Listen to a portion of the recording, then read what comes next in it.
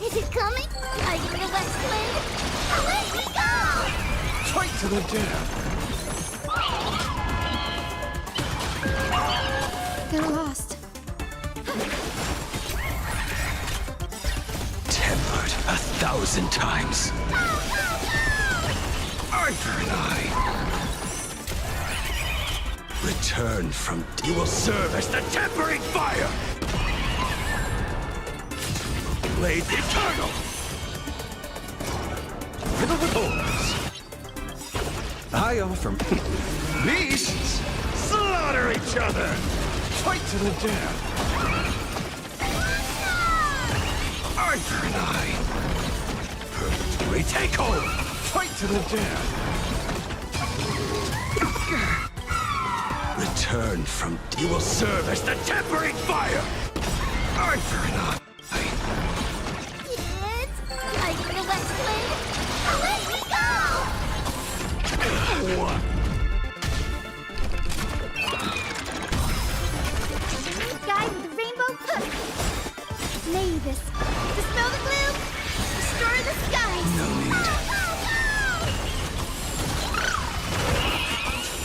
Blade Eternal!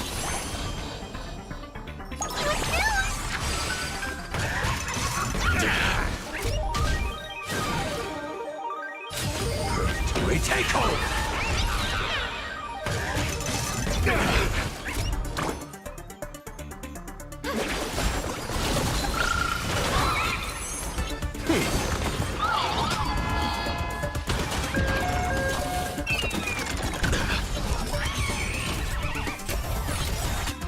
Return from you will serve as the tempering fire!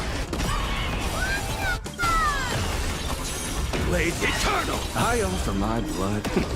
Beasts slaughter each other! Fight to the death! Eye for an eye! Is it coming? Fighting the west wind? Away we go! Fight to the death! Return, you will serve as the tempering fire!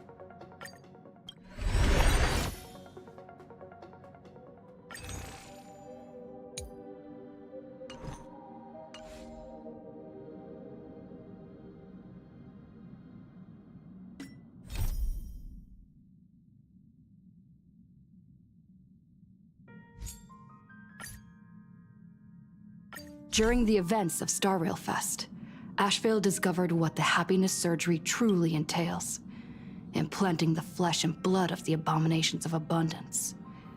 Given the gravity of the situation, we decided to go to Graphia Academy and first launch an investigation into Full Wish. During the course of events, we unexpectedly crossed paths with Full Wish herself. Also a survivor of the Bloodstained Games, she openly joined the Phantasmoon Games and invited supplicants to travel to Seafeld City, where the winner would be decided in a televised debate. During our exchange with Full Wish, Himiko realized that Full Wish might be a masked fool. As a result, I asked Sparksy to investigate the tavern for leads, and through that, we identified Full Wish's ability, the happiness syntax. Evanesia and Yaoguang established a cooperation agreement. After Evanesia's attempt to assess Full Wish in her capacity as the arbitrator failed, they encountered Blade and his group and learned that the flesh implanted in the happiness surgery originated from Shuhu, an emanator of abundance. Himiko and I went to the TV station to take part in the debate and met up with Sunday and Ashvale, who had arrived ahead of us. However, the debate turned out to be a carefully orchestrated trap. In full view of the public, all those who had undergone the surgery transformed into terrifying monsters. And Full Wish framed both the IPC and the Astral Express as the masterminds behind it all. When the disaster erupted, Evanescia willingly violated a forbidden taboo and revealed the real purpose of the Phantasmoon Games: to suppress the terrifying entity slumbering within plain Arcadia. Through this act, she unlocked the original power of the ambrosial arbor within herself and intervened in the unfolding situation. At the same time, Silverwolf, entrusted by Pearl, set out to investigate the anomalous signal responsible for the monster's emergence, only to be obstructed by Mr. Meanie. As the force backing Full Wish, he wields tremendous power, powerful enough to interfere with the Stellaron Hunter's script. Meanwhile, Full Wish continued to livestream our movements in the TV tower, distorting the truth by every possible means. Drawing upon the wish power of 200,000 victims, she manifested the Meanie Phantasmoon in an attempt to defeat us individually. Thankfully, Silverwolf regained the power of the Ether cartridge, level 999, and dealt with it before it was too late. After overcoming every obstacle in our path, we reached the top of the TV tower and confronted Full Wish head-on. Drawing on the people's wish power, she briefly held the upper hand. Ultimately, I used the Stellaron within me to bear that wish power, thereby stepping onto the path of elation and defeating her once and for all. Even so, those who had undergone the surgery did not recover. At Blade's proposal, everyone joined forces to concentrate all of Shuhu's flesh within his body, freeing the victims from the influence of the happiness surgery. Just when I thought the crisis was over, Evanescia requested that I warn the creator of the world in canvas. According to her, Assad Pramad, the Lord Ravager who once attempted to eliminate plain Arcadia, has returned again.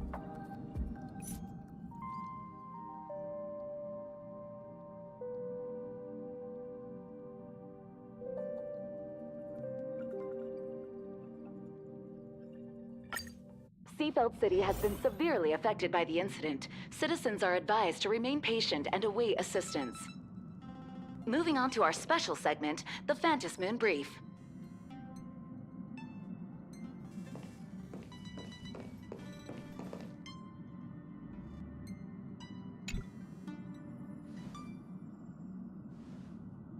You're back! The incident that happened at Full Wish TV is causing a huge stir. Come watch the news! Hello, everyone! Welcome to our brand new segment, the Phantasmoon Brief. I'm your host, Poofy! Hi, everyone! This is your old friend, Snowy! Well then, as the Phantasmoon Games reach a boiling point, and for reasons that need no explanation, we are now joining Duo Mention TV to bring you live coverage of the latest and most critical news updates. Yes, we are! And after the director of Full Wish TV and sponsor of the Research Society of Happy Smiles, Full Wish announced that she was joining the Phantasmoon Games! That terrifying tragedy of 15 years ago once again swept through the psionic game! The supplicant debate, slated to take place at the Seafeld TV tower, was cut short when out-of-control Imagine known as Joy Ascendants appeared suddenly and launched an attack. This Imagenesis plague centered on Seafeld City spread rapidly. Even Full Wish herself turned into a monster atop the Seafeld TV tower. As of the latest reports, nearly 200,000 human and Imagine inhabitants across plain Arcadia have been affected by the plague. Countless individuals are injured or missing, and total losses are estimated to have reached 8.6 billion credits. And in a chilling echo of the Bloodstained Games 15 years ago, footage left behind by Full Wish points to the disaster as the work of supplicants from beyond the sky. She identified the culprits as the famed cosmic hero, the Trailblazer of the Astral Express, and the wanted criminal, Stellaron Hunter Blade, claiming they were responsible for the tragedy. But a spokesperson for the Department of Aberration Defense said the disaster was planned and executed by Full Wish herself through her organization, the Research Society of Happy Smiles. They added that the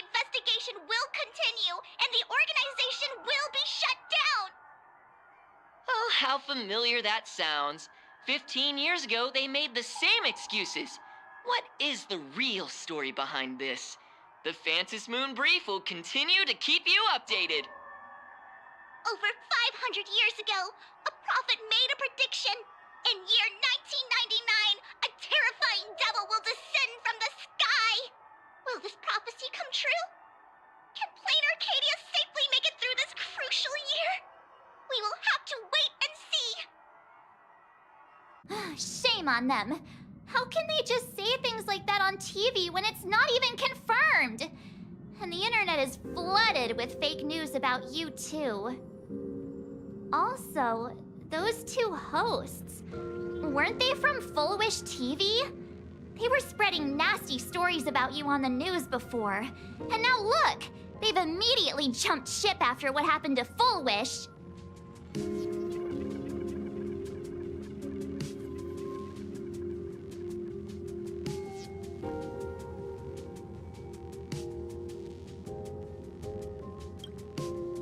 I'm happy you made it back safely.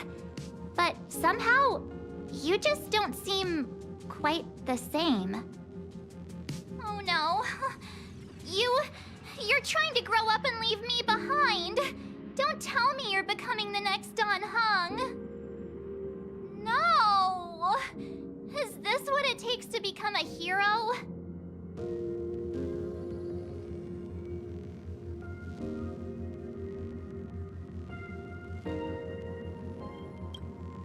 If you're all grown up and serious, we just can't click like we used to anymore.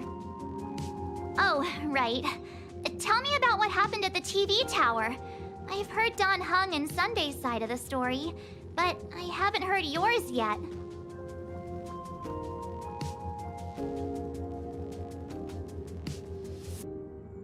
So, Full Wish had people undergo the happiness surgery to implant Shuhu's flesh into their bodies, and that ended up causing this disaster? And you guys stopped the mutation from spreading, but all you managed to do was to temporarily seal Shuhu's flesh inside Blade?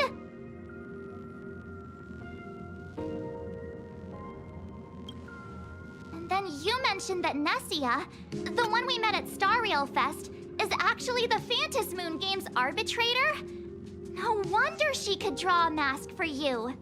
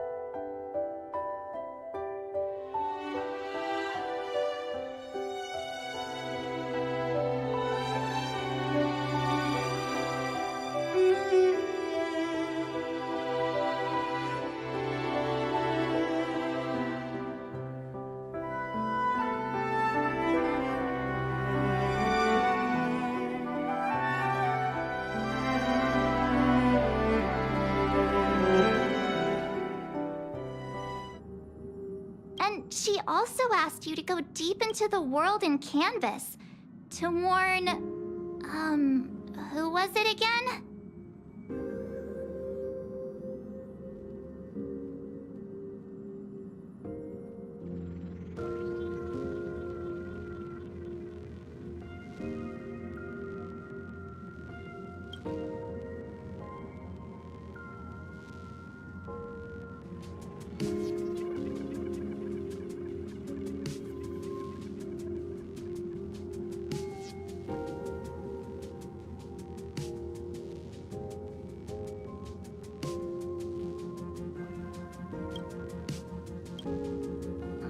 Who is that? Yes, Graphia, Himiko's ancestor. She's an artist from 1,000 years ago. Himiko's ancestor? She's still alive? Wait, that's not even the most important part. Nessia asked you to warn Graphia that the Lord Ravager, Asat Pramod, is back? Oh, why does the Express have such bad luck? By this point, whenever we go on vacation, I'm always ready to deal with random problems. But running into another Lord Ravager while on vacation? This is way over the line. A Lord Ravager, Evanessia's request, Shuhu's flesh and Blade's body, and the unfinished Phantasmoon Moon games. Suddenly, there are so many things to deal with. It feels like we're juggling a bunch of eggs all at once. One slip, and it's all gonna go splat. Are you okay?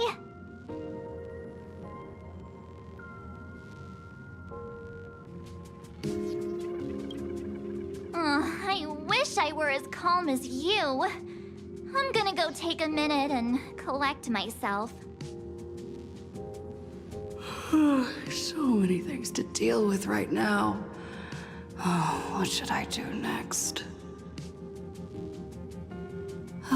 Nah, I've had a long day. I should just get some rest.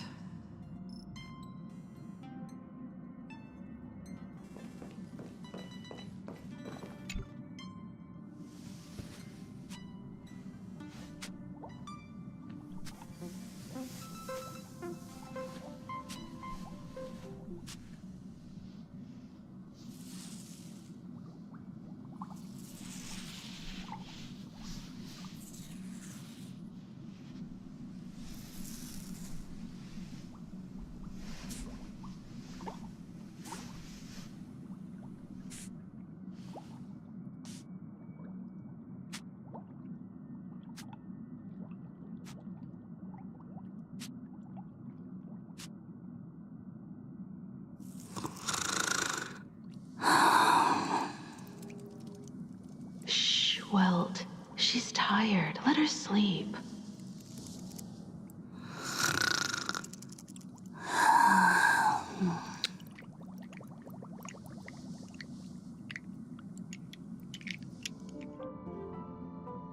You're obviously tired. I never thought this vacation would become the prelude to yet another major war.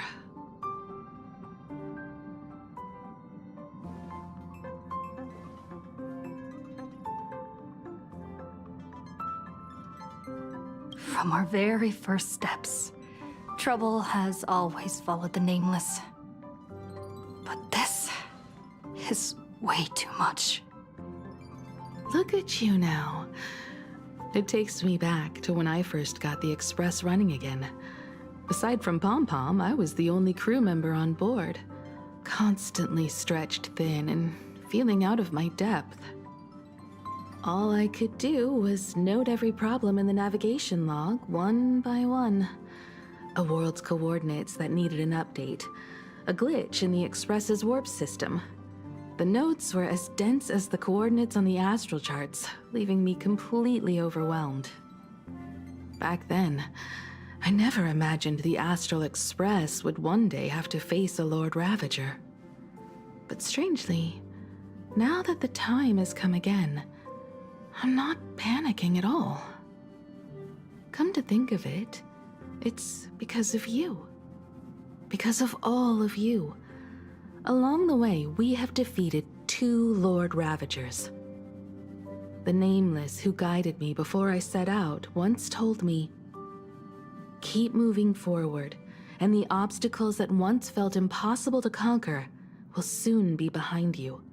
And along the way, you'll find companions who are just like you. I've seen you grow through the Phantasmoon games, becoming someone others can trust and lean on. And I heard the declaration you made atop the tower. I'm truly proud of you. That's why I want to share a story from the past with you. A promise from 15 years ago.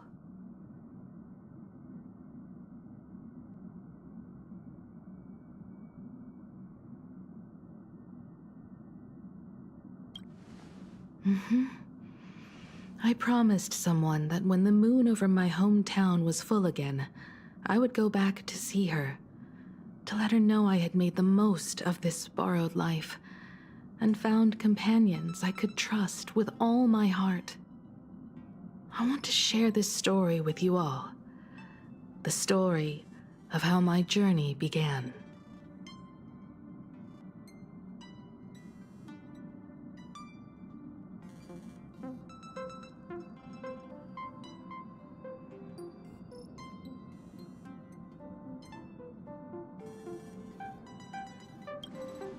It's a long story, filled with many memories of my past. I'd also like to invite you all to the place where I repaired the Express and tell you everything bit by bit. All right, it's a deal. When I return from the world in canvas, you can make us, let Shush make us some coffee. Then we'll settle in and listen to your story. Speaking of the world in canvas, March told me about what Evanesia said to you. Evanesia's request was not made lightly, and she was worried for a reason. Silverwolf saw that Lord Ravager in action too. According to the records from the databank and the IPC's investigation, Asat Pramad's campaigns often span centuries, and the planets he targets all end up destroyed in freak accidents, leaving their surfaces covered in only smiling faces. 1,000 years ago, my ancestor Graphia created the world in canvas. If that was to resist Asat Pramad's invasion of Ahatopia, then could this disaster unleashed through the Phantasmoon games be the prelude to his next invasion?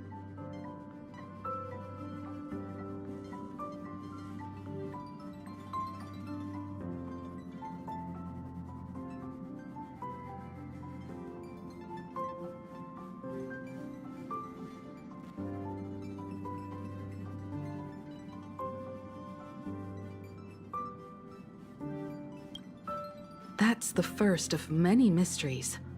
Based on our family history, we are clearly not descendants of any long-lived species. Quite the opposite.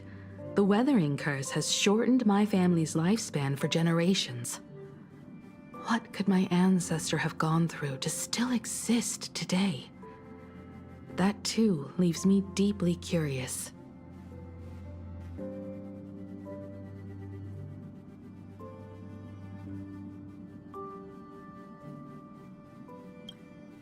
There are far too many legends about her.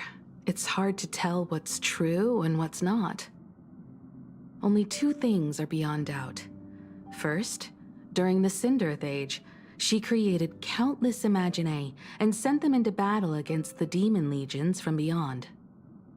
Second, near the end of one of the Phantasmoon games, she created the world in canvas to shelter inside it what was left of civilization and life. Which means she is not only familiar with Asat Pramad, but has also witnessed the manifestation of the Eon of Elation.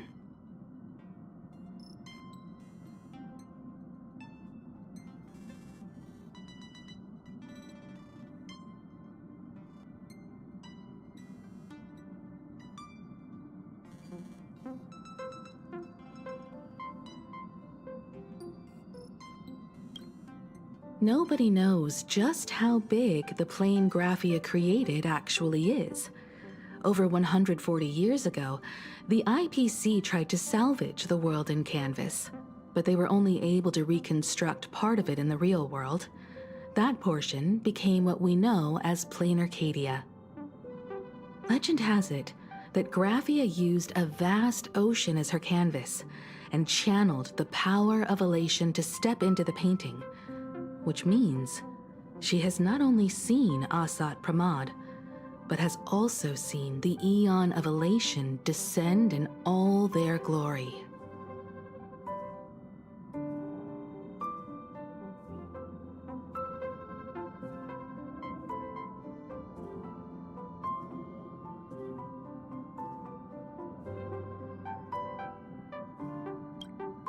Good question. As for who in Plain Arcadia knows Graphia and the world in Canvas best, it's probably Pearl. She was sent here by the IPC. She should have some clues to guide us in the right direction. By the way, General Yao Guang is here. She says she wants to talk to you in private.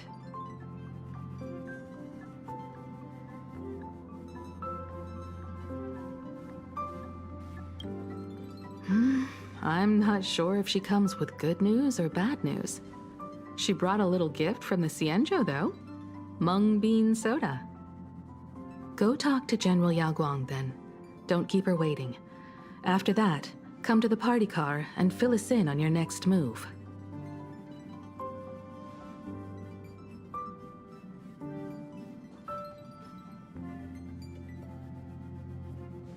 Nice to meet you, Ishvara.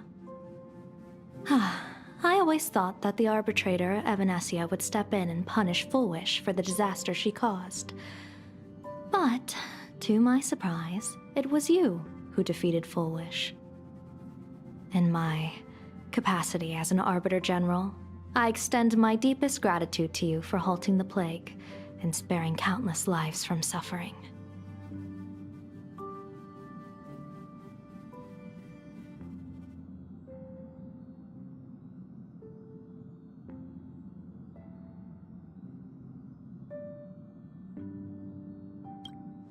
What I am about to tell you is something Evanesia risked breaking the rules to share with me. Please keep it a secret. Not a word of this leaves the Express. Sealed within Ahatopia's core is Ouroboros, the Veracity.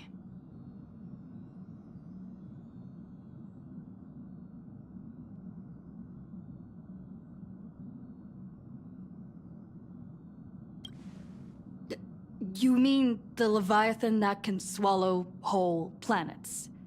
That Ouroboros the Veracity? Looks like you know a thing or two about Ouroboros. I've seen that terrifying thing in Herta's simulated universe. Rumor has it, they were last seen during the era of the Swarm disaster. They were hardly there to aid the Swarm, but rather to attend a cosmic-level feast, in which the Swarm served merely as appetizers, and the planets they passed were devoured as the main course. No one expected them to be here of all places, sealed away on this very planet, after vanishing for years.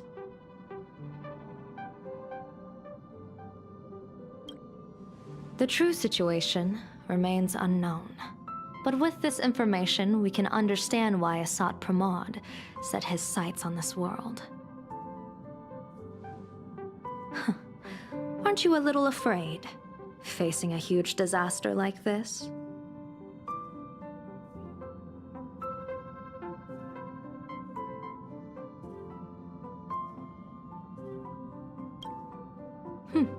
That's impressive, Ishvara.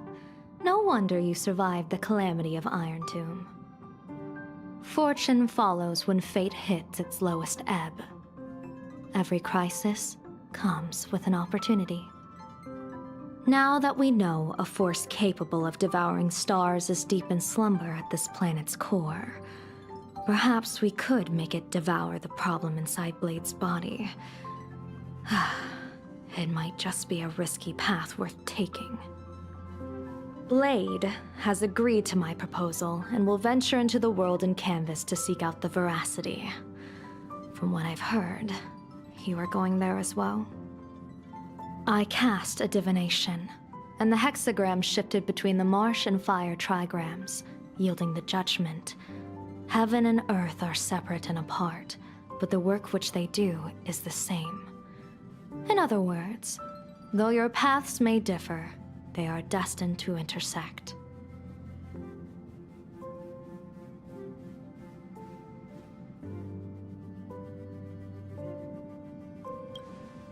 A funeral, or an adventure. Will it be a battle with only a 1 in 10 chance of survival to tear away Shuhu's flesh from his body and eliminate the Xianzhou's arch-enemy? Or will it be a journey in which he settles all grudges and never looks back? It all depends on how he perceives it. Blade agreed to my proposal, even though that little Stellaron hunter girl wouldn't stop objecting.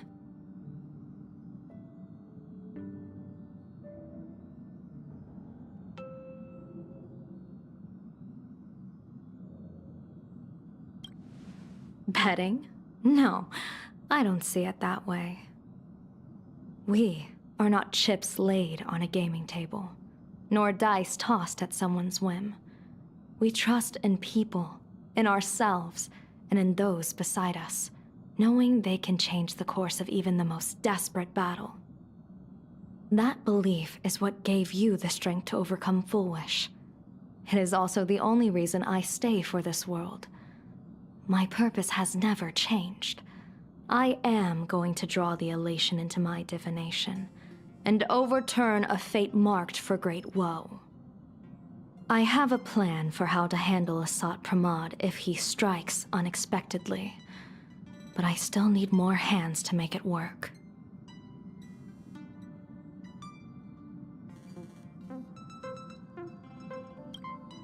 What miracle could cap off these games better than a finale that humbles a Lord Ravager? It will be a tribute to the elation. The shadow of the Lord Ravager looms, and from here on, everyone must carry their part of the burden. I will take my leave first. Before I set out, I still want to say a few words to everyone.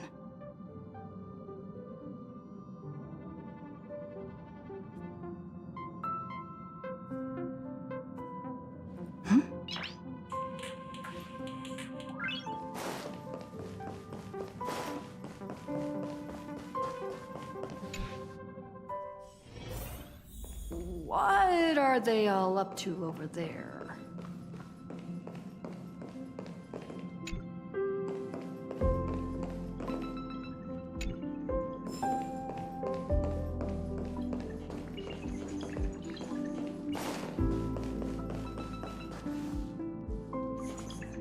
Oh, there you are. We were waiting for you.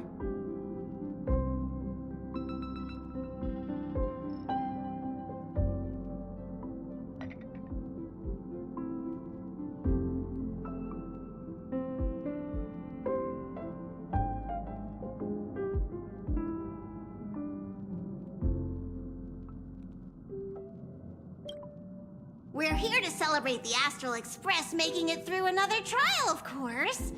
Pom-Pom's heard all about your latest adventure. It's a modest celebration, but a meaningful one. You stopped Fullwish's scheme, and that is no small achievement. Regardless of what the people of Plain Arcadia or the media may say, we raise a glass to you. Exactly. You knocked out the mastermind behind all those creepy whatever their name is. I didn't get to see it myself, but Don Hung described it for me. You killed it! Your victory gave Blade a chance to free himself from Shuhu's flesh. Thank you. With a Lord Ravager looming on the horizon, everyone will soon be heading off on their own missions. Before that, it felt right to have a small gathering like this. Now, let's make a toast. Here's to everyone who fights to protect this Arcadia. And here's to all of us. The Lord Ravager can throw whatever he wants at us, but I know the Astral Express will keep streaking across the stars.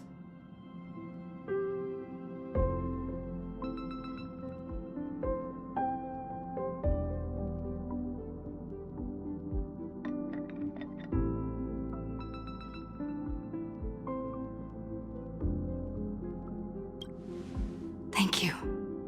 All of you. Having you by my side is what gives me the courage to face the future. I'll carry this strength with me through the rest of this journey. Cheers!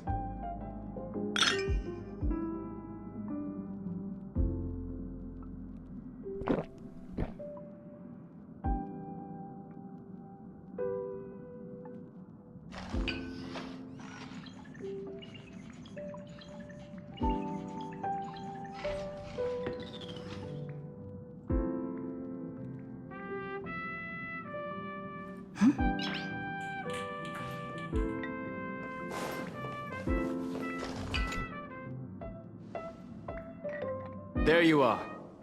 March and I were talking about you.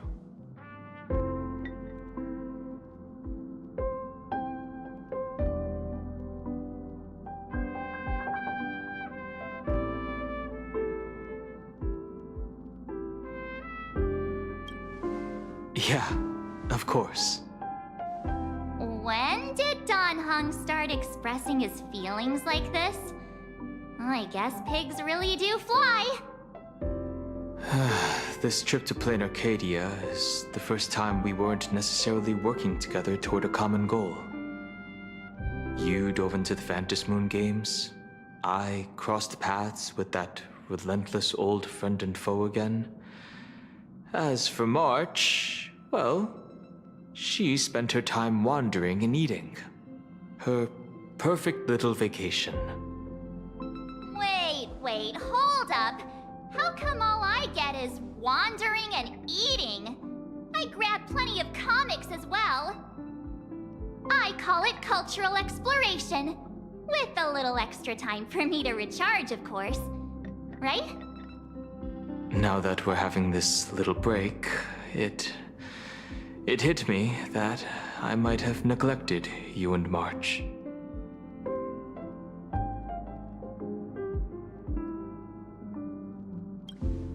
Yeah, we are actually more concerned about your condition, Dan Heng. Blade has accepted General Yao Guang's proposal. Perhaps he has finally moved on from past grudges and that abundance curse, and is now ready to do something for himself. It's going to be a path fraught with danger, so I had hoped to accompany him for a bit longer, but he refused. From now on, I will turn my attention to this world.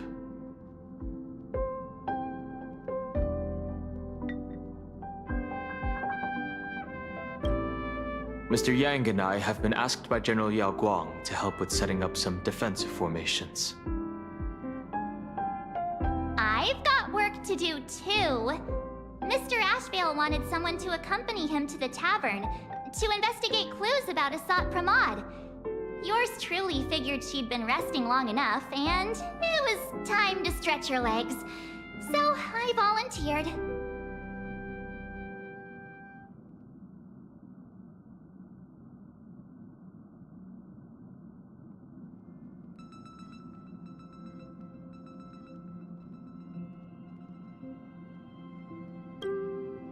No problem. When you come back, you have to share everything you saw in the world in Canvas.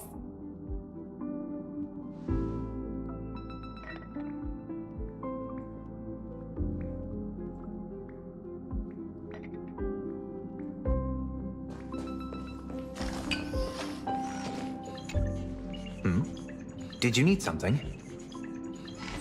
I need a break. I felt worn out ever since coming back from Seafeld TV Tower. Right now, It feels like I'm back in Oak Manor's banquet hall. At those parties, no matter how tired I was, I'd have to clutch my glass and smile, keeping myself calm. Mr. Yang insisted I should get a full day of sleep, but I didn't want to miss the chance to toast with you all. I should thank you for letting me embark on this journey.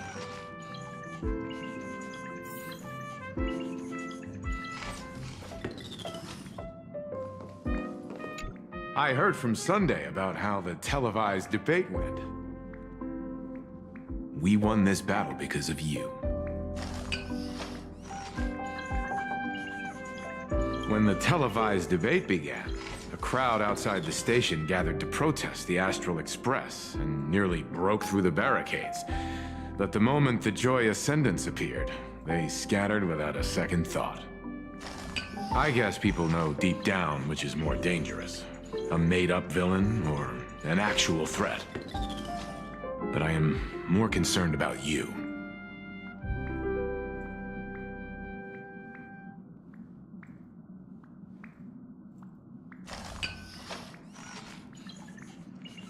I've seen the footage of your fight with Fullwish. When you returned to the top of the tower, an enormous surge of power seemed to erupt from you. It reminded me a lot of when I saved you at Herta Space Station. Did you tap into the power of the Stellaron? The Stellaron can be awakened by a wish, but its immense power always has a way of warping reality. As the wave of wish power surged toward you, it brought hope and blessings, but also dark intentions and malice. What might it do to the Stellaron? We have no idea. Be careful with this power you have, no matter how tempting it may seem.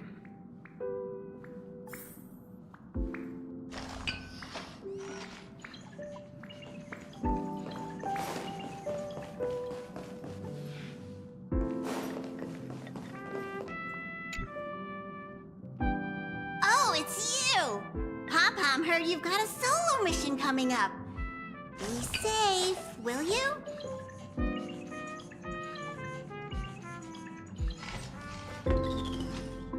Sadly, Pom-Pom can't remember most of what happened right after the Express crashed onto this world. Pom-Pom's memory of those years is like a fogged-up Express window. No matter how hard Pom-Pom tries, Pom-Pom just can't wipe it clean. But it's okay. After passenger Himiko repaired the Express, Pom-Pom got to share a one-of-a-kind journey with all of you.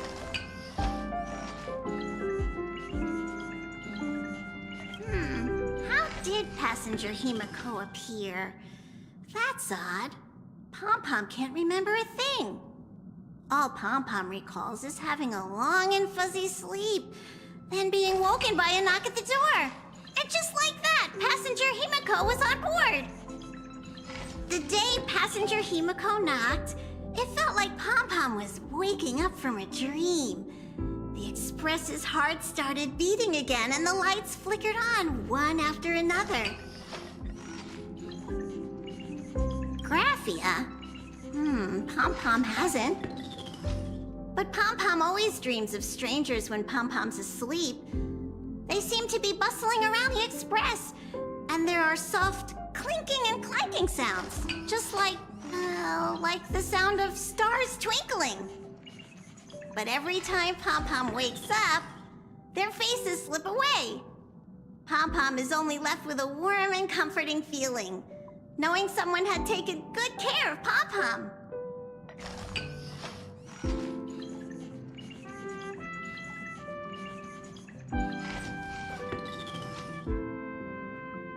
Safe trip!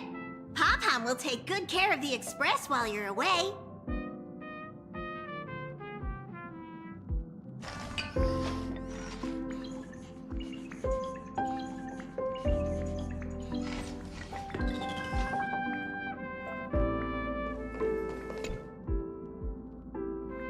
Just in time. I've talked to Madame Pearl. She will handle all the arrangements for your passage, so you can enter the world in canvas to find my ancestor Graphia.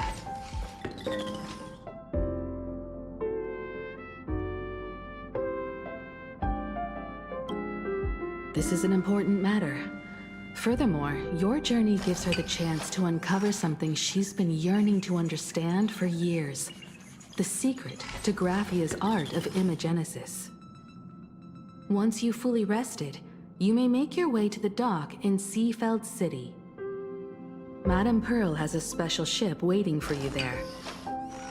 It will take you to the border between this world and the world in Canvas, a place known as Inkford Hermitage. That's your final stop before entering the world in Canvas, a place to gather your supplies and rest up before you set out on the journey ahead. I know you'll have to go alone this time, but I don't think it'll be dangerous. After all, that realm was created by Graphia, my ancestor. The thought of it makes me feel calm, in a strange but comforting way. If you get to meet her, please give her my regards. I am indeed quite curious. I'd love to see this ancestor of mine for myself, and hear her story in her own words. But someone must stay here and keep watch. Madame Pearl wishes to confer with me and General Yao Guang about our next steps in dealing with Asat Pramod. So I'll be entrusting this mission into the world in Canvas to you. Go ahead. Set out once you've rested up. I'll be here with Welt and the others, awaiting good news from you.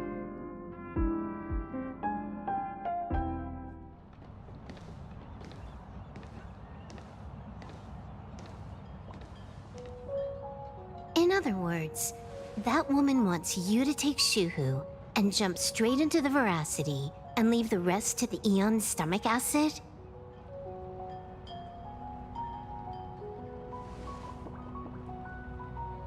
And this is between me and him, right? Why are you tagging along? Relax. I'll say my goodbyes and be gone. A dignified funeral, If you ask me, this ending is indeed grand enough. I don't care about any of that. There's only one thing I care about. Does he have to die? Here's a piece of advice, little cub. Whether he lives or dies is his choice. That's the one thing you don't get to decide for him.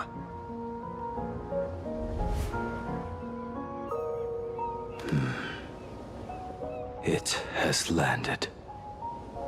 What? Nothing.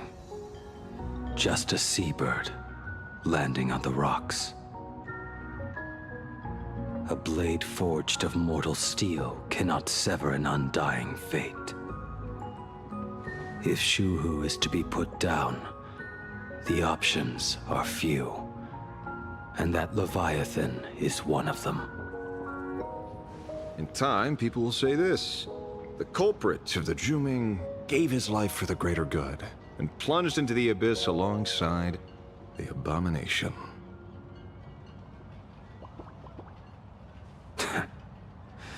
I'm not as noble as you make it sound.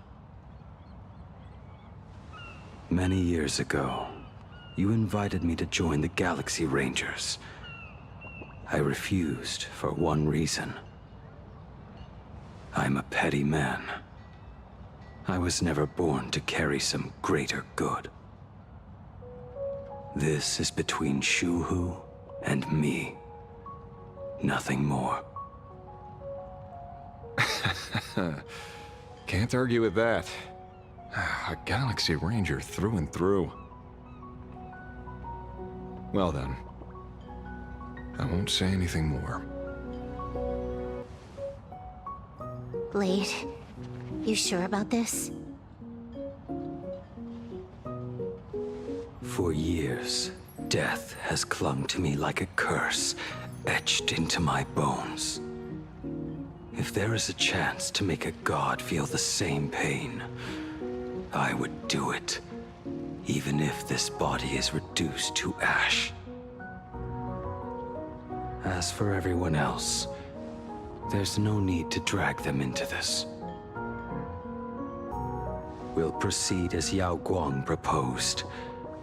Bury Shuhu at the end of the world in canvas, taking me with him, and let the veracity dissolve us both.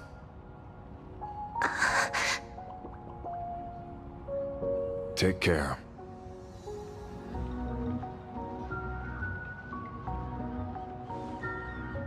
How about you stay as well? You might as well see it through to the end with us. Plain Arcadia has bigger problems that need my attention. Your instincts were right. That meanie pulling strings from the shadows is none other than a Sat Pramod. Who else would want to kick a Ha's head like a ball? So, I need to get back and finish my job. Investigating a Lord Ravager sounds like a job you don't come back from. Therefore, it also pays very well. Then here's hoping you live long enough to collect your payment.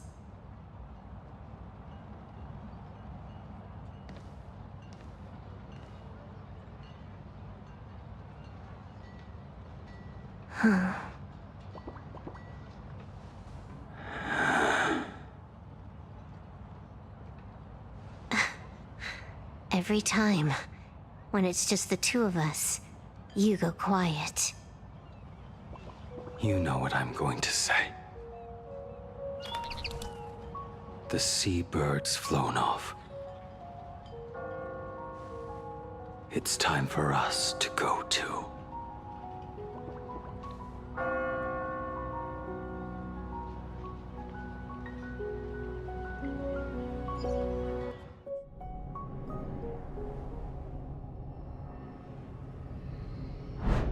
The terror slumbering at the heart of Plain Arcadia is...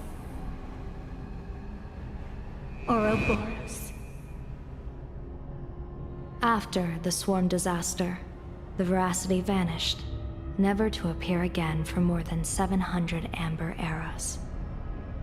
Their last rumored sighting was 500 years ago.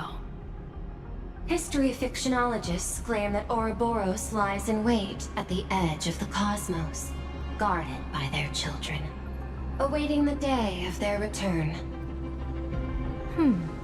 I've heard that story before, but it wasn't about the edge of the cosmos. It was Pier Point. They say that the preservation is nothing more than a facade, and the IPC is, in truth, a cult devoted to the veracity. Organic life has quite the imagination. They've said other things, too. That Louis Fleming seeks to ascend as the Eon of Wealth. That the Council of Mundanites are mere hounds of Dr. Primitive. That the Marketing Development Department colludes with the destruction, turning a blind eye to the spread of Stellarons. Such rumors are endless. I believe the General should be able to tell which are true and which are not. I've never heard the last one, so let's assume it's the only one that's true.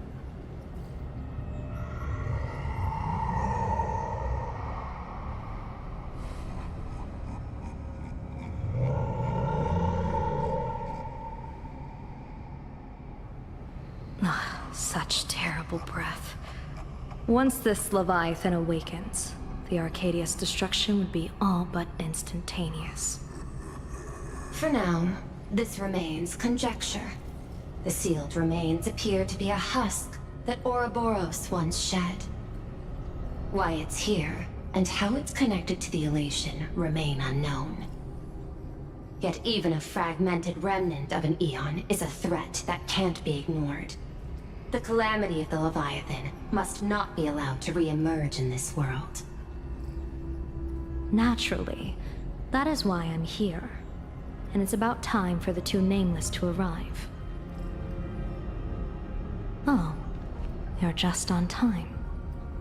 General Yao Guang, as instructed, warding talismans have been placed at over a dozen sites across Plain Arcadia. My thanks. It was Mr. Yang's talent of creation out of nothing that allowed us to reproduce dozens of plumes and complete the deployment with such speed. Now, with yin and yang aligned, and all four aspects in place, as long as we set up the last formation core, the Decalight reflection barrier will be complete. Using the divine eye of the Spiritus to weave a giant web, one that ensnares countless possible futures. General, have you truly made up your mind? Though Shuhu has been eradicated, the signs of doom have not faded. On the contrary, they grow ever clearer. After much consideration, the source can only be this restless corpse. One crisis is yet to pass, and another is already upon us. The Arcadia's ley lines were already riddled with scars, and now even the ancient tree's seal is starting to loosen. While Evanesia is asleep, someone must take up her duty to guard this place. But defending isn't the way of the hunt. If you don't want to become the prey, you must become the hunter. General, do you intend to go on the offensive and suppress the remains of the Veracity? How could I? The Joyseeker could barely confine that husk using the Abundance's ambrosial arbor as its cage. I'm not that arrogant as to place myself alongside the gods. I'm not here to guard against an Eon, but against a lesser menace. Lord Ravager Asat Pramod. This barrier is prepared for him. Asat Pramod has been meddling with the game from the shadows. His intentions unclear. We know little about him or the Veracity. By chance, however, a friendly citizen has provided us with intel. Ouroboros' remains are in Ahatopia, aren't they? Silence is an answer in itself. I've seen that reaction too many times.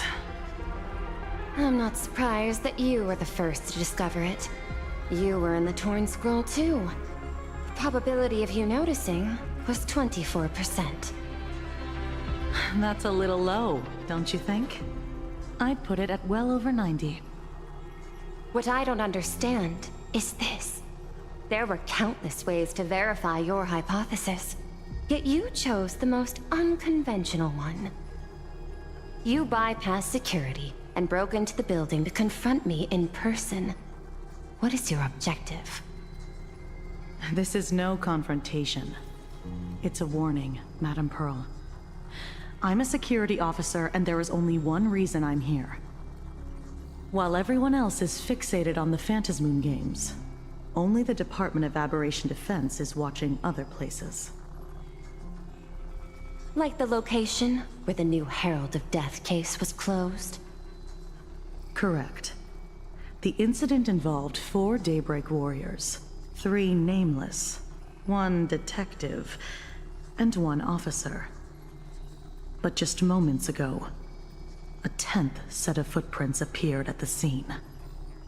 After the investigation, we learned that the traces were left deliberately. A blatant provocation.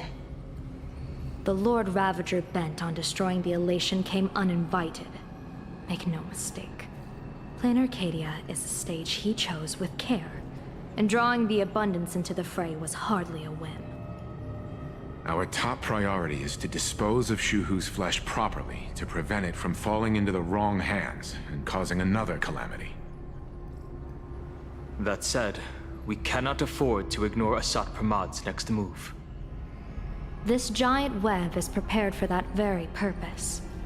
Once the entire planet is folded into the divination's trajectory, under the gaze of the Omnitia, all possibilities will be laid bare.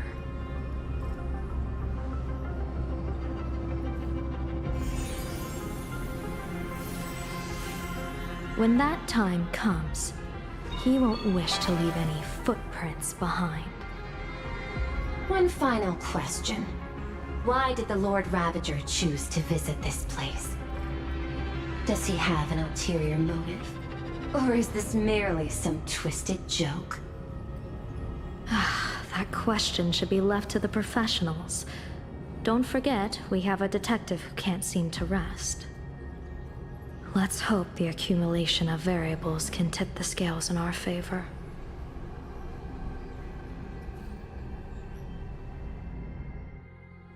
And so, the people set out, and the gondola, bound for distant lands, set sail.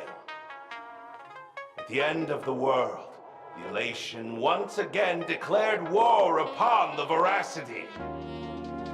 Hey, frail little humans! Ouroboros split their mouth wide open! Whoever can fill my whole mouth with but a single thing shall receive a reward, my tongue.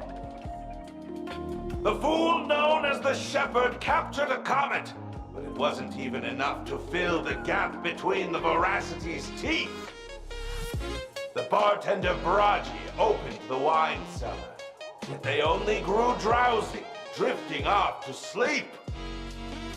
And en route, he crept up to the Veracity's ear and told them a corny joke. The Veracity pondered it for 10 amber eras, then burst into laughter at their own amusement. En route spread his hands and said, "See? I filled your mouth with laughter." Then what happened?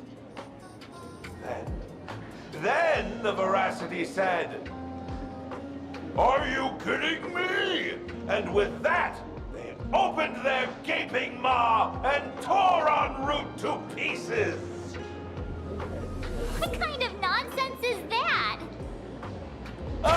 Those are the facts, my inquisitive auditor. If you want to hear more stories, you're welcome to discuss with your classmates.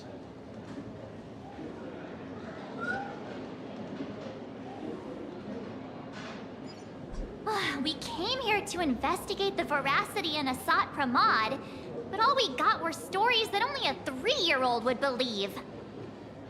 Rumors don't just appear out of thin air. It's just a matter of how much truth you think they hold. At least 90% of that was made up.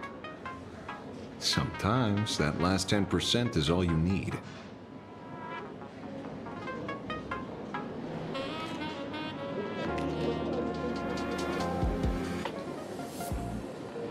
Oh, plenty of bystanders around. Let's hear what they have to say.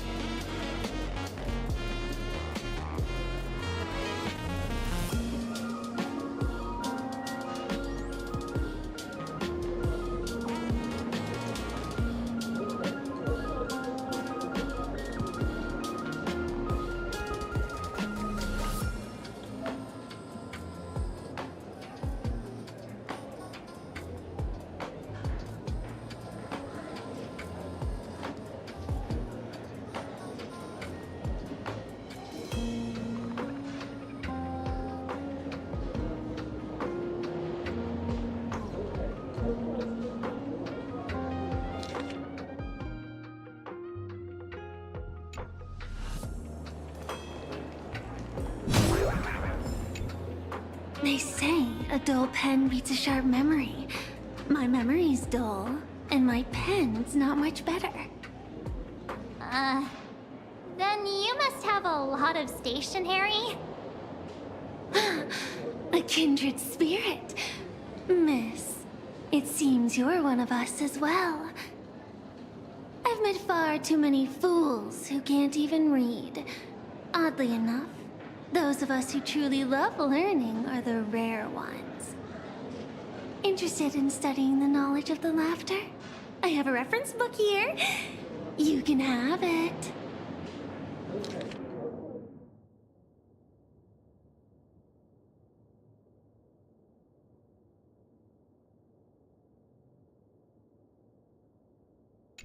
This feels completely made up. But, thanks anyway. Oh, please. Thank the seniors.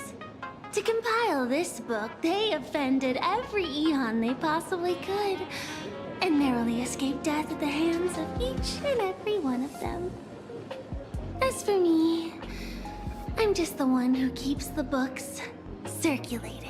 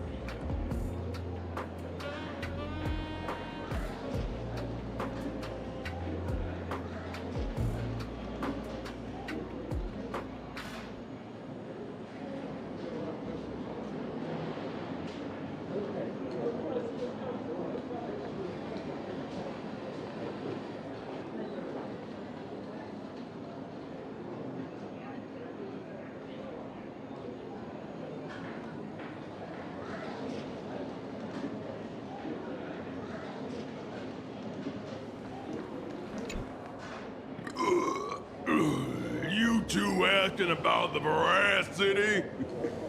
You thinking about walking that path? Walk the path of veracity? Do I need to eat everything in sight? You got it! Kids always dream big. Some are bulldozers, some are monsters, and I am Autoboros. And the man. Ugh, can you talk normal? Stop gulping for air. I swore to become a veracity path strider. I eat everything. Tasty, nasty, anything I could chew. Finally, I pinched my nose and swallowed loose mouth, and they looked at me. Ouroboros? Nah. Ah. Very regrettable.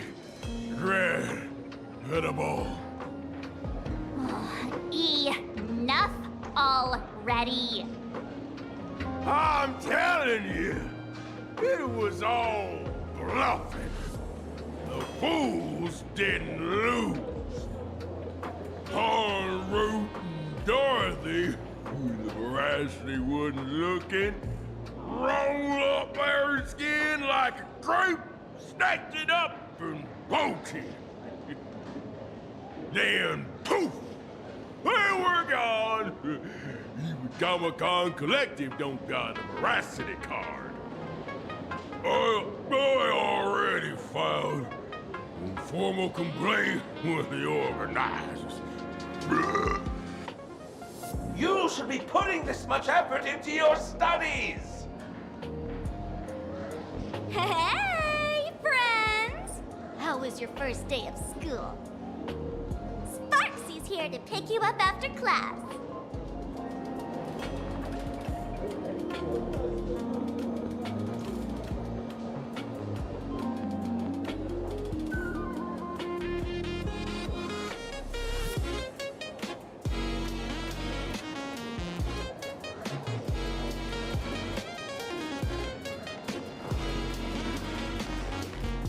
Where were you just now? You opened the door for us and just disappeared. Don't tell me you're up to something again. Still doubting me? You're breaking Sparkskull's heart here. That whole foolish thing.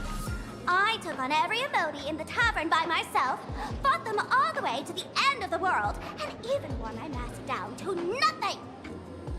But honestly, this place runs on rumors. Aha is being chased by the Veracity. Aha chases the Veracity. We won't get anywhere following stories like this. Let's go through what we know so far.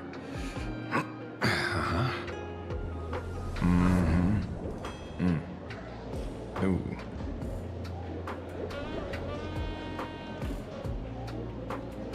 Yeah, it's a complete mess.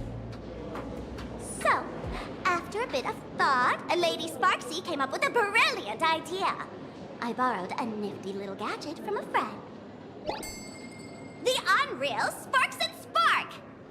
No idea how it works, but apparently this light bulb makes you smarter the moment you put it on. Does this friend know you borrowed it? Supramod has a gun to our heads, and this is what you're worried about? He'll find out one day. Well then, I'll go first. It, doesn't look very reliable. Are you sure about this? No worries. If anything goes wrong, the friend in my head will protect me.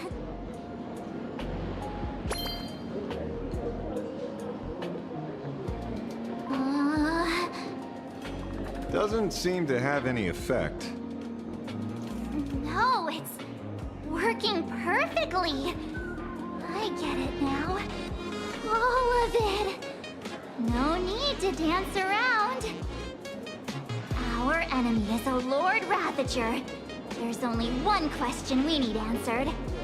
How does Asat Pramod plan to destroy Elation? Correction. The effect is very obvious. Judging by Nanook's habit of picking Lord Ravagers, I wouldn't be surprised if Asat Pramod was once a masked fool, and therefore knows Aha's weakness. The Arcadia is like a microcosm of eons and paths. People indulge themselves in fabricated happiness, unable to pull themselves away from it. Many have expressed their concerns. This isn't elation. Aha is playing with fire. A classic social realist deduction. Old-fashioned. Ooh, but effective. We're closing in on the truth. Yes. The answer is all but revealed. You are Asat Pramod, Sparksy. Do you have evidence?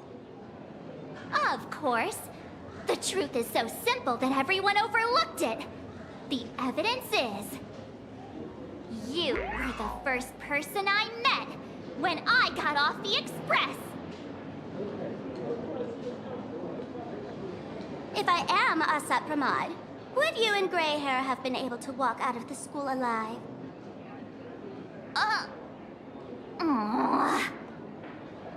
Yeah, fair point. Just take that thing off already. That's weird. I thought I was on the right track. Let me give you a lesson. Deduction isn't about people skills. It's about smart tricks and flawless logic.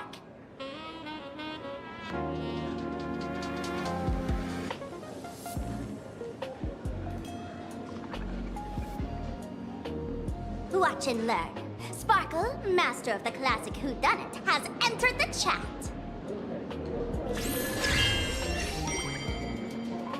You changed your clothes just for this? First of all, Ouroboros likes to eat. Secondly, whatever they eat disappears completely. Therefore, veracity is also a form of distraction. This is the classic mystery of one culprit, two identities. The one trying to kill Elation is... the Lord Raptor, a Sapramod, played by the Veracity! What am I even saying? Classic whodunit? This is more like a classic Who's the Dummy. Ah, I get it now. All this thing does is make wild guesses sound reasonable. So far, that's the most accurate piece of information we've gotten.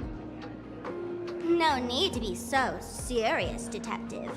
Why don't you show us what you've got? By the way, what type of detective are you? Me? I'm the tough guy type. I don't waste time on useless details. I aim straight at the heart of the problem. You're not wrong. Asat Pramod is Nanook's weapon to assassinate Aha. Whatever his plan may be, the target doesn't change. Remember, as far as humanity knows, there are only 3 ways an Eon can fall. A broader path engulfs a narrower one. Divine warfare between eons, and the third one. What was it again? Forcing an Eon to turn away from their own path. Whichever it is, none of it sounds remotely connected to Plain Arcadia. So, what makes you so certain Asat Pramod is here on business, not on vacation? Because we folks just dug up one heck of a treasure from underground. And in the stories tied to them, we've unearthed more than a few names worth paying attention to.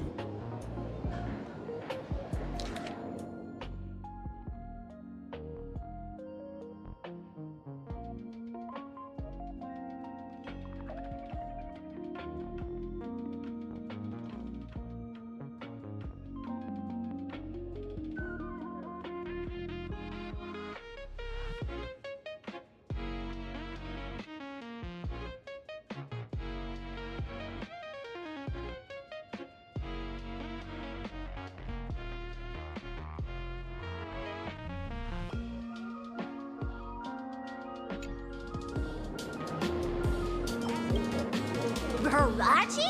Forget it! He's good behind the bar, but slippery as an eel. Ask him to work for Nanook, and he'd run away on the spot. The former bartender of the tavern, everyone knows him. Couldn't be him.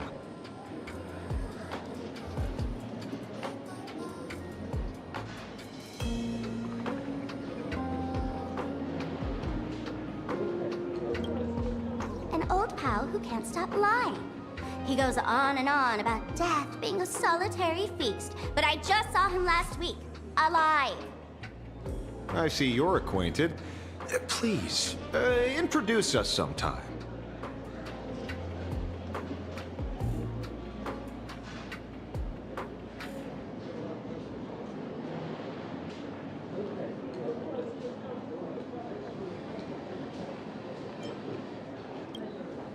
Him? He caused trouble in Gotham City a few days ago. Pearl threw him into prison.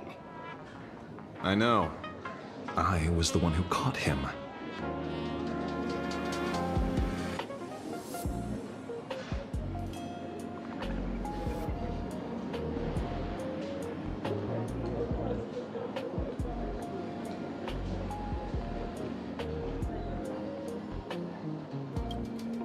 That's just a title. Anyone with a girlish heart can call themselves Dorothy. Between you and me, Director Sparkle used that name once too. Guess when? Looks like this clue has a little value to it.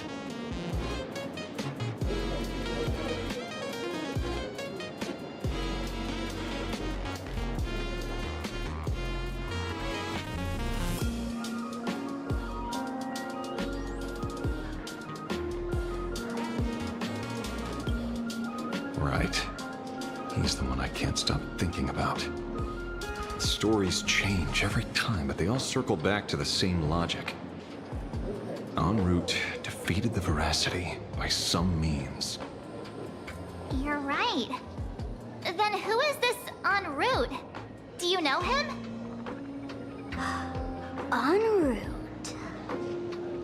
Of course she does!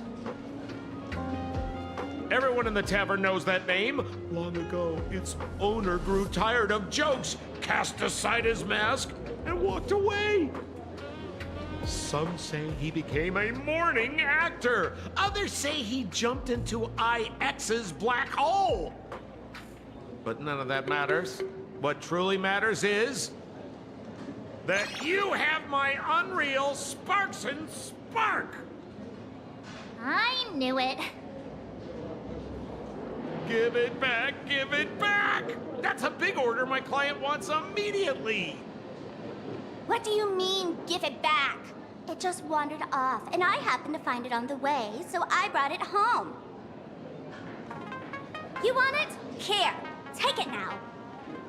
Absolutely not. Wait, right now? This doesn't sound like you at all. No. If it's a no, it's a no. Guess I'll keep it. Bye-bye.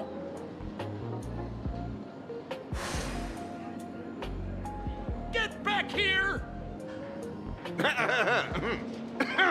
Sir, do you need to hire a private detective? Hey! Can you catch her for me? Of course. I'll have that thing returned to you safe and sound in half a day. But, in exchange, I'd like you to elaborate a bit more on what you were saying. Oh, so that's why you're here. Now, old Sempo's intel isn't cheap. Waiving the fee won't quite cut it, will it? Name your price. Put it on Pearl's tab. Ha! Just kidding. Money talks boring. Besides, the Astral Express and I go way back. Oh, and I wouldn't scam you two. The en route you're looking for lives up to the name. There's nowhere he can't reach. Only places he hasn't been yet. He's the gold standard of the masked fools. He only shows up where he's least welcome. A morning actor's stage, a friend's wedding, even inside the Veracity's mouth. All for the sake of a good laugh.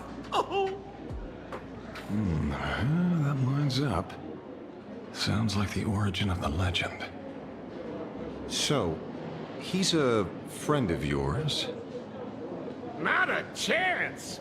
Back when old Sempo was still a kid, en route was already a name in the history books. He left the tavern during the Second Prosperity. They say after hearing 30 trillion jokes, he never laughed again. Before he left, en route said one thing that, at the time, no one cared about. Elation has been dead for a long time. Where did he go after he left the tavern? The tavern has 10,000 mouths, all telling different stories. All I know is this. He said he was headed for the true world's end, and then he vanished without a trace. How do you know all this? Oh, I've been around long enough to have my own channels. Just trust old Sempo. And about catching Sparksy? Leave it to me. I keep my word.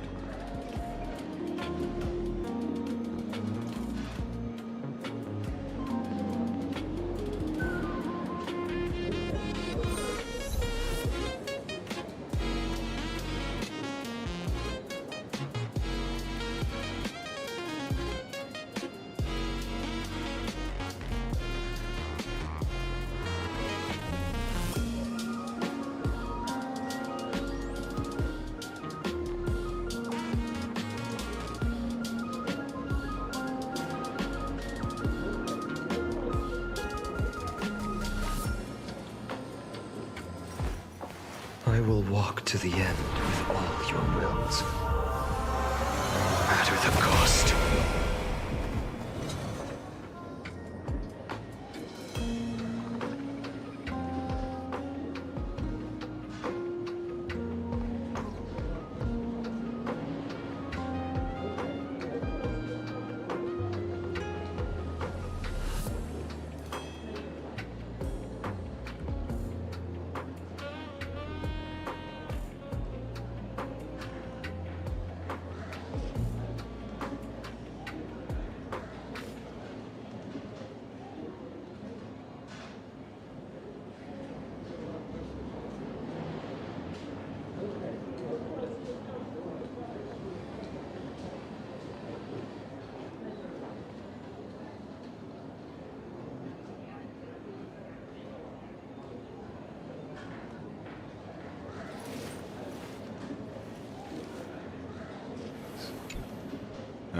See?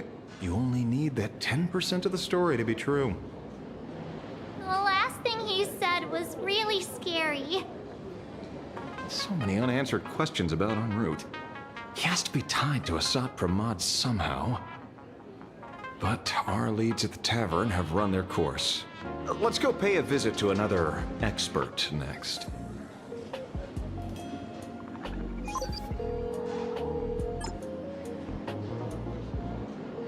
Oh, speak of the devil.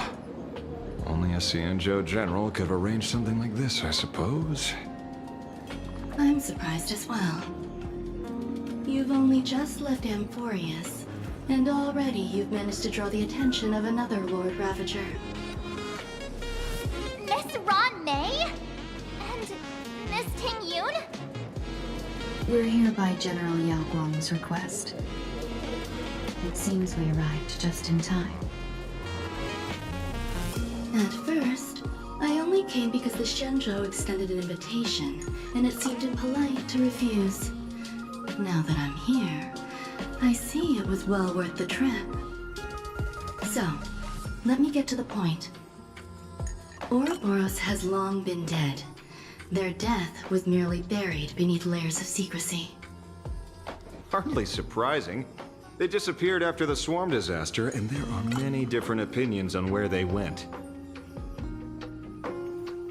The Intelligentsia Guild claims the Veracity ate their fill and entered hibernation. I don't buy it.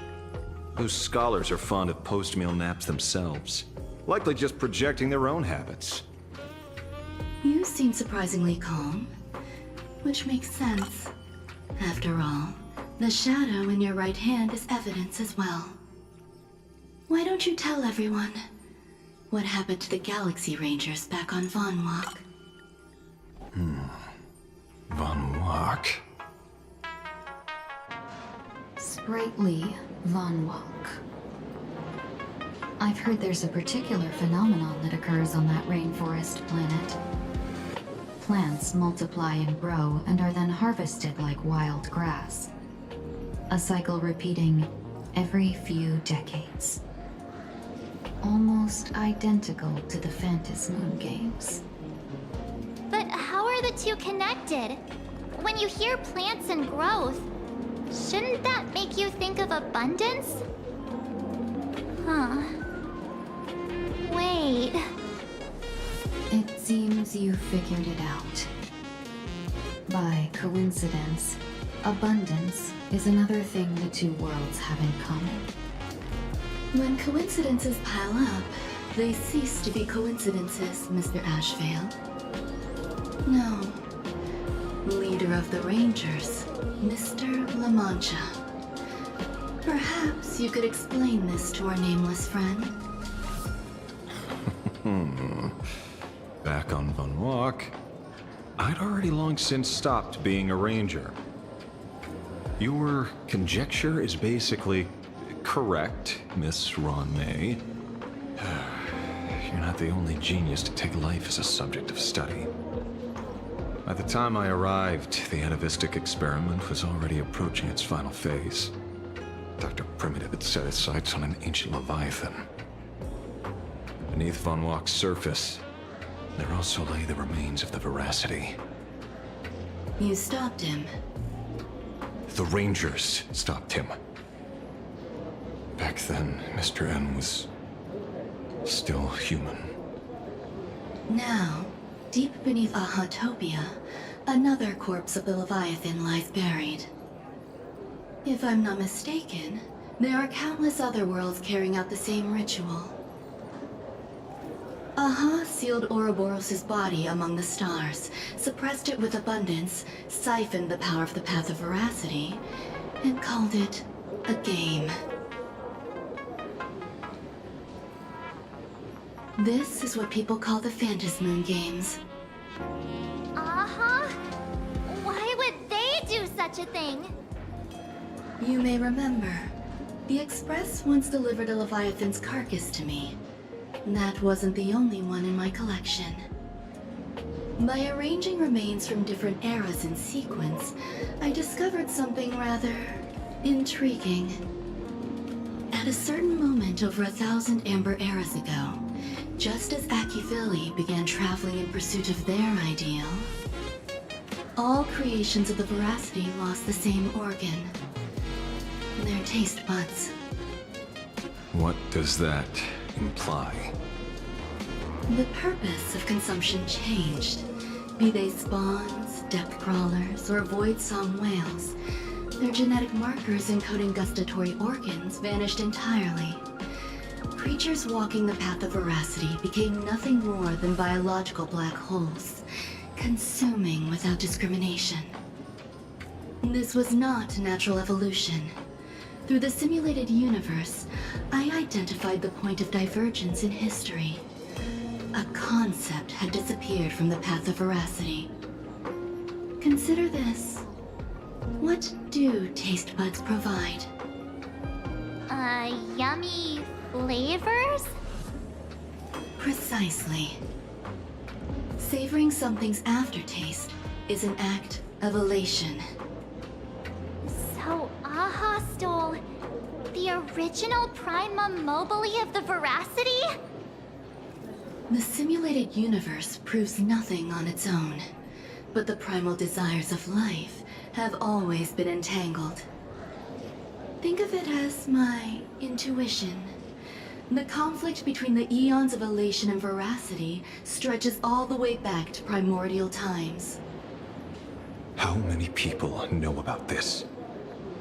There used to be 2. I only told Yu Qingtu. Now, there are 5. After this, I can't be sure. Exploit the old conflict between Aha and Ouroboros to ignite a divine war, or allow intersecting paths to devour one another. Of the 3 known ways to kill an Eon, the Arcadia fulfills at least 2. Now who still thinks Asapramon is here on vacation? But you still haven't explained where it came from. Oh, you mean the shadow? It has nothing to do with Funwalk. Oh? Call it a twist of fate. This isn't my first encounter with the Astral Express, nor my first time dealing with a Lord Ravager. When my home was destroyed by Zulo, I had a brief encounter with a former navigator. A navigator of the Express? Yes. Starseer, I see. He'd already retired by then. He was the one who told me about the Shadow. According to IC, it was one of many remnants left behind when the Express first carved paths along the edges of the cosmos. I led the Rangers to suppress the Shadow, and devised the plan to assassinate Zulo. But I never learned why it was there in the first place. Don't you find it strange, Mr. Ashvale? Strange? When coincidences pile up, they cease to be coincidences. Like an experiment with results that are too perfect, it's enough to send a chill down your spine. If If you don't mind, let's walk through the whole thing once more. Earlier, what did you two uncover in the tavern? Someone suspected to be a Sat Pramod knew about the Veracity's secret. Before disappearing, he said he was headed for the end of the world. And then? Who did he say the shadow belonged to? A former navigator. The shadow was a remnant left behind when he charted the cosmos. If the world's end isn't the tavern, then where is it? I don't know if anyone can answer that question. Not even Akivili. Wait. Don't tell me. En route only goes where he isn't welcome. After leaving the tavern, he went to the Astral Express. The detective game is over.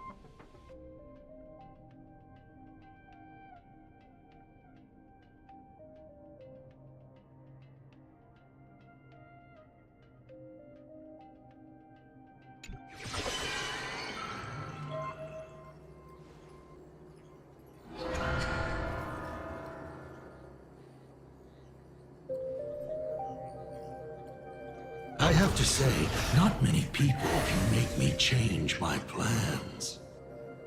Whether in the past or present, you've always been one of them.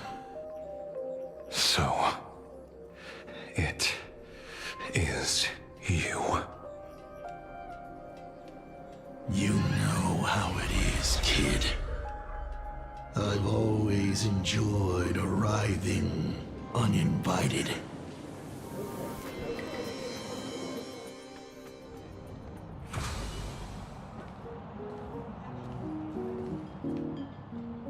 Pearl said she would arrange a ferry to pick us up at the Seafeld City dock.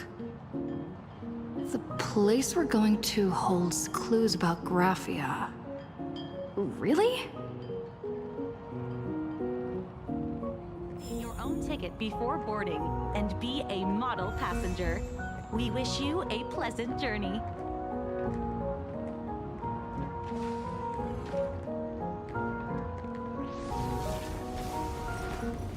I will walk to the end with all your wills, no matter the cost.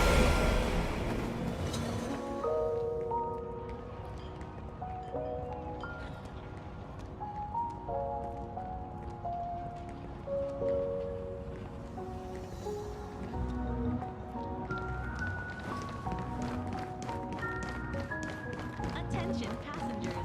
Welcome to the Seaside Line.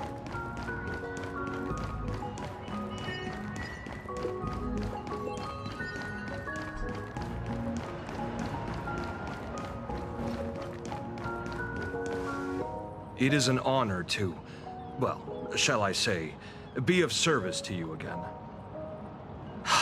To be honest, when Madame Pearl invited you to visit the Perlux Tower, I was supposed to be your guide. I ended up being replaced by a total fraud. My name is Feld. By order of Madame Pearl, I will be escorting you to your destination.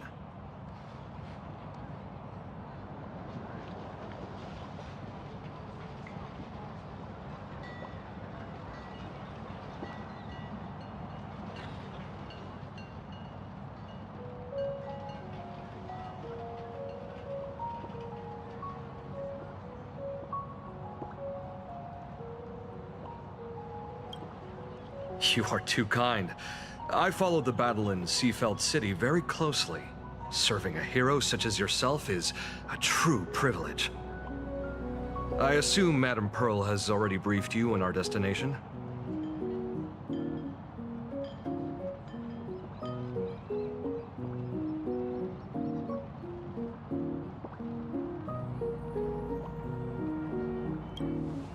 I see. It so happens that Madame Pearl is tied up with an unforeseen event, so allow me to brief you in her stead. The destination of our boat journey is a hotel known as Inkford Hermitage. It is situated at the end of a Dovebrook tributary that ultimately flows into the sea. It is one of the points where the world in canvas intersects with reality.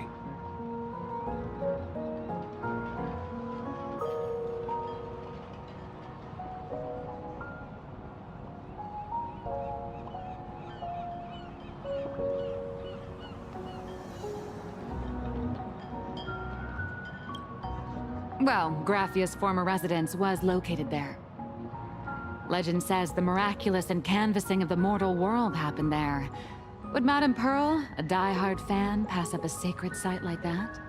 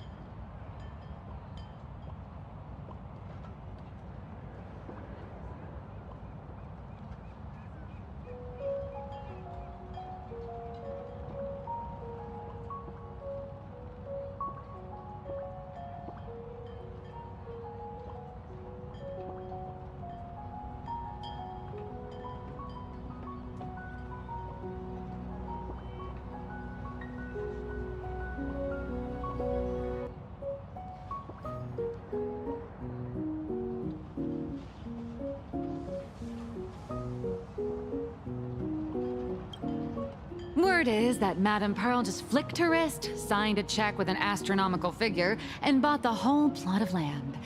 She also snatched up every single piece of Graffia's lost works she could find without bothering to verify their authenticity. Whew, I guess money really does let you do whatever you want. That's not even the half of it. I don't know where her obsession comes from, but she's dead set on the idea that Graffia is still alive.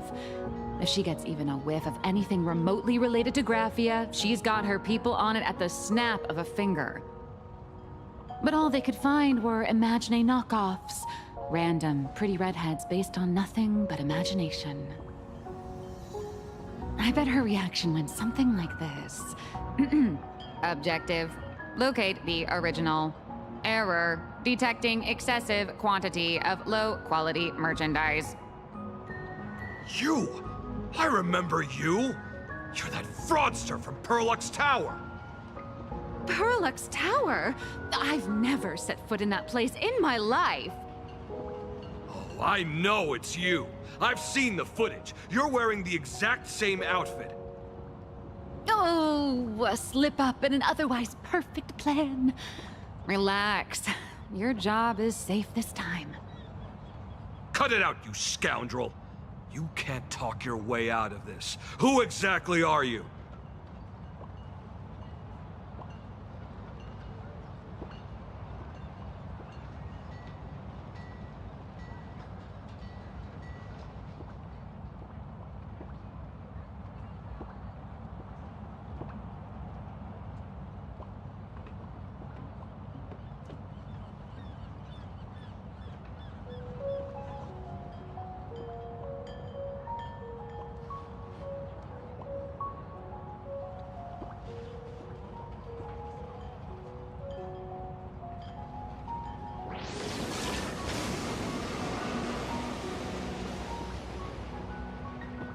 This is the author of Fluffy Across the Blue, Blurry QR Colt.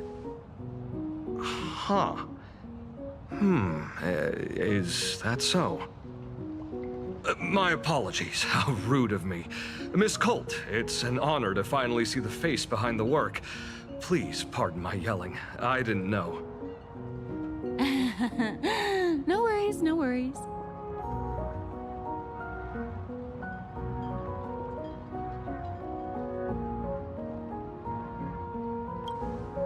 Well, yes.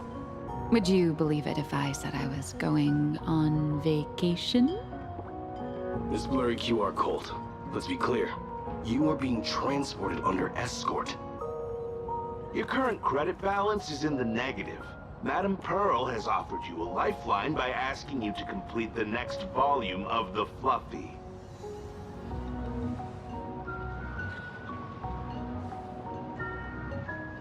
Whoa, this is not my fault. Remember Alloy King Pom Pom from Pearlix Tower? I tried to put everything on Pearl's tab, but she found out and charged it back to me. Who knew a figurine could be so expensive? It cost me more than my entire savings.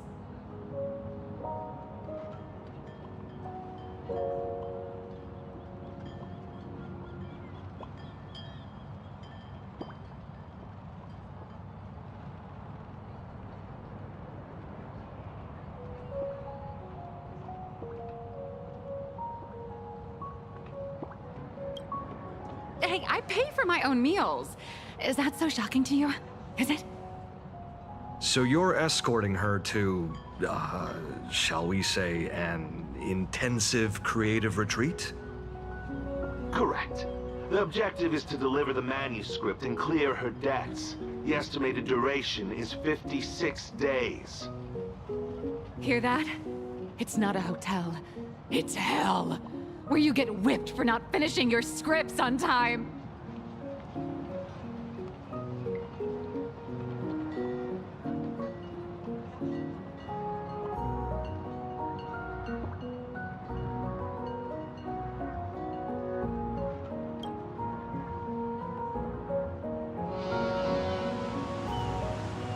The boat has arrived. When you're ready, let's begin our journey to Inkford Hermitage. Please, mind your step as you board.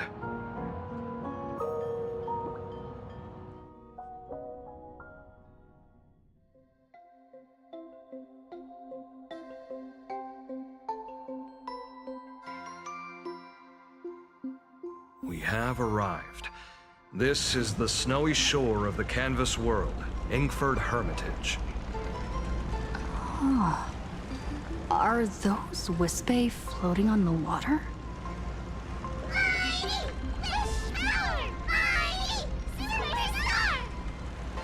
Oh dear, there are so many Wispae.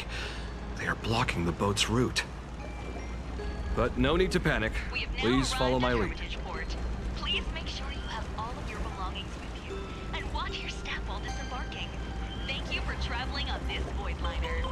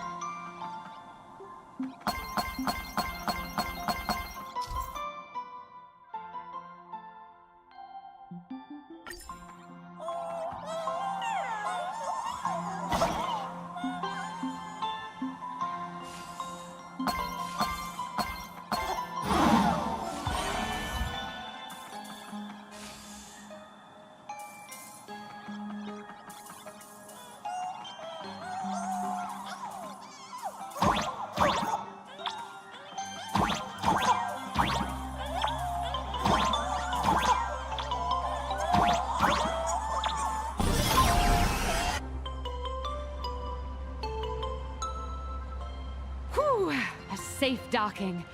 For a second, I thought we were going to hit an iceberg or something.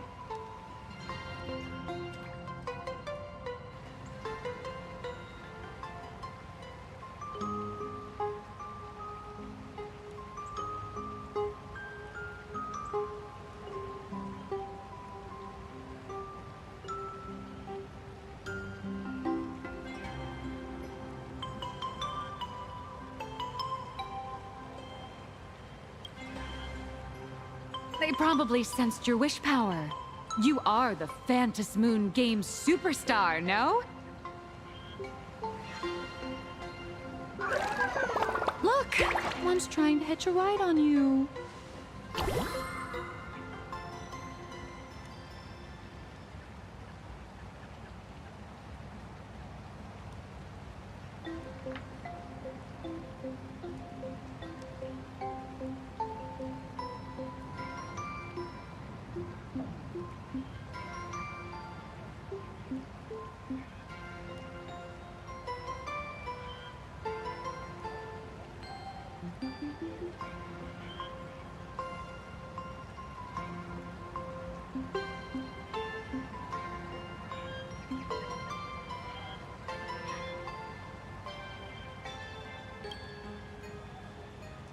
Must have been when we came ashore.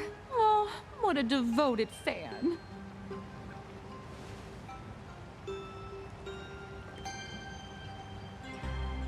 Everyone, welcome to Inkford Hermitage. I was imagining a Benzai Tengoku-style manor, or something.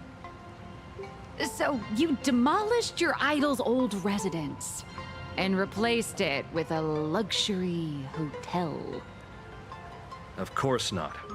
Benzai Tengoku vanished more than 1,000 years ago. The original structure is long lost to time. The IPC only chose this location because this is one of the weakest points between reality and the world in canvas. Many Imaginae are born every day, but just as many ancient lineages of Imaginae hide themselves away in the world in canvas once their wish power dry up, or as they grow weary of the mortal world. This is the final stop before they enter the world in canvas, and this is where they bid farewell to reality.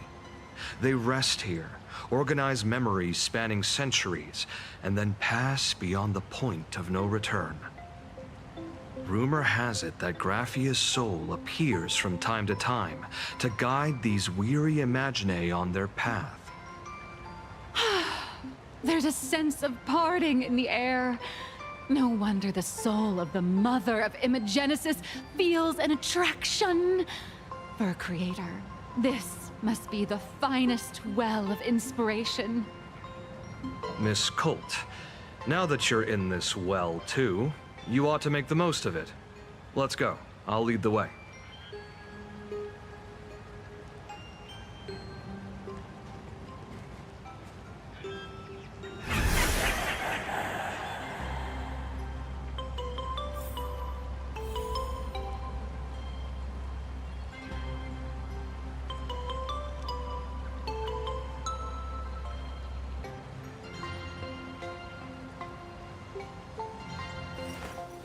I will walk to the end with all your wills, no matter the cost.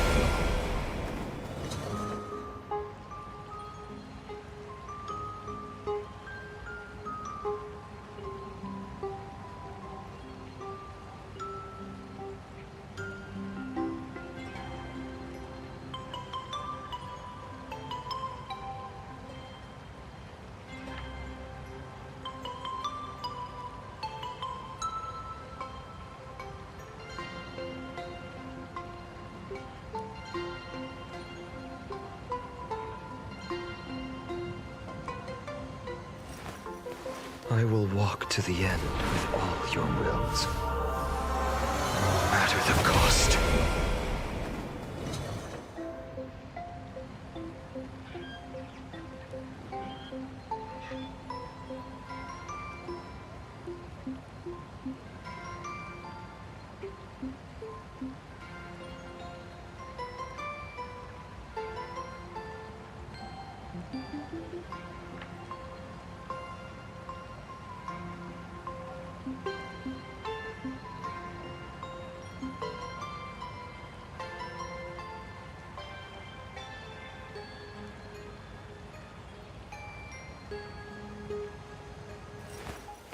I will walk to the end with all your wills.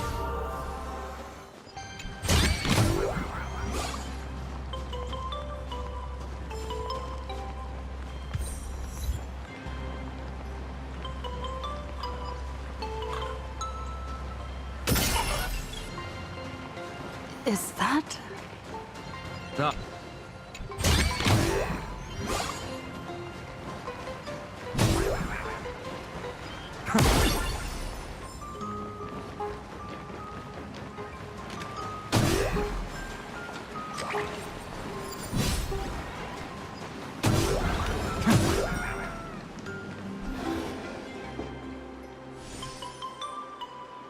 We have arrived. The hotel staff will take over from here. I'll take my leave.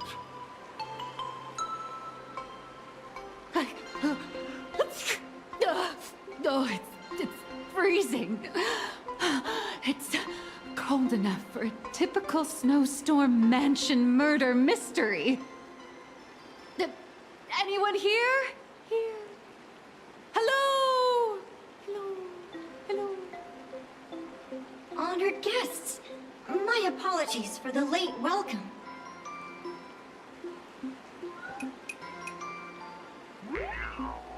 Oh, no wonder it's so cold.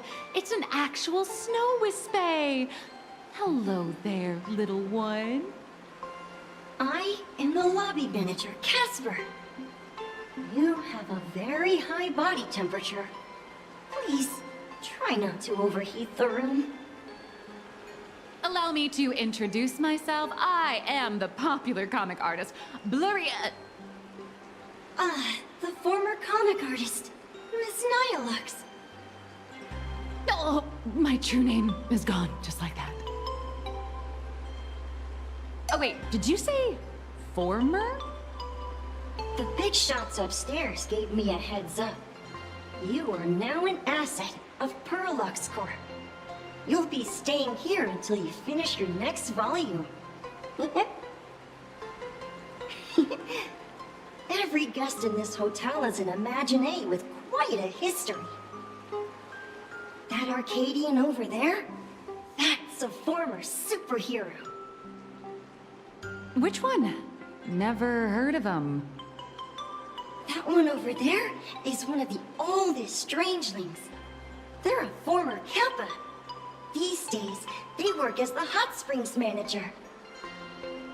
A Kappa? Didn't that lineage of Imaginé go extinct when the IPC first arrived? There are still a few survivors that slipped through the net. As for Casper and myself, I am a former frost giant.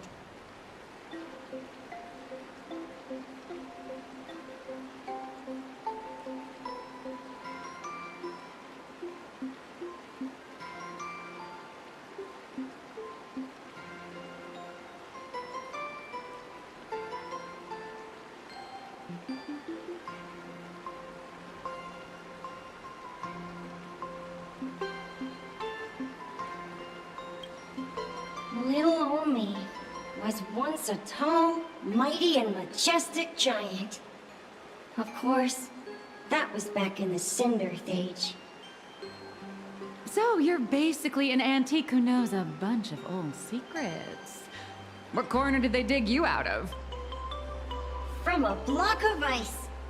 It is sad how a giant block of ice melts into tiny pieces over time. I have forgotten the names of most of my friends. And I have not tasted a crispy, charred Void Ranger in a long, long while now.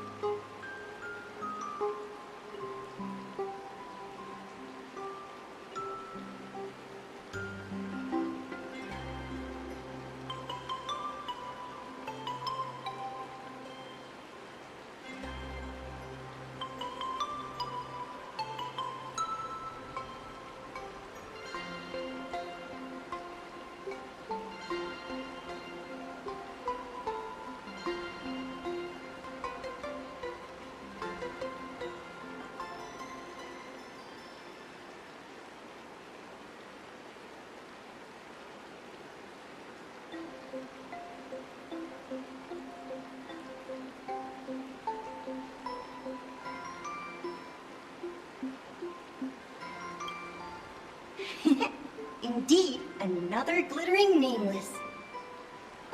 Another? How's that? That is a secret.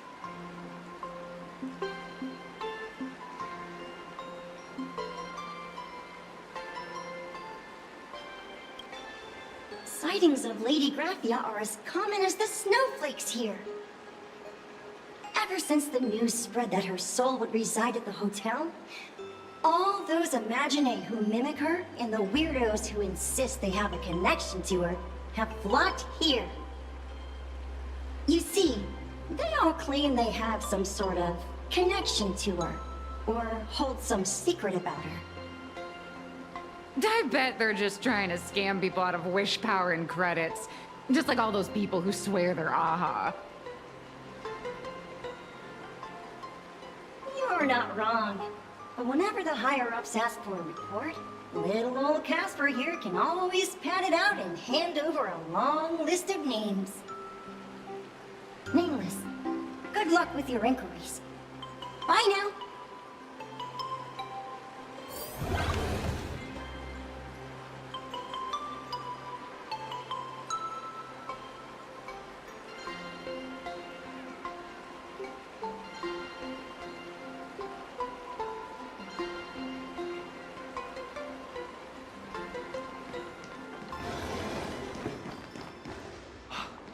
I heard Graphia is still here in this hotel.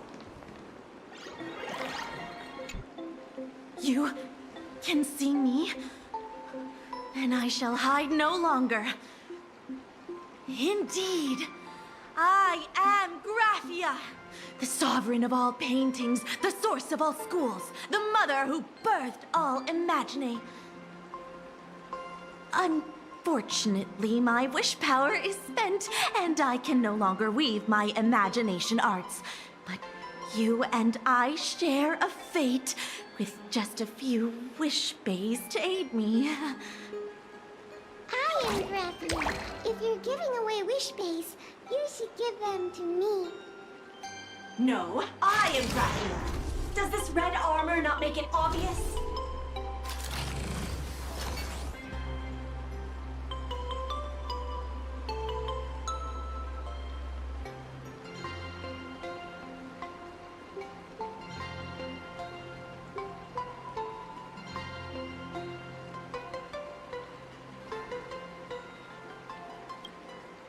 I don't care which. One of you, come help me fight a Lord Ravager. The Lord Ravager? To be honest, we are Graphia, but we're not Graphia. Simply put, we are Imaginee born from people's imaginations of Graphia. As for me, I was sketched by a rather unskilled illustrator for a history textbook, which explains why I look a bit rough. I am a wispy form from the concentrated longing for Graphia in plain Arcadia. I am the armored goddess Graphia from the 52-episode animated series Apocalypse of Ashes, Mecha Wars. Care to witness my signature move? Dance of the Inkblade.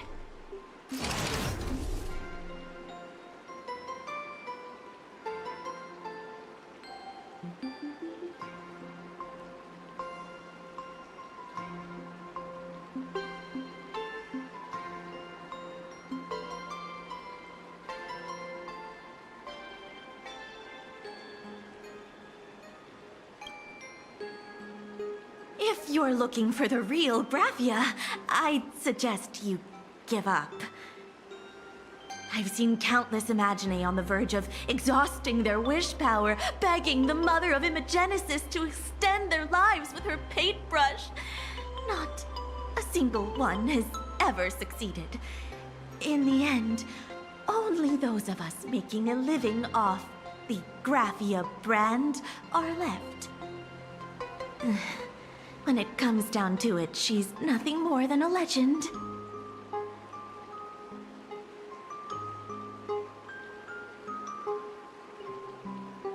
Who knows? Maybe the IPC made up some story to boost the hotel's revenue. I mean, the Cinder's age was over 1,000 years ago, maybe the only thing left is the longing for Graphia.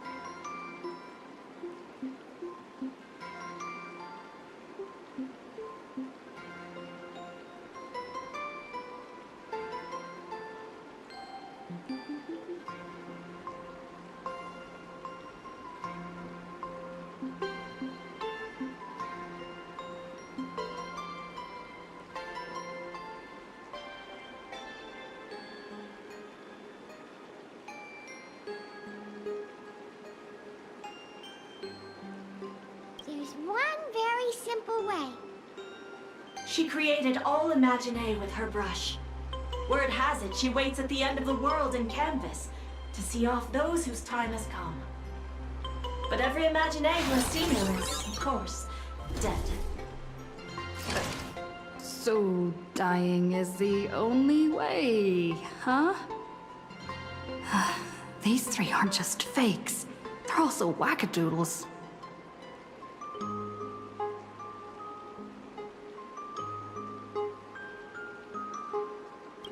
As I suspected, finding Graphia was never going to be easy.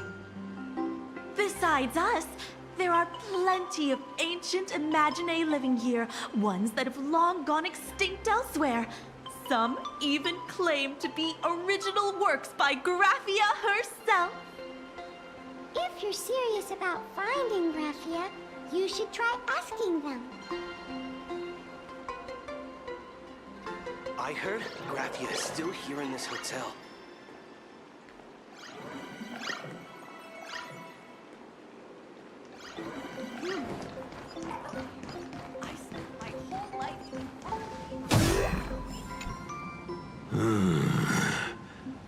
I sense more stray thoughts and disturbance in the water. The Imagine of today are far too restless.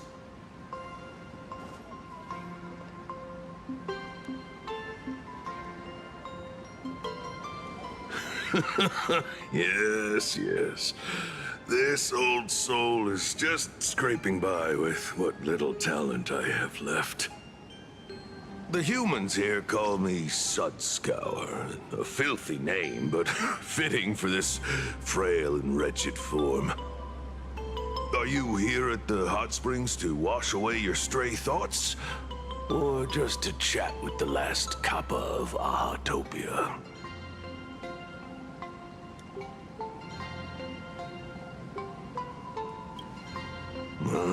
As you see, my kin have either been swallowed by the muddy currents or have fled into the canvas.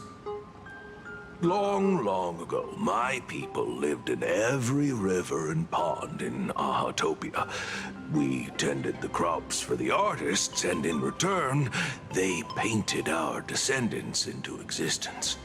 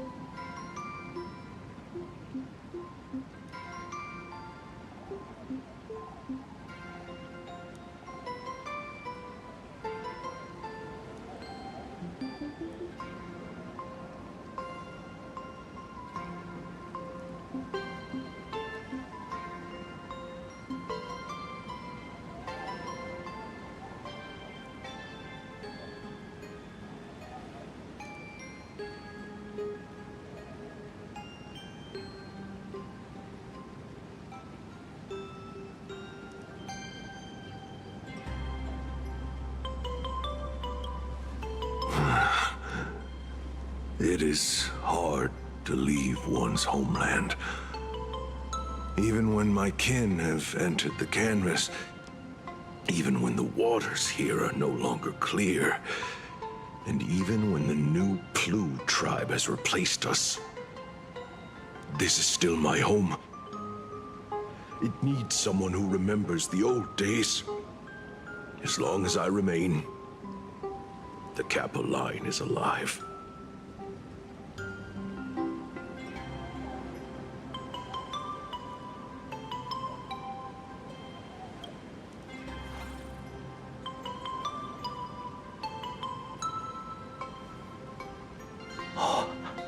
Lady Graphia is the one who guided all Imagine. Her name shines like moonlight through my dimming memories. Back then, the demons from beyond swept in like a dark tide. The filth and flames they brought could turn even the clearest stream into a toxic swamp.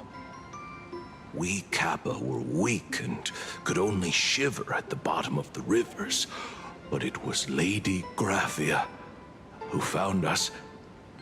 She encouraged us, saying that every drop of clean water held power against the darkness.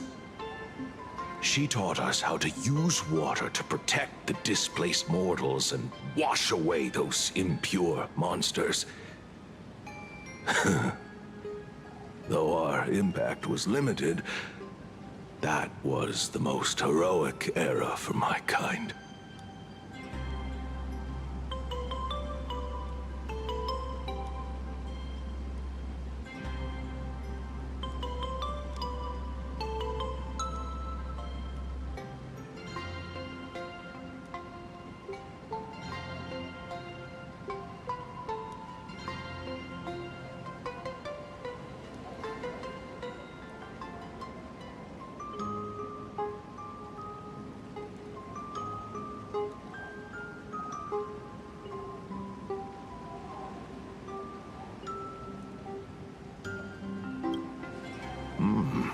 Legend says that when she was a painter, she was a woman of radiant beauty. But in my fading memories, on the battlefield, she was a warrior with flowing red hair and pigment-stained armor. Some say she fought like a demon, but to me, her eyes shone brighter than the smoothest river stone. If you seek clues regarding Lady Graphia, you should visit the mountain behind the hotel. There are atonement statues left by Imagine there, filled with their prayers. It is also the site of Graphia's former residence.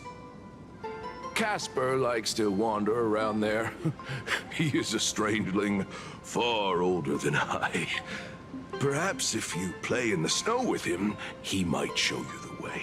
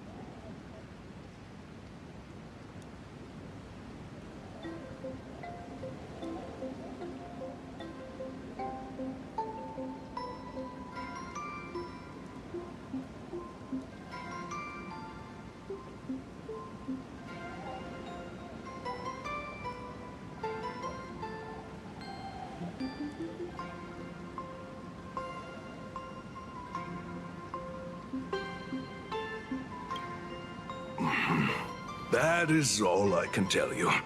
After all, I am just a stubborn old Kappa, trying to keep this one pool of water a little cleaner.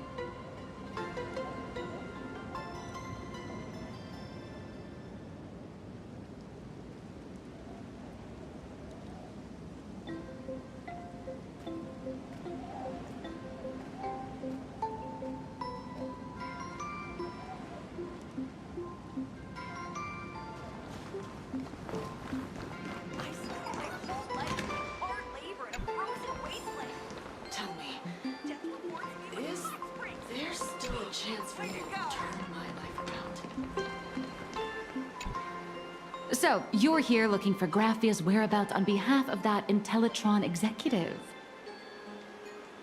I think it's unlikely that the mother of Imogenesis will see her.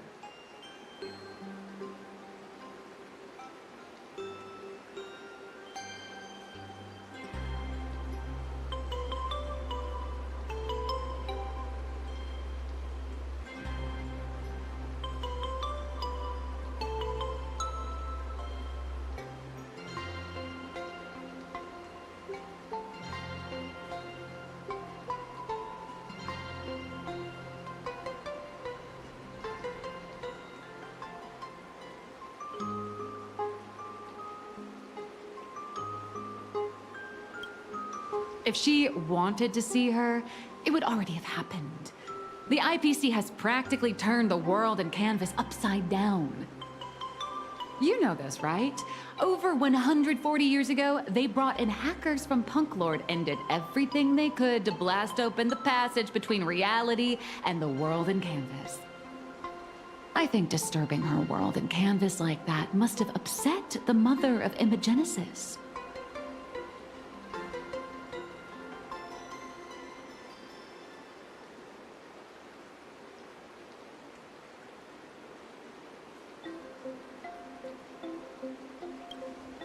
A friend of Graphia's?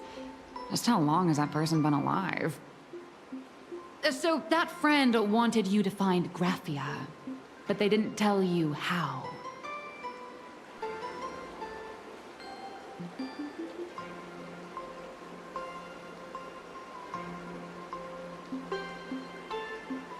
The only thing Evanesia left that could be a token is the mask she painted herself, right?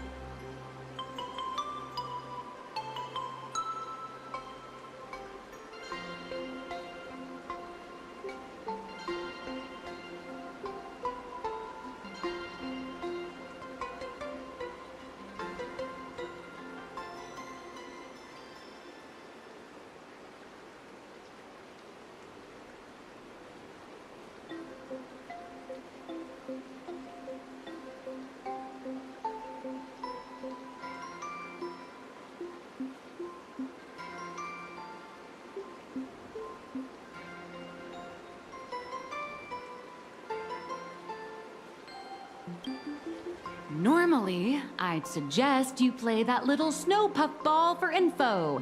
That good luck with your inquiries line definitely had a subtext. But since you're asking for a bright idea, you must have heard that in a certain corner of the universe, there's a mysterious ritual that can summon historical figures to the present day. The Holy Grail War!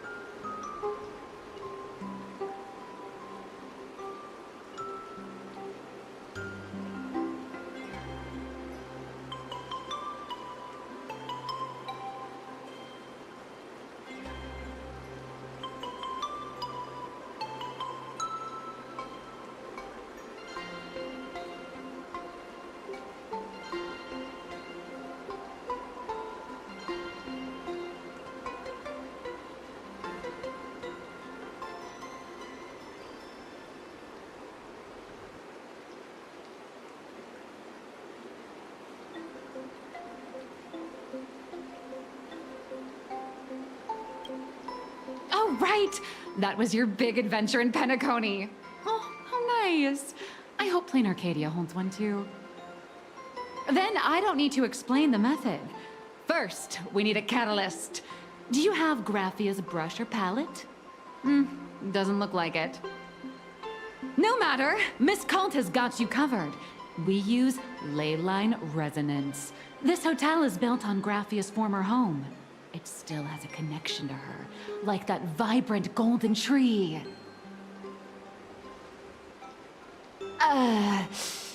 Wait, you aren't actually falling for this, are you?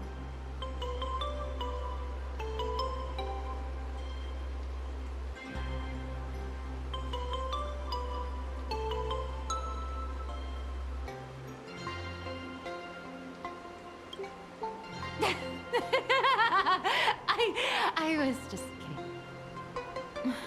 Sorry. I was just trying to lift the mood. Oh, honestly, I'm a chronic deadline misser who can barely save her own skin. How am I supposed to help you? I've heard enough. Break time is over, Miss Nihilux. Now that you understand your situation, stop wasting time. Start drawing! I just checked in, and I have to work already? I'm not some fully automated painting Mechatron. You do know that, right? A Mechatron can run for hundreds of hours straight. You cannot. That's exactly why every second counts. Now right this second, start increasing your value as a quality asset. Hey, wait! This is kidnapping! Little raccoon, help me!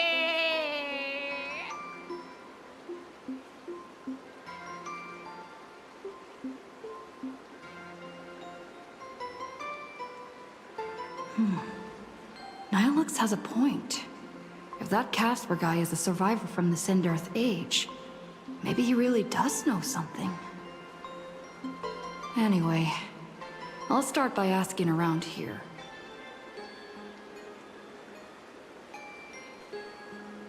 Is there still a chance for me to turn my life around?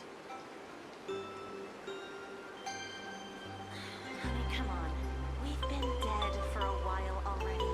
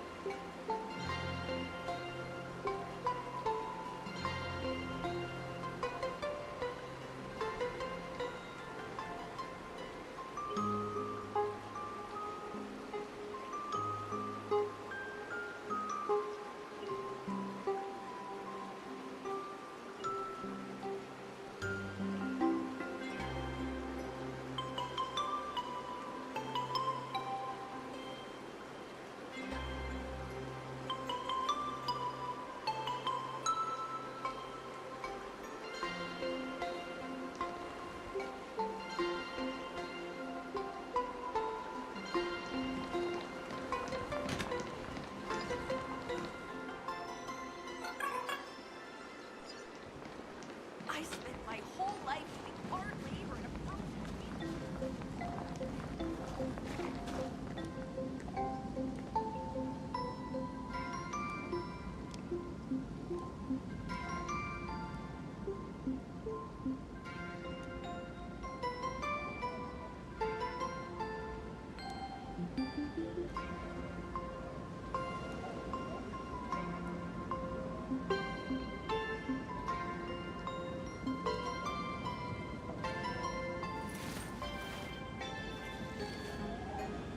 My childhood musings, huh? So naive.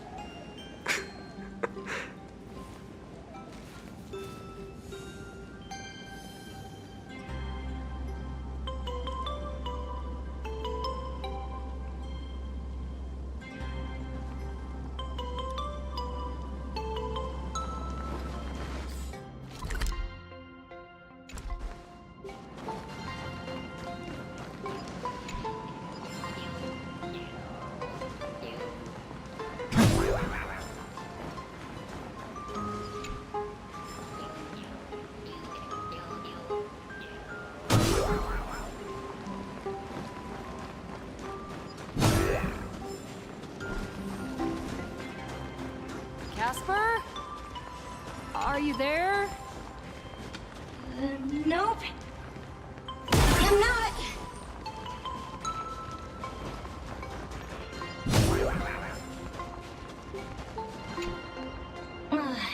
You found me, current nameless.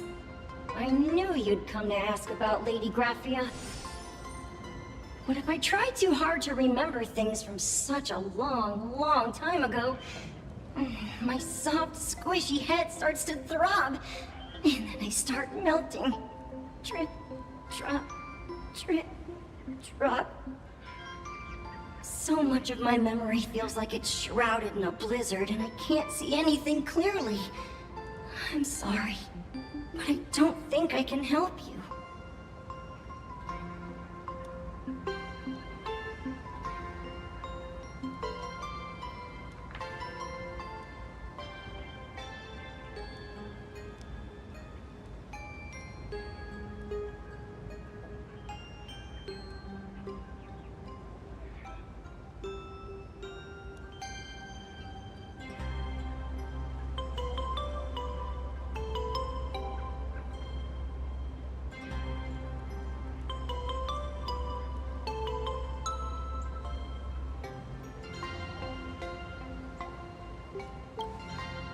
Snowball fight? The game, the name, it feels so familiar. It feels like I had snowball fights every single day a long time ago. Shaping the snow into balls and flinging them at whatever strange intruders came barging in. Well then, come at me, Nameless. I'm a snowball fight veteran. I won't lose.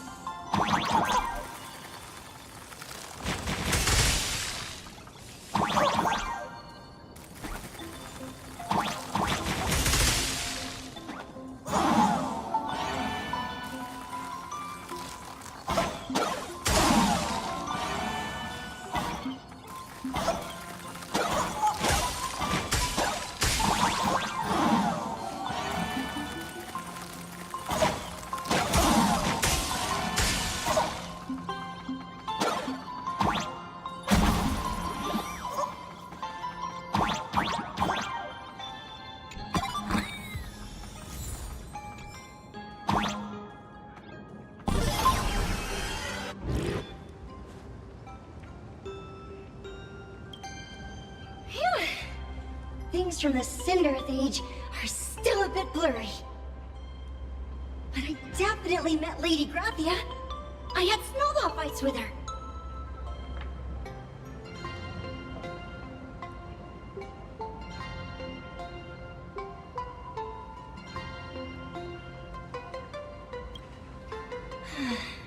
She was a great painter who led us in snowball fights. She'd even paint portraits for everyone. Back then, when we wanted to see her, we'd go to her doorstep, light the ground lamps, and shout, "Snowball fight!" Then Lady Graphia would poke her head out of the window upstairs, unfurl the scroll, and whoosh! Slide right down into the snow. Then we'd have snowball fights against the Void Rangers together. Under the giant moon. If we won, I got to swallow the Void Rangers whole. They were so crispy and tasty.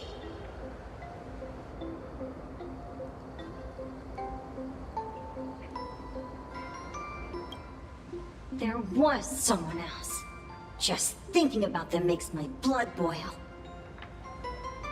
He was a snowball fight master. I remember one time, 8 of us teamed up to challenge him. But that guy knocked us all down with his snowballs like it was nothing. All from so far away. 6 of my friends were lying on the ground, feeling beat. Losing the game got everyone so down that no one uttered a word. As for me, I think I got hit right in the neck. I saw my own giant body thawed onto the ground, and my chin felt ice cold. 8 people? In the Phantasmoon games? Perhaps Snowball Fight is a euphemism for the Sindearth Age Wars? So, in that round of the Phantasmoon games, Graphia must have fought a terrifyingly powerful opponent. It seems only she and Casper survived the fight.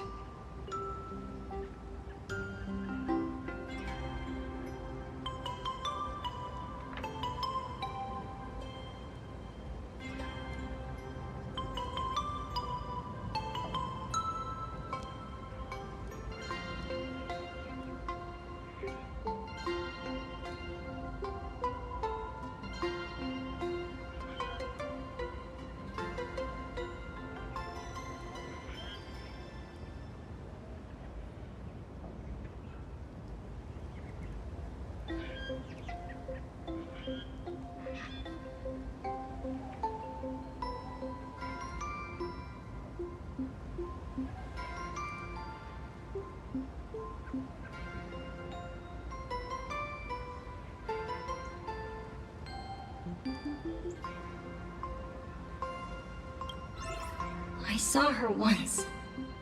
Just once. By then, Ahatopia had already been transported into the canvas. It was so quiet and lonely. I couldn't find my other 6 friends, but I remembered where Lady Graphia lived. So, I went to her front door again, lit the ground lamps and shouted, "Snowball fight!" It felt like only a second had passed. Just the blink of an eye, yet somehow it also felt like forever. At last, I saw her drift out. She held me and cried, saying, "I'm sorry, and you've done well," over and over. It was just one lost game. We could have just won it back some other time, but that was the last I saw of her.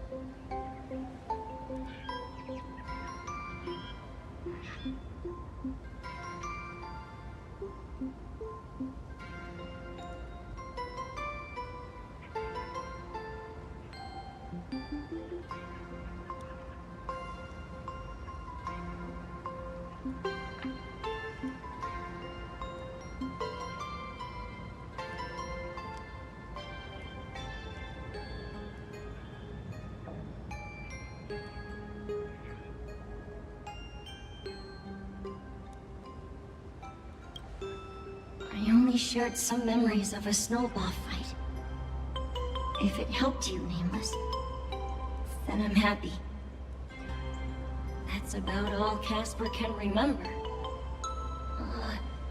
if you're still up for fun and games, come find me for another snowball fight sometime.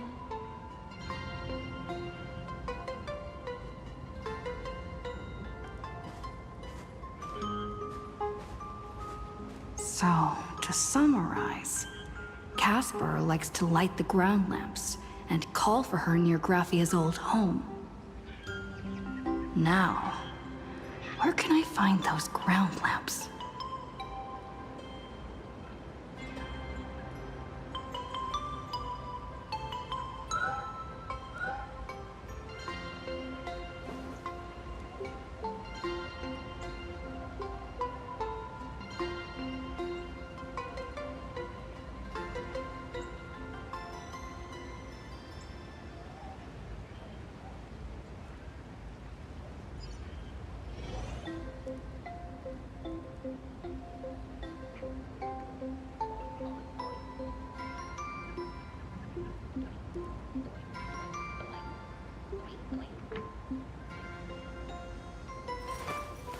I will walk to the end with all your wills, no matter the cost.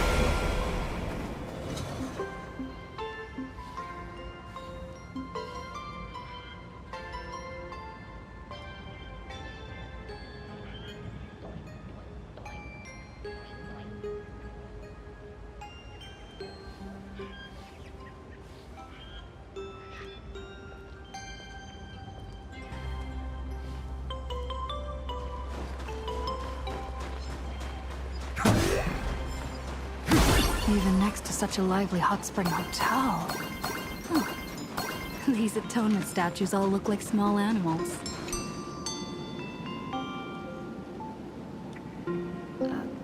These two little lamps don't look reliable at all.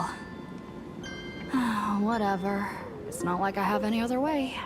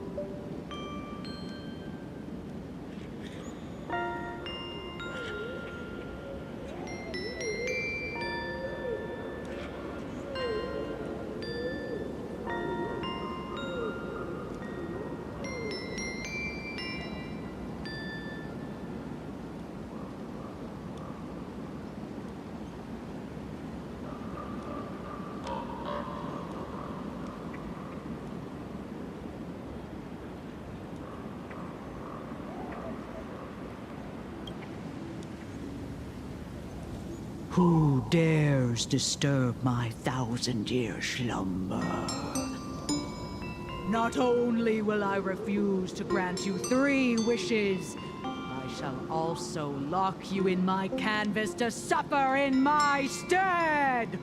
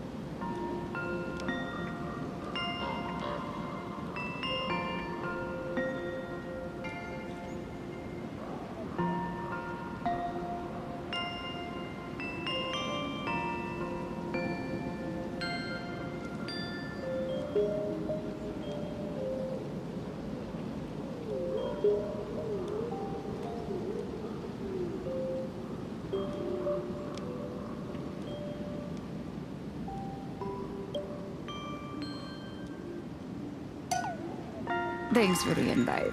I'm not quite dead yet, but I don't feel alive either.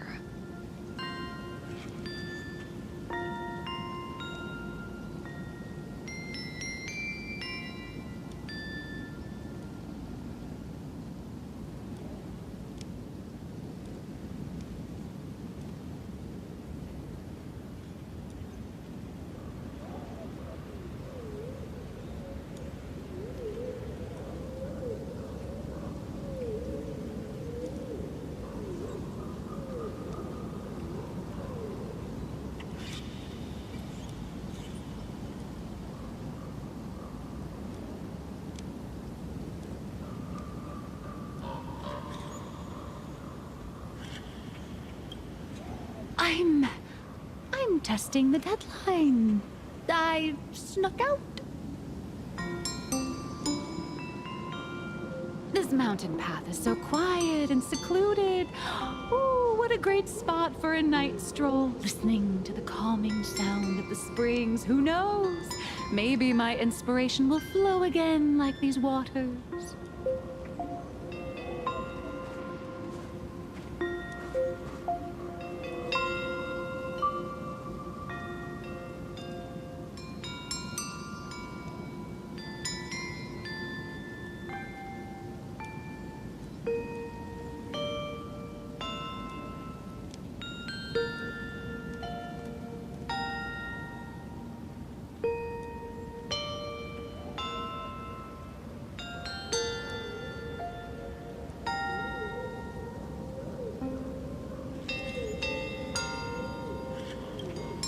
I was hoping to find some inspiration out here.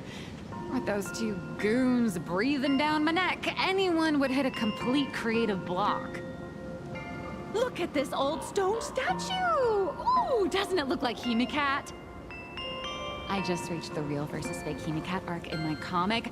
Let me pay my respects. Maybe Graphia will bless me with enlightenment. Miss Colt, when did you sneak out? That was fast! I let my guard down for just 1 second, and corporate asset, I mean Miss Colt, escaped. Now that's scary. No way are you running away and taking our jobs with you.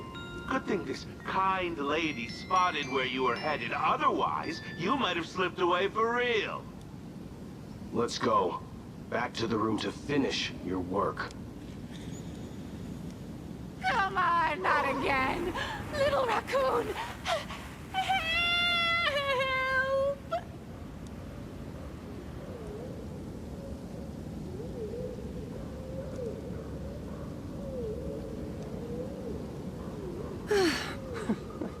Being an artist sure is grueling. I remember being held in a room and watched by 6 or 7 people, too.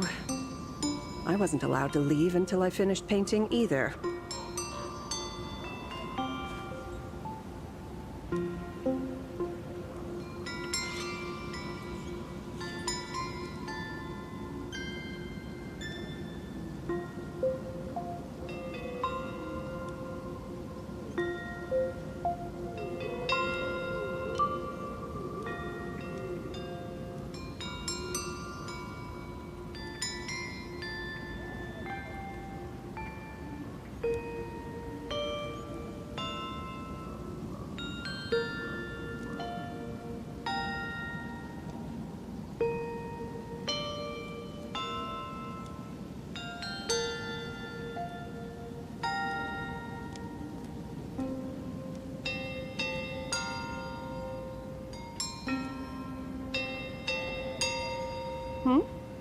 You're asking me? Weren't you the one searching so desperately for me? My name is Murata Graphia, guardian of the world in canvas. It is a pleasure to meet you, nameless of the Astral Express. You're saying you are Graphia? Huh. She really does look a lot like Himiko.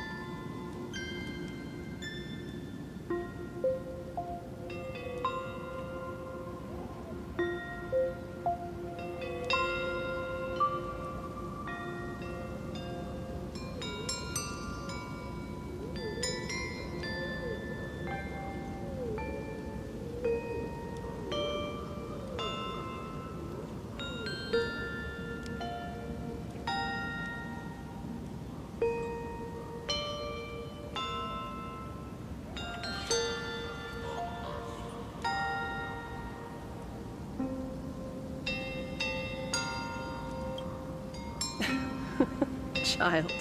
You were the one who lit the ground lamps, were you not? If memory serves, that was the secret signal my old friends used to call for me. I simply answered the call, yet you doubt my identity. How strange. Let me think. I believe I know why you've come to find me. The arbitrator of the Phantasmoon Games asked you to tell me that our old enemy, the Demon Lord from Beyond, has returned. Am I correct?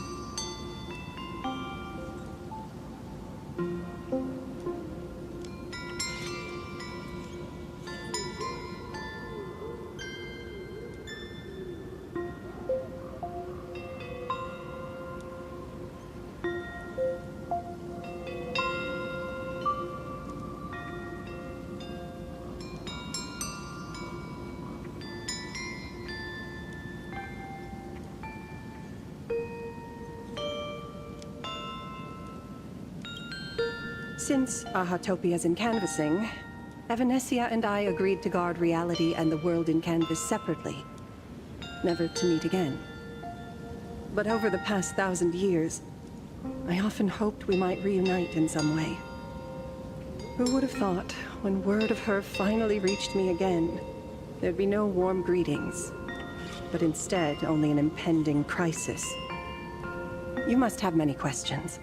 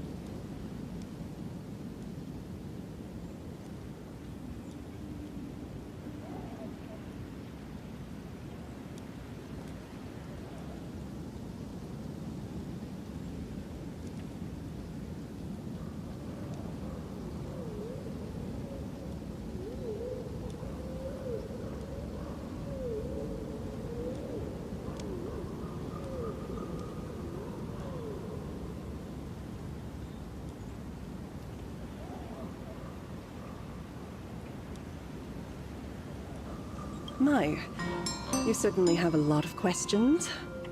But before I enlighten you, during the Cinderth Age, that demon lord from beyond once took the form of a friend to infiltrate the Resistance, causing catastrophic casualties. I must confirm your identity, Nameless. Do you carry a token from Evanesia?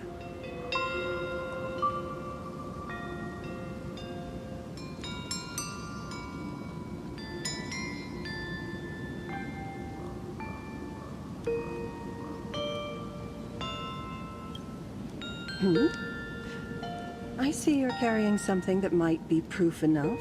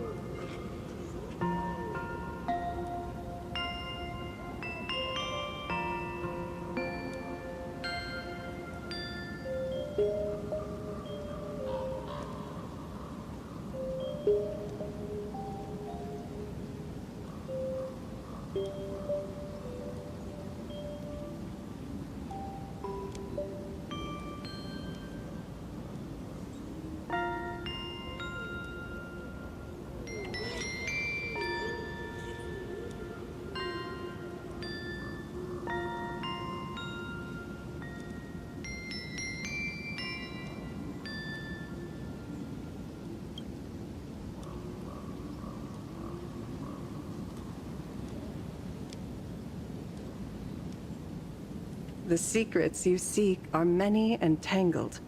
Perhaps I should start by telling you a story.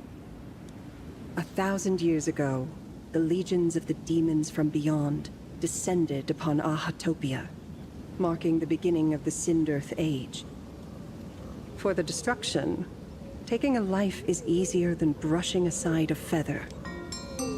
Among the countless victims, a baby girl was saved by a painter from the brink of death. He took her in as his daughter and named her Graphia. To protect his daughter, the painter kept her confined to their home. While the fires of disaster swept across the land, Graphia lived in seclusion. Until one day, a falling star streaked across the dark sky, and a deafening roar shattered the silence of the wasteland. Unable to contain her curiosity, the young girl slipped out of the house to follow the sound. And so she saw it. Beneath the cold Phantas moon, a tower of infinity stood on the mountain range at the edge of the horizon. This tower had countless windows and rose section by section, slender and tall. More than an actual tower, it looked like a wounded iron dragon that had fallen to the earth.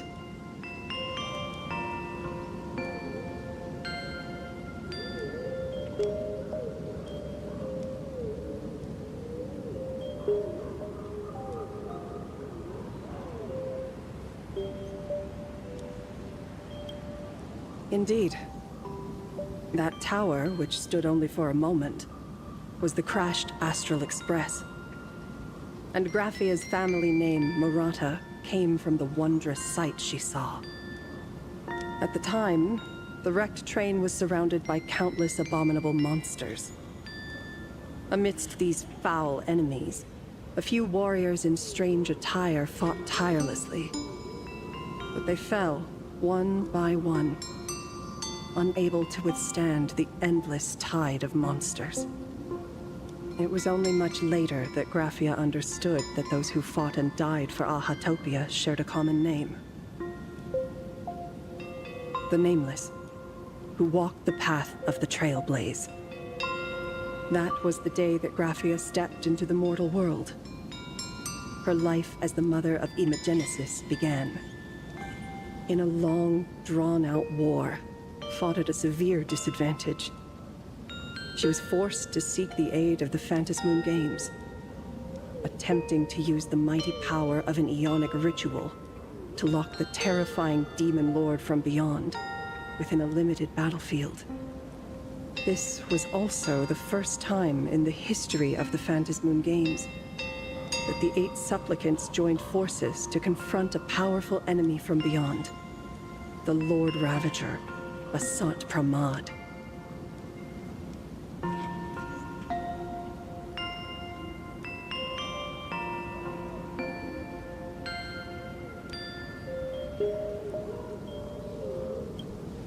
She lost. Graphia did not win the Phantas Moon Games, nor did she manage to kill Asat Pramad. In the final days of the Cinderth Age, she gathered every ounce of wish power to paint the world into a scroll. Using herself as a nail to steady the canvas, she sealed the Lord Ravager outside.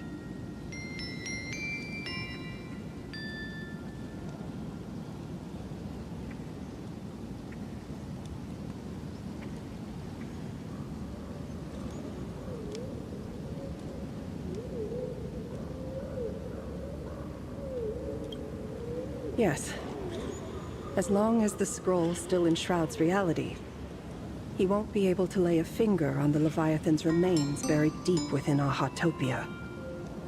The story is over. I have received Evanesia's message.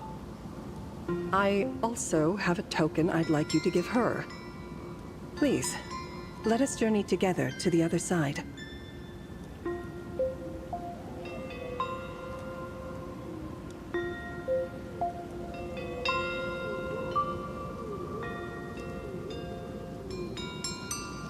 So, Are we leaving right now?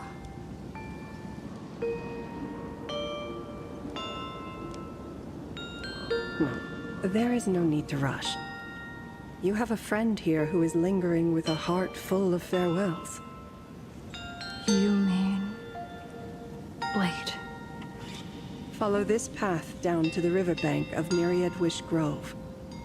You'll find many Wispe gathered there. When you are ready, choose a Wispe.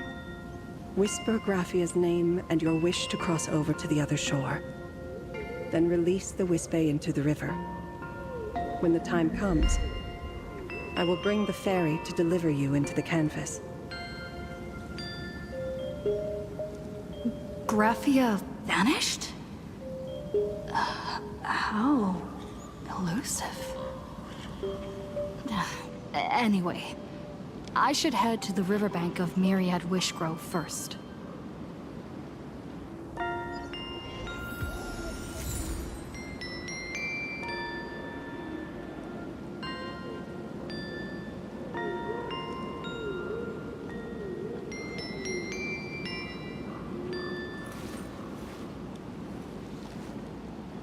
So this was my childhood dream, huh?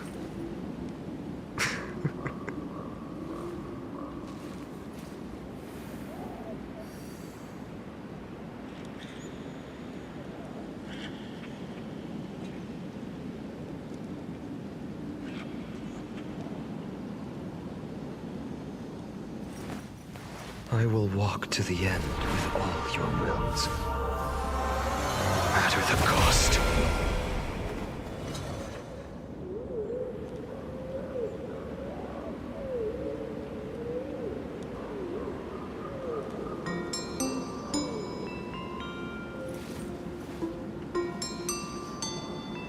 My childhood musings, huh? So naive.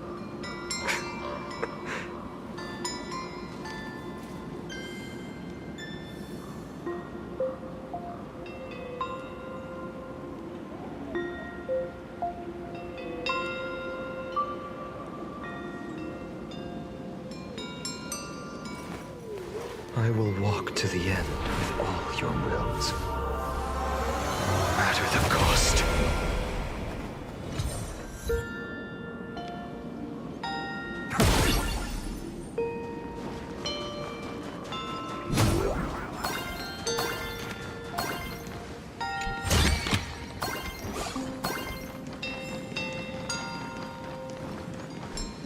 I've heard that in the same forest, giant trees will fight each other for nutrients.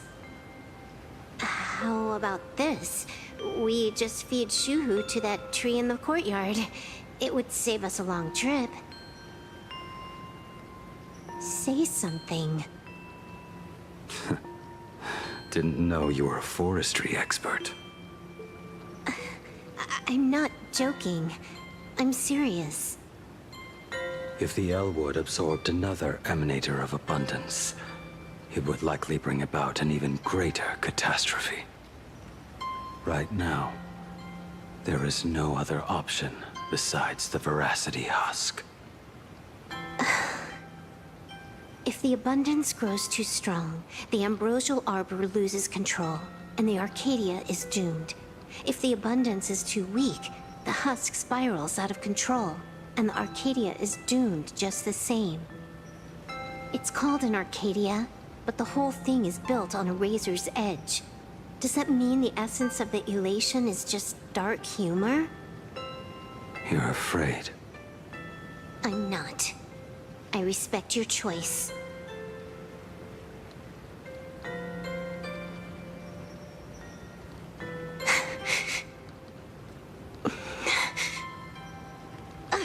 Fine.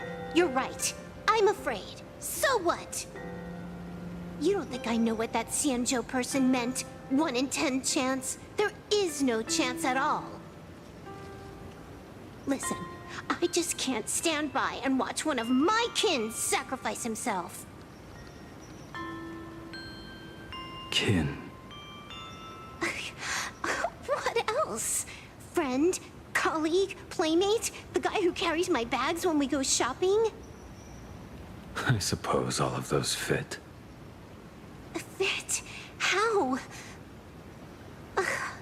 Sometimes I can't tell if you're actually dumb or just playing dumb. I hear you. Just assume it's the former. Simpler that way. My mind is made up. You should understand. Misplaced emotions will only cause the mission to fail. You really are just plain dumb. Ugh. To be honest, I'm the same way. If I could see Firefly cured of her illness, Kafka finally finding the heart she's looking for, and that girl reclaiming her future, then I'd be willing to pick up that level 999 cartridge too, even if it means becoming nothing but a shadow of the Dark Zone. Don't. At the TV tower, you already severely overspent your time. Don't touch that thing again. Besides, why are you telling me this? You should tell them yourself.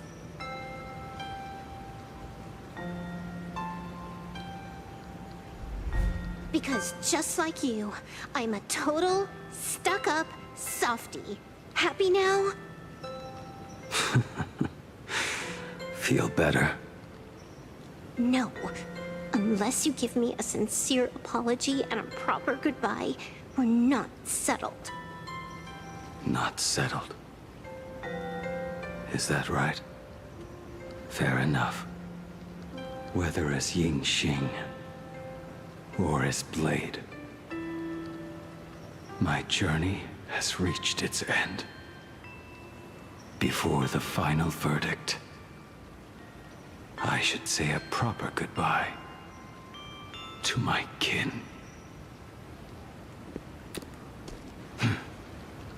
Who's there?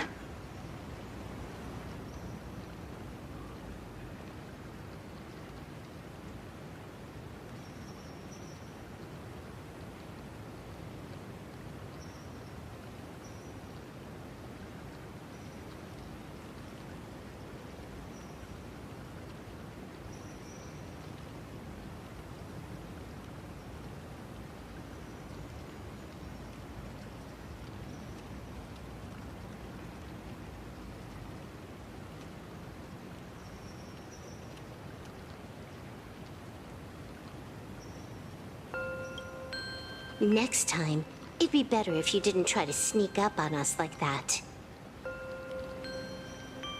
I knew you would come.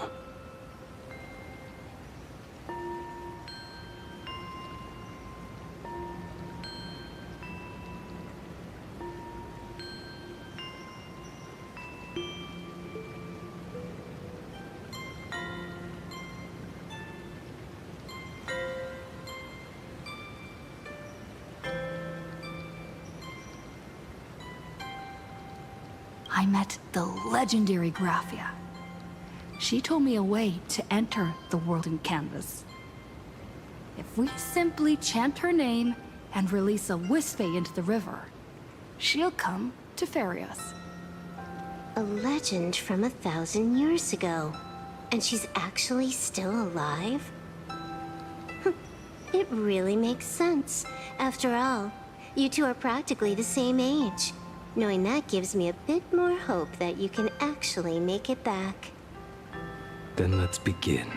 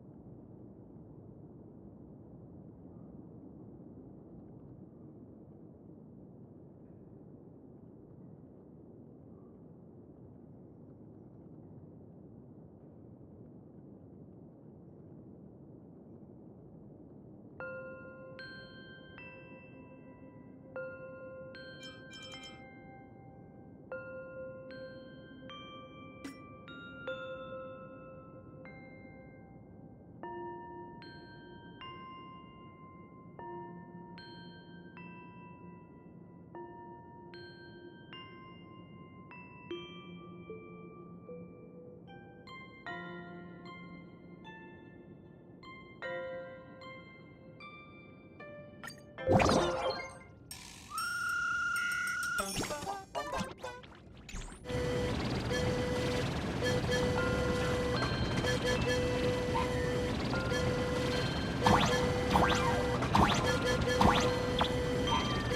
one, I choose you. Everyone, let's go find Raphia!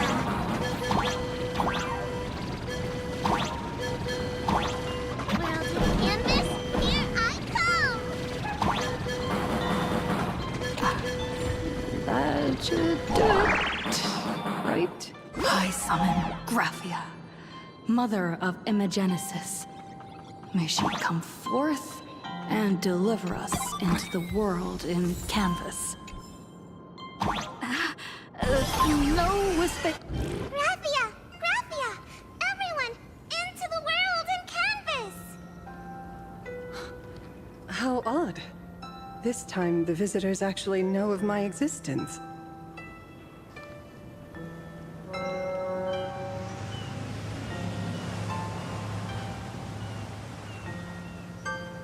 Strange.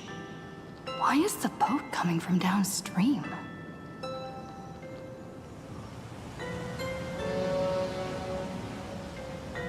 I heard your call, and have come by boat to guide you across. Greetings, travelers who seek to leave the mortal world behind. It is a pleasure to meet you. Oh? Not an Imagine, but someone here to settle the past and family members seeing them off? I guess so. The power of abundance. What a nostalgic scent.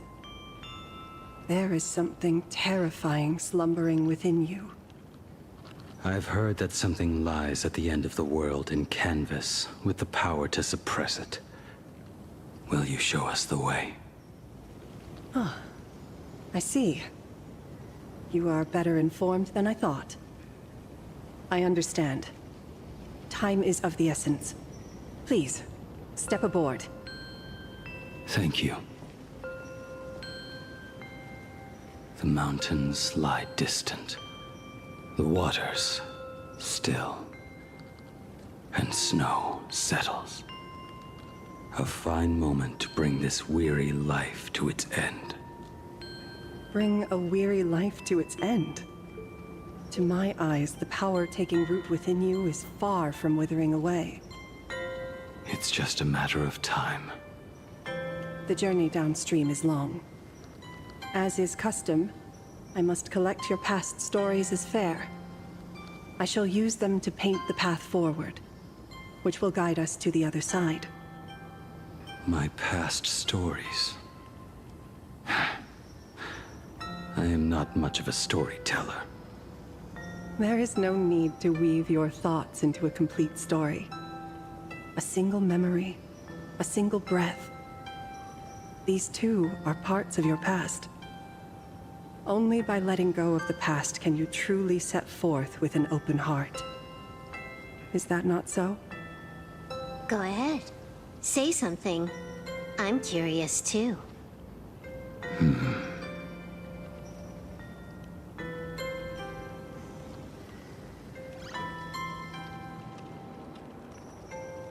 Then, I shall begin with that lone island of Insumosu.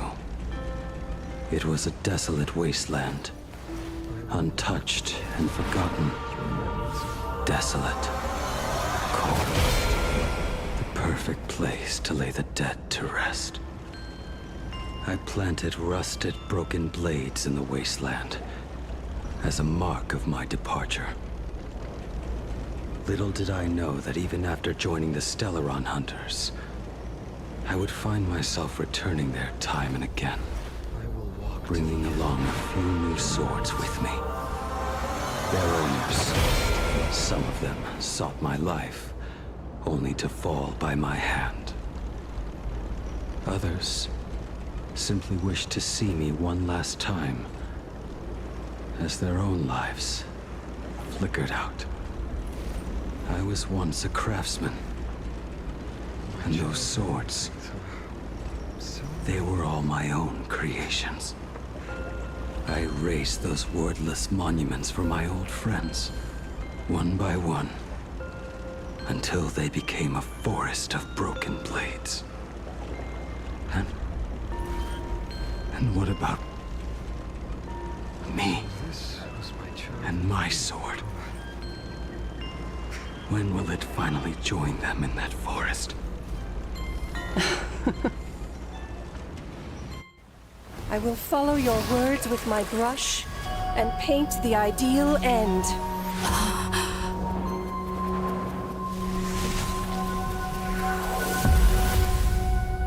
Sword barrier. We've reached the shore you've been seeking. What is this place? This is the world in canvas. A mirror to your soul, blooming as your heart dictates. May this meadow be everything you wished for. Superb artistry. And yet, I thought you would paint the desolation within me instead. Desolation? I saw no desolation in your story. Instead, I found the lingering regrets of a master craftsman. The fire that tempers black steel and shapes 100 blades does not burn upon the forge or anvil. It burns within your heart. That spark within you has yet to fade. It is why this plane has chosen to bloom into flowers. We've got no clue what you two are on about with all this cryptic talk. But you smiled just now, didn't you? No, I didn't. We should go.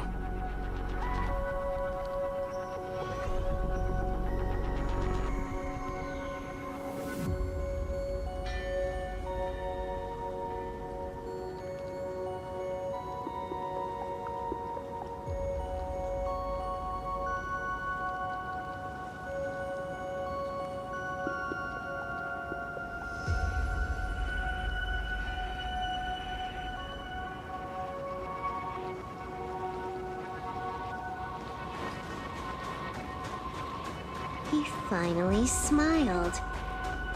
I'm actually the one who can't even smile. This sucks.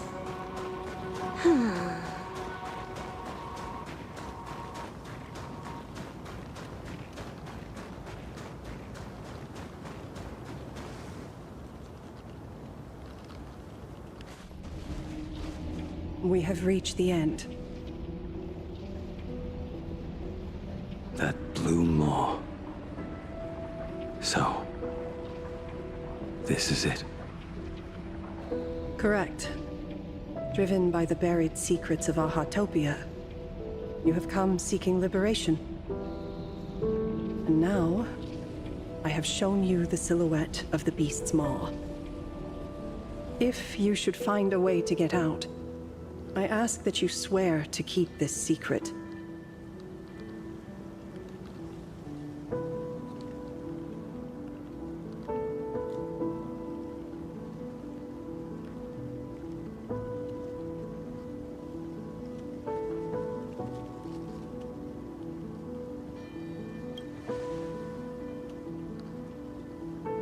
I will keep the secret. That blue maw, can it truly consume the abundance? Only a beast of insatiable hunger can end a plague of eternal growth.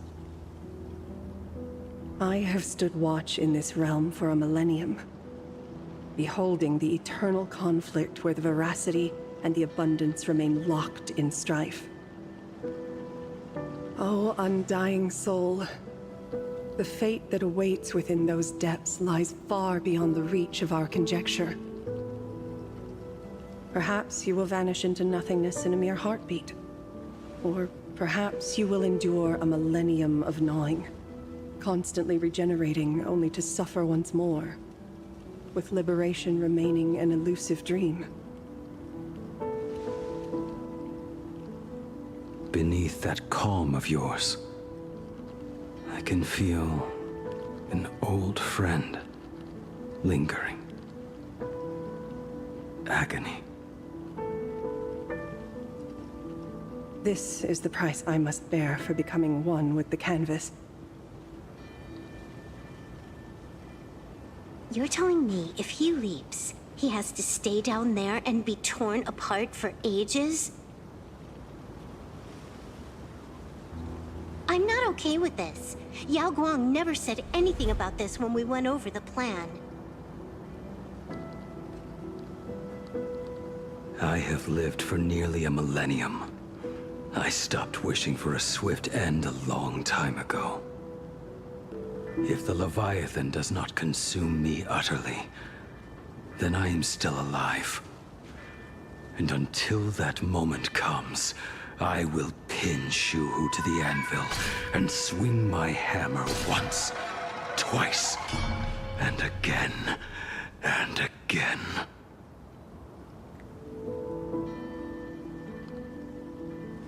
Is there really no other way?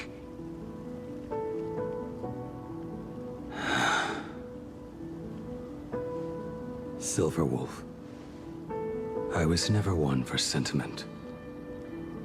I'll only say this.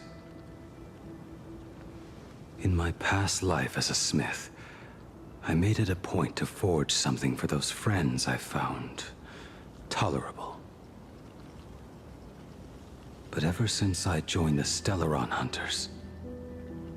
Oh right, I get it. You want me to go back and take apart that box Kafka uses as a footrest, right?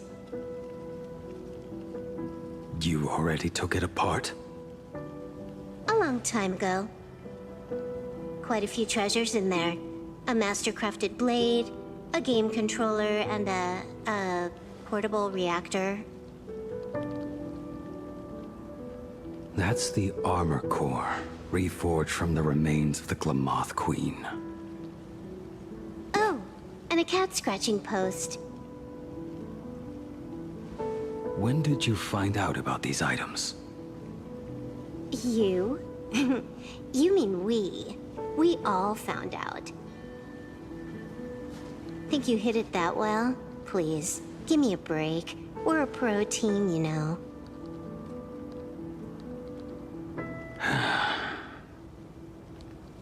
Just split it among yourselves. Consider it a keepsake. Kafka should be the one saying this, but... You are the most perfect blade the Stellaron Hunters could ever have.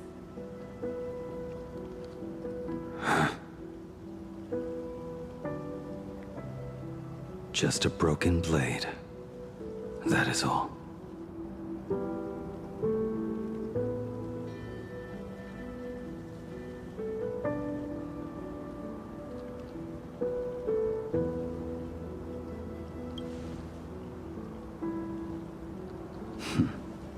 You talk too much.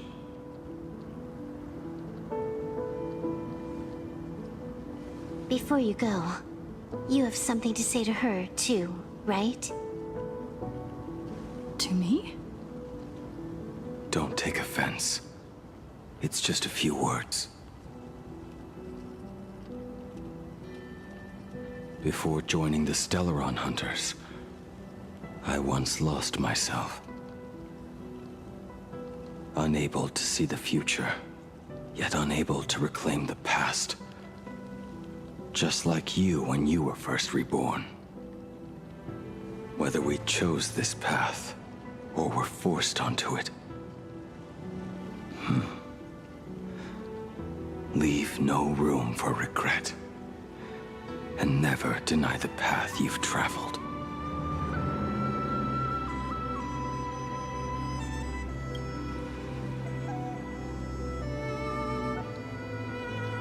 We use the script to interfere with the future.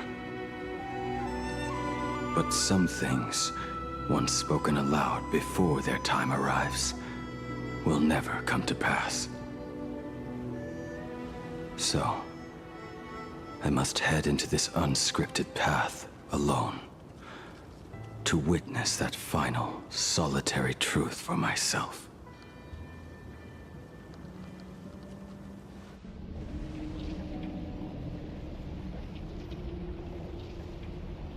It's time.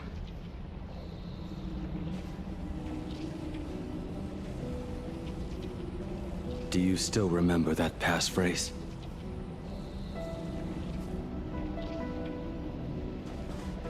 No need to step forward.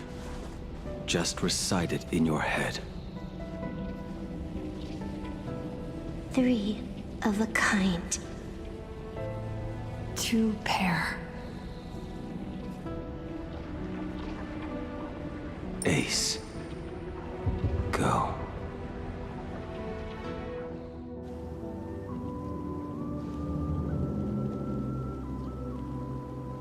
Farewell.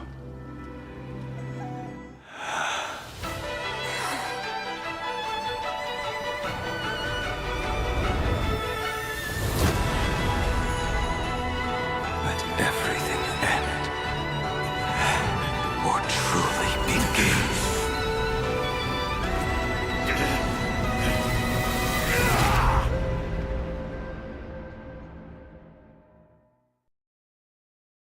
In the final moments of your life, what will flicker through your mind?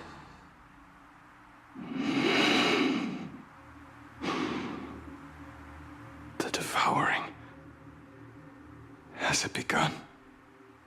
How much time has passed?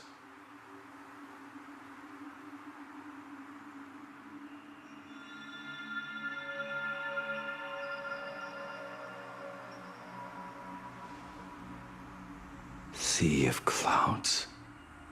Ambrosial arbor.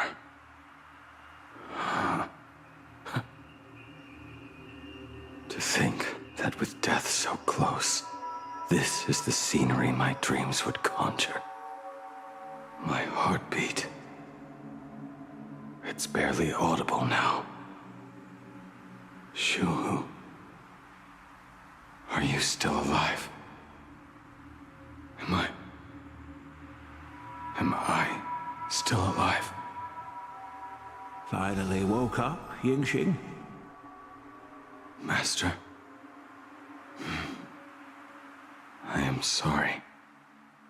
You have the wrong person. I am not Yingxing. Huh.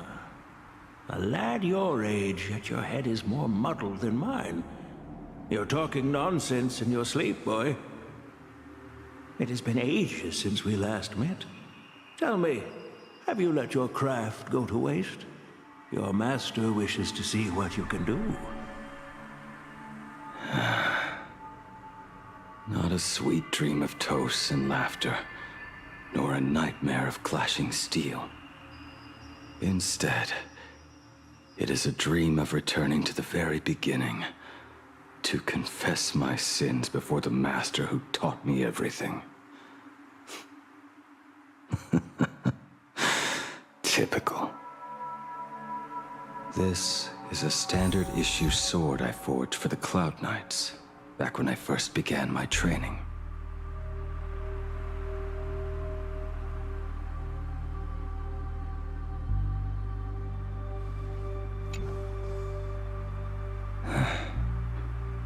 Looking at it now, it is a crude piece of work.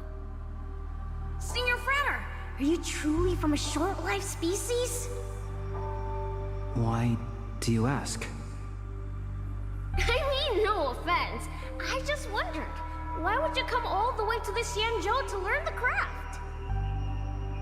My home became a grazing ground for those boars and beasts. My parents, they're fertilizer. Unlike you, I won't live to see them wiped out. But my blades will. Look at this blade. Fresh from the forge today. I made it. That is so cool! Stop flattering me. This is just a standard issue sword for the Cloud Knights.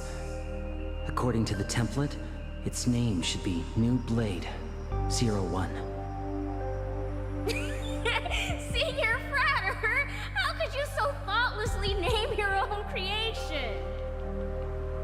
The very first assignment Elder Huayan gave his disciples is what defines a blade.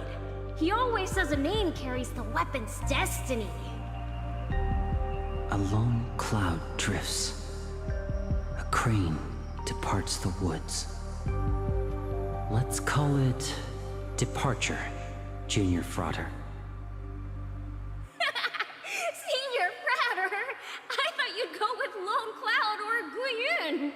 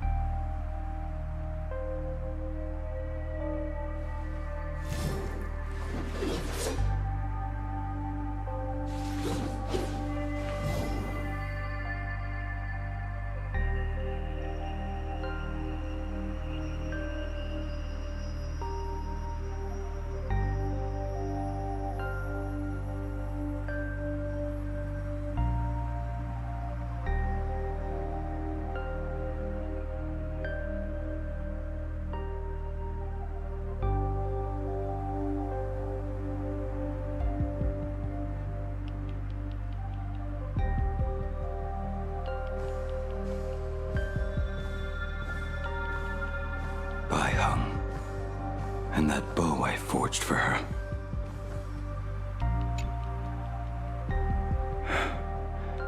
In the end, it was I who forged the greatest sin. For me? Thank you. I told you, didn't I? As long as you set your heart on what you love, nothing can stop you. Hey, did you give this bow a name? I named this bow Lure after a mythical steed from the primeval Imperium.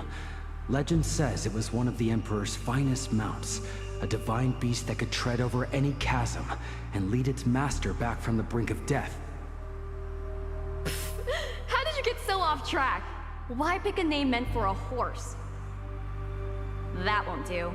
It does not suit me at all. I'm gonna call it Recurve Bow. That sounds terrible. It's like my mother naming me Human. At least change it to something elegant, like Winding Stream. Fine. Have it your way. Look at you! Skilled with both the pen and the sword. You really should not be trapped in this flame wheel forge for the rest of your life. Hey, perfect timing! I have a few friends getting together on the Lethe. Wanna come along? Staying in a single place your whole life. That won't do.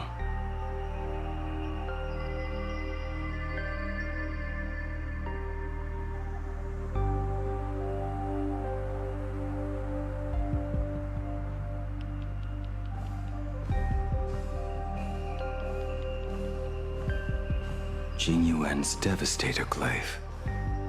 The weapon I promised. Old friends have drifted across the stars, but he remains. A genius. I suppose Master Jing Li's swordplay should be no trouble for you then. You little rascal. Do not try to act like my senior just yet. I am from a short-lived species. Xianzhou's swordplay takes hundreds, even thousands of years to master. I simply do not have the time. I heard your bold claim. I'd rather leave this world in a blaze than live until the end of time. It seems you think little of us Xianzhou people, then? My, the future sword champion has sharp ears. It was just drunken rambling. Don't take it to heart. It would be a waste to throw my skills away on the battlefield. You go to the front, and I will forge the divine weapons for you. It is a promise. All right, deal. Then I want a Devastator Glaive, 4 meters long, decorated with green silk, and you should engrave the blade with cloud patterns. Or maybe lightning. Wait until you have grown a bit taller. Then it is settled. When the time comes, you shall arm each of us with a weapon of our own. Let us face the fires of war in your place, and handle all that tedious business on your behalf. Come, friends, drink up. We 5 come from all walks of life, but here and now, we are one. Together, we shall bring glory to the Xianzhou, and peace to all who dwell beneath the stars. By the rainbow and the 10 lords, if I betray our bond, let all of existence hunt me down.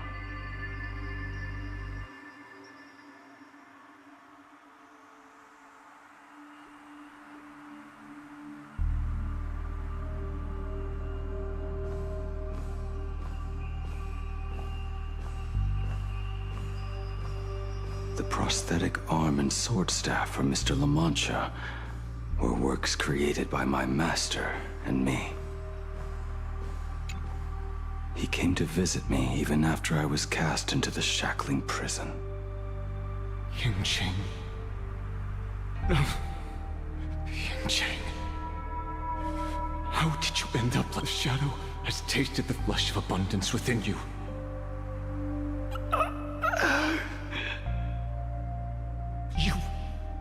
You cannot even speak anymore. Jinxing, look at me. Lift your head. It was only thanks to you and your master that the Shadow of Veracity was sealed. I owe you both a debt of gratitude. So I have but one question. Do you want out? If so, just nod. There is always a way out. Just give the word, and I will carve a bloody path to get you out, right now.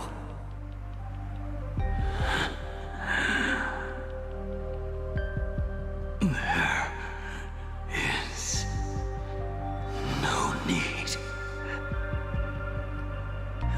I must atone for my sins. Perhaps if I had taken you away from Flamewheel Forge back then, your fate would have been entirely different. I respect your choice, just as I did all those years ago. Pity. So much in this world does not go as we wish.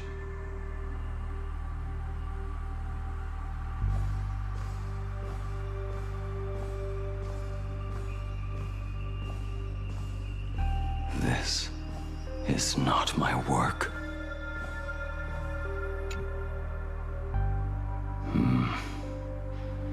This was where my life as Blade began. So you're Blade. You sound like quite the expert on swords. Oh, good timing. What do you make of the sword she's carrying? The blade itself is fine, but the technique is wrong. Swordsmanship is no song and dance. Power starts at the feet. Only when the eyes and mind follow through will the strike land. My, oh my, Bladey. You really are the ultimate blade critic. Since you have so much to say, Master, why not forge a legendary blade for each of us? I put down the hammer a long time ago. My hands cannot do what my mind wants anymore. Fighting with a weapon that does not suit you is just a quicker way to die. From now on, if a sword is needed, let it be mine. This shell of mine is the only blade there is.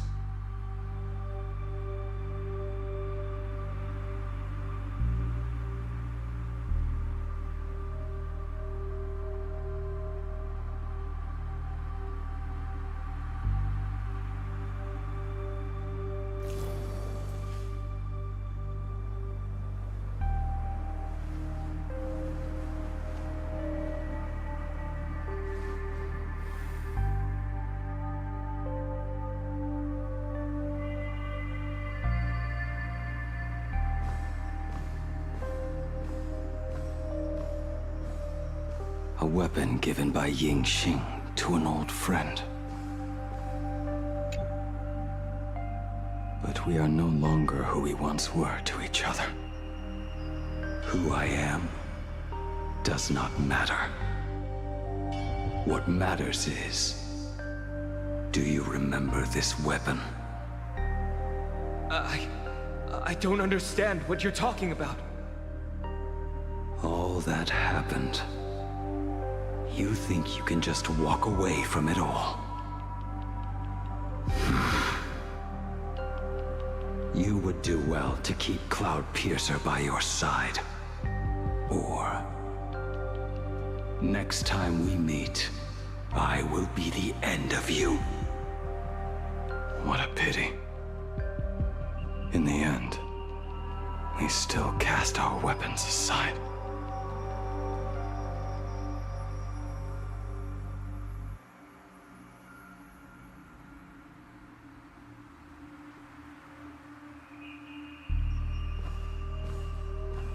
Apprentice, come here.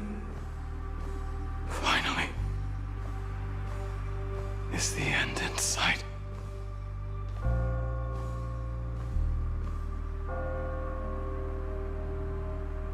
I am here, Master. Good. I have waited a long time for you. You have seen every blade I have forged in this life. Fine work. Somewhat flawed, perhaps, but their edge is undeniable. The marks of a true master.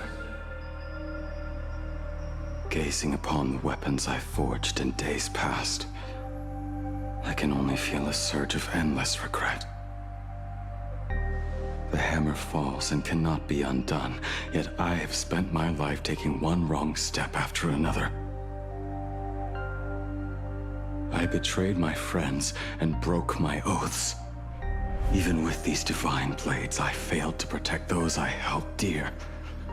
My hands are stained with blood. I loathe the reflection it casts back from my blade. But what weighs heaviest on my soul is the debt I owe you, Master. In this life, I fear I will never have the chance to repay it.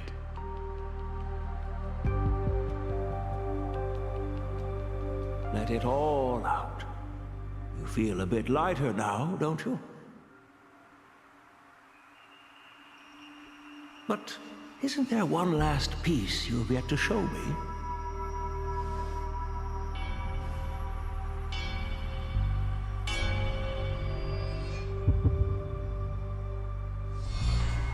It is yet to be named, has it not?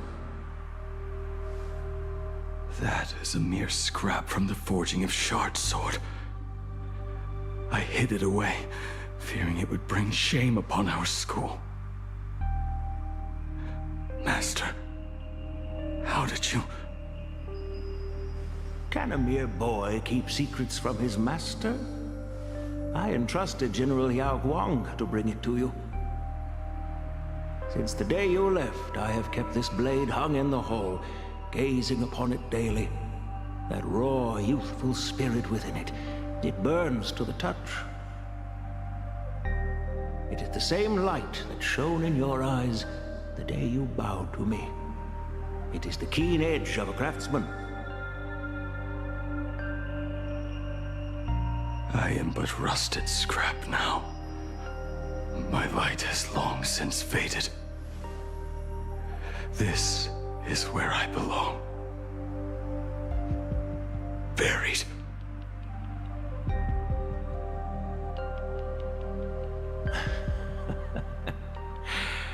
Crushed ore, old materials, rusted iron.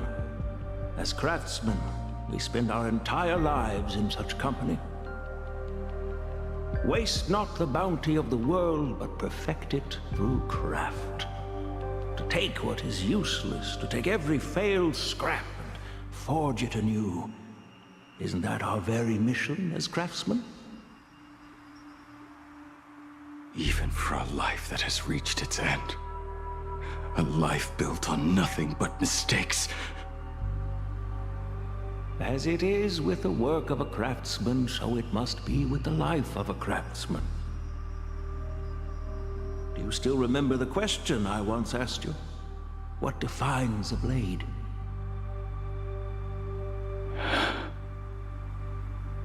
The answer already lies within you. Go now, and forge it anew.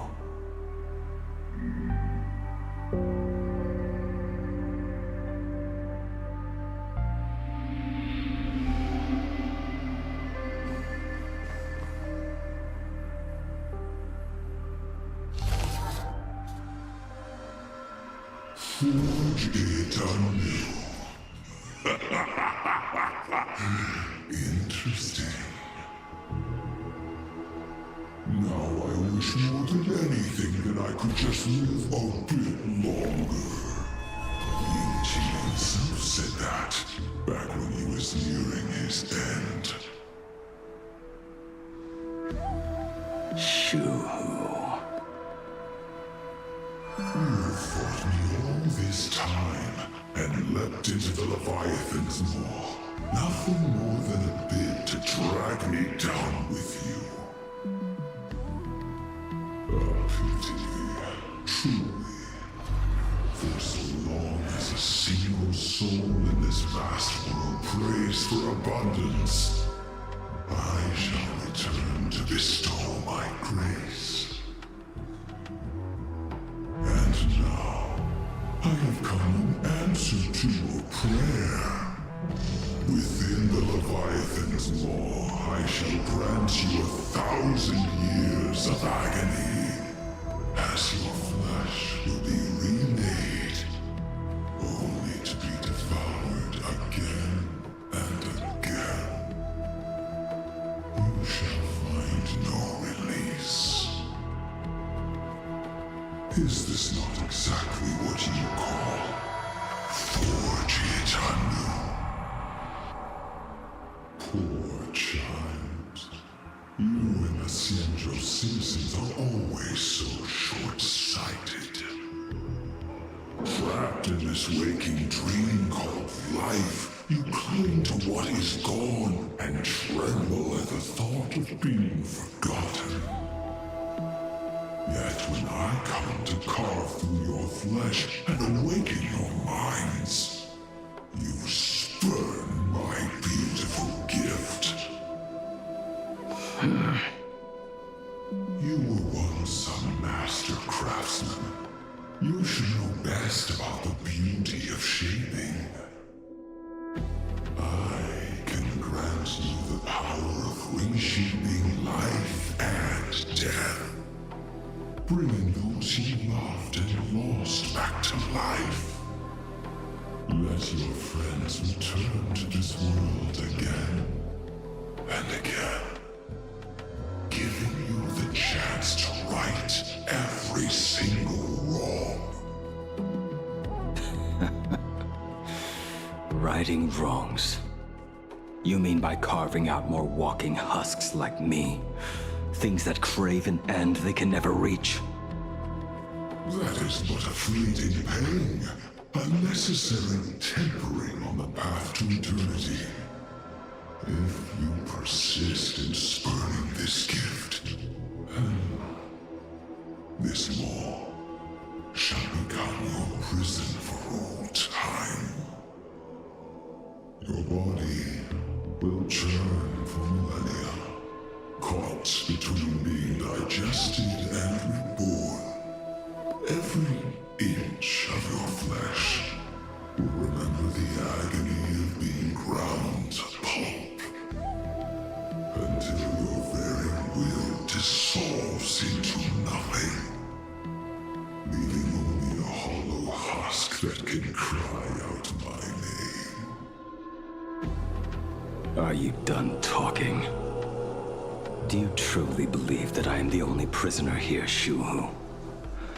You are the one bound most tightly by your chains. For so long as a single soul in this vast world prays for abundance, I shall return to bestow my grace. You are nothing but an echo of them, a slave trapped within your mission of compassion. You mock our obsessions. You are Yao Shu's most pathetic prisoner. Are you trying to provoke me? No. I am pronouncing your sentence. I never dove into this abyss for the sake of a mutual end.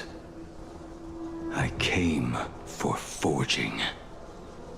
As long as you cling to life, you must keep reshaping this body to fight back the gnawing from the veracity. And that struggle is exactly what I want. Let the maw of this Eon husk be the furnace. Let our undying flesh be the iron. And let death, 1,000 times over, be the hammer. Right here, I shall forge and recast you again and again. Not to destroy you, but to create a cage that can hold you prisoner for all eternity. And the thorns of this cage shall forever be aimed at that savior who branded you with your mission. Yaosha. Are you ready to turn your vengeance against your god?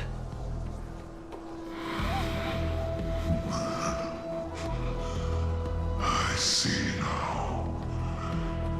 So, this is how you forge it anew.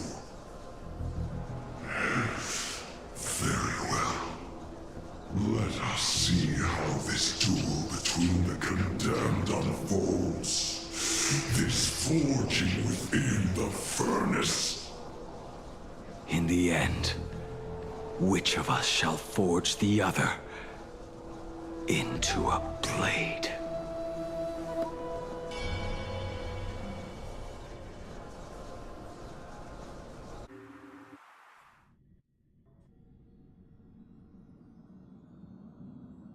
When reunited with family after a 15-year separation, 22% of organic life forms will weep and embrace, whereas 59% will exhibit indifference or outright rejection. Yet, choosing to conduct a covert investigation instead is entirely unheard of. You harbor suspicions regarding Mr. Ryusuke. Why is that, Miss Himiko? Before Star Rail Fest began, I stopped by his office to look for the family's records on the Phantom Moon games. Out of concern, or perhaps curiosity, I leafed through his portfolio. The artwork was magnificent, with each piece serving as a microcosm of a different planet. That was when it suddenly dawned on me. 5 of the worlds he captured in these paintings are now gone. Lost to the fires of war waged by the Antimatter Legion. Just as you suspected, Mr. Ryusuke's travels have been highly suspicious. In the year 1969 of the Arcadian calendar, he traveled to the Delcor Ring to sculpt a statue for the Doctors of Chaos. 2 years later, the IPC received word that the last local resistance group had rejected all aid and launched a suicide charge against the Legion. Also, in 1984 of the Arcadian calendar, he traveled alone to the planet Goliath's Shepherd. After a century of resistance in the fires of war, the planet was officially declared dead 9 years later. Both incidents point back to a single culprit. The Lord Ravager Asat Pramod. However, there is also evidence suggesting that Mr. Ryusuke was still in plain Arcadia when Asat Pramod appeared. Additionally, the IPC recovered a commission he received. It read, "Please carve a trace of our lasting glory, just before the world meets its destruction." He accepted the commission, even though he knew the Legion had surrounded the planet? Legends of the Graphia clan abound within plain Arcadia. To this day, many believe the Weathering Curse is a scar seared into your very bloodline from Graphia's struggle against the Legion. Conjecture. Mr. Ryusuke was tracking the demon from beyond. He likely believed that finding him was the key to breaking the Graphia clan's curse. Any other conjectures? There is another possibility. Please forgive me if this sounds out of line. There is a 52% probability that Mr. Ryusuke was being used by Asat Pramod. He might have even chosen to work for him. I'll have a word with him. I'll leave it in your hands, Miss Himiko. Dad? Do you have a minute to talk? I do. I'm 1000% free for you. What brings on this surprise call for your old man? I was worried you were too busy, and I didn't want to bother you these past few days. That foolish didn't hurt you, did she? Actually, what am I thinking? A mere herald of death is nothing to my Himeko. You probably handled her in no time. And that kid is something else too. I'm telling you, everyone at school is a huge fan of the Astral Express now. 15 years. The blood-stained games are finally over. And this time everyone survived. It's time we sat down and talked. Just as father and daughter. Huh? Am I dreaming? My little girl actually wants to have a real talk with her old man. Well, I don't care if I heard you wrong. I'm taking this to the bank. Praise the Astral Express. Praise Hackiveli. Give me 10 seconds. No, make it 8. Your old man is on his way. There's no need to rush like that. Love you, kiddo. I should have seen that coming. Himeko, open up. It's your time. Himeko, come over. Tell me more about this.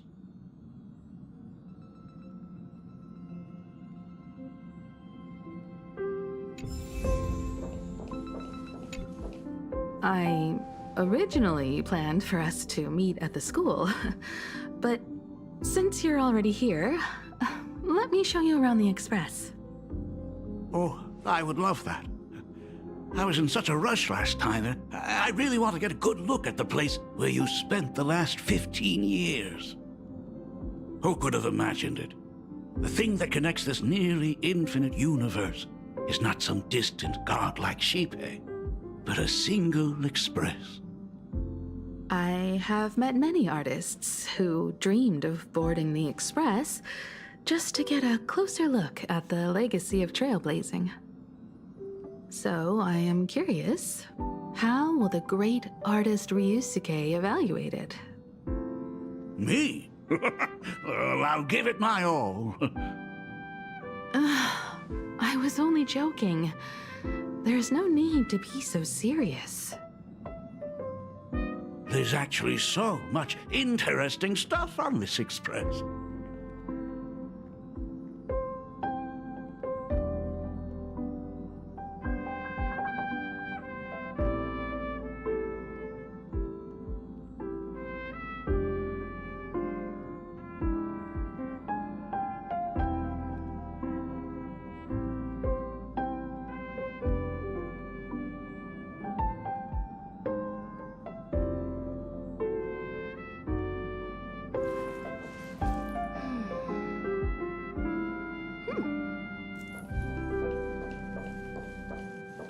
This table is kind of different from the others, isn't it?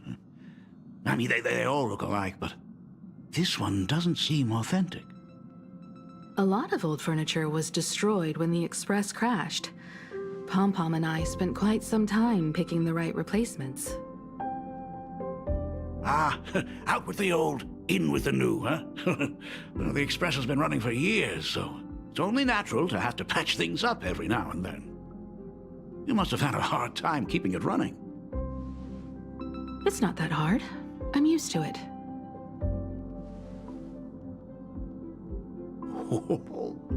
Just as I thought. The Astral Express looks amazing inside. These chandeliers. The designer used the skeleton of a void song whale as a reference. They say it's been here since Dolly's days on the Express. It catches the eye of many people who board. But the light seems a bit dim in here, doesn't it? It's always been this way. Oh, have you tried swapping in a polarized conductor? Or rinsing the light units in an alkaline solution? Are you an artist or an electrician, Dad? I am just speaking from experience. Don't forget, your dad was once the one who set up all the lighting in those classrooms. Is it there? Oh, let me see.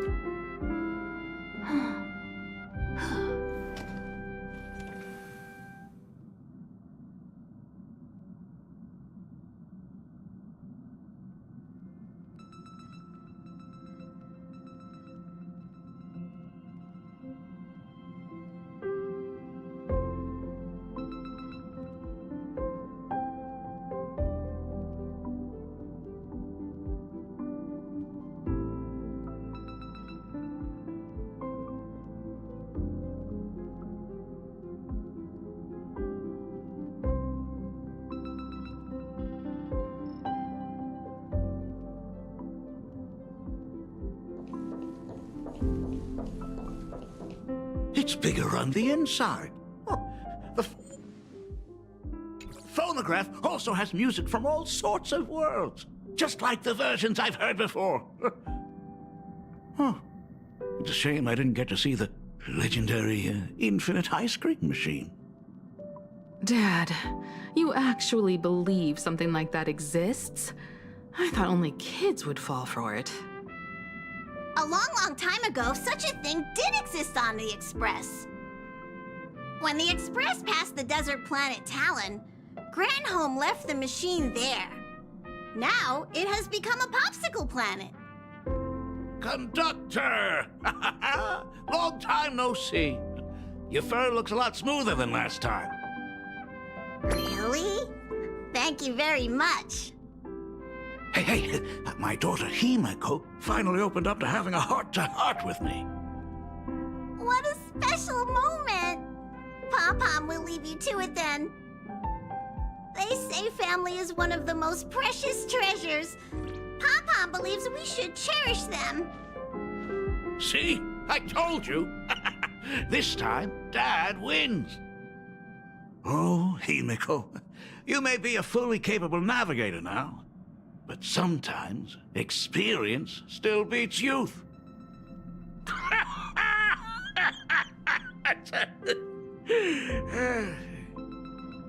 Aren't you tired of talking non-stop? Are you actually worried about me? Ah, I am so touched. Perfect. I'll make you some coffee. Huh? Huh? Ah, well, might as well swing by the meeting car to say hi to that, Intellitron buddy.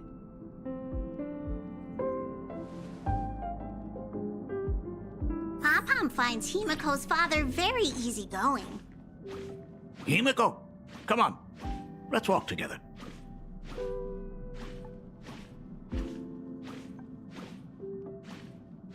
Oh. Uh-huh.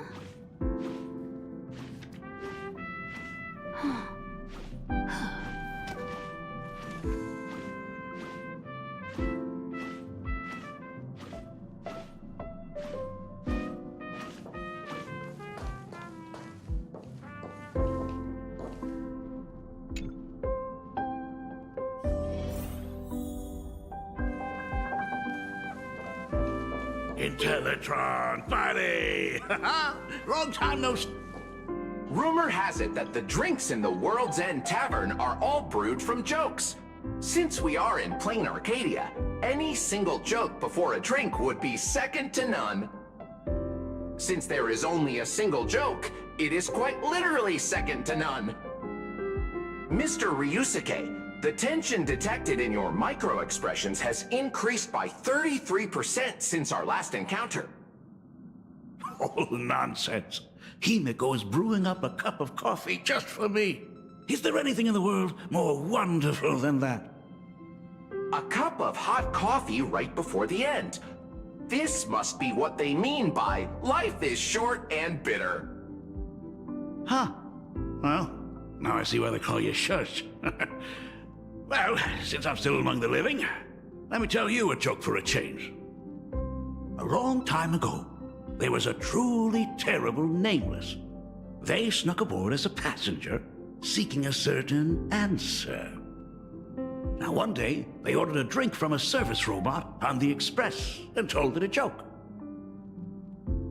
A long time ago, there was a truly terrible nameless. They snuck aboard as a passenger, seeking a certain answer.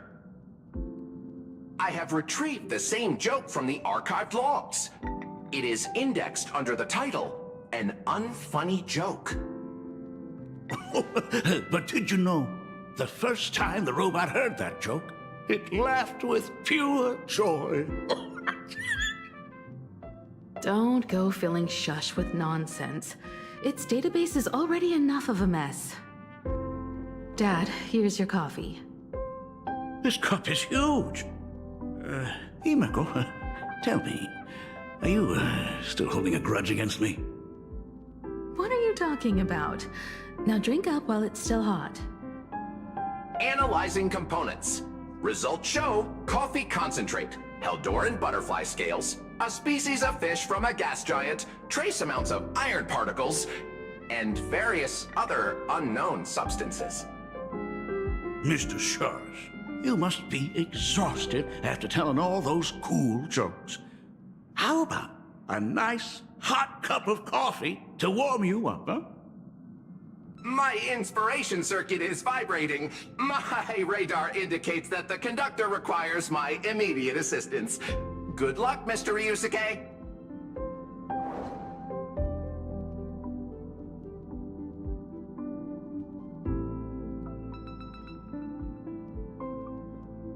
Oh, Himiko, if I do not make it out of here, please deliver my resignation to Miss Dolly.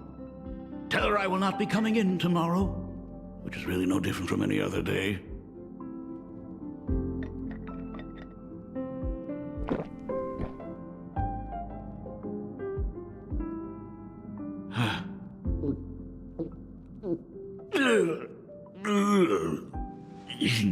The coffee tastes like heaven.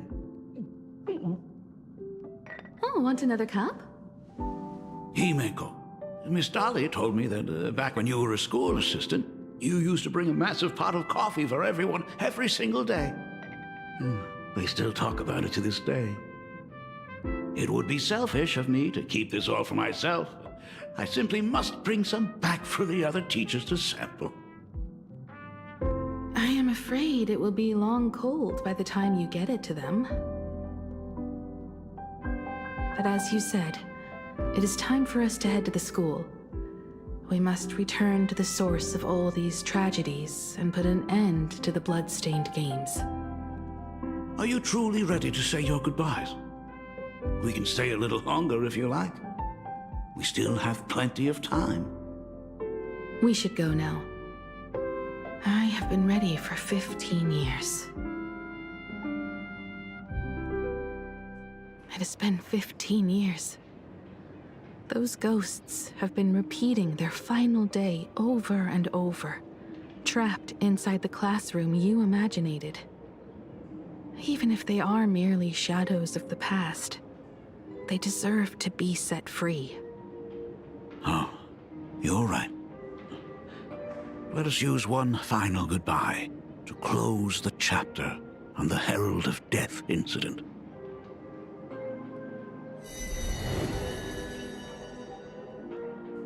Senior, you are back! We're all waiting for you. Sorry I'm late, everyone. It's okay. Thank you so much for coming. Himiko, we don't have enough time for the lobby. Could you please use your amazing Imagenesis skills to decorate the stage for us? I am begging you. Mia, stop bothering Himiko all the time. If you and the others hadn't slacked off on the rooftop, we wouldn't be in this mess right now. But the school anniversary is tomorrow. If I do not get this done, Ms. Dolly is going to skin me alive. You should start by tidying up those ribbons. Once we are finished with the classroom, we will all come and give you a hand. Hey,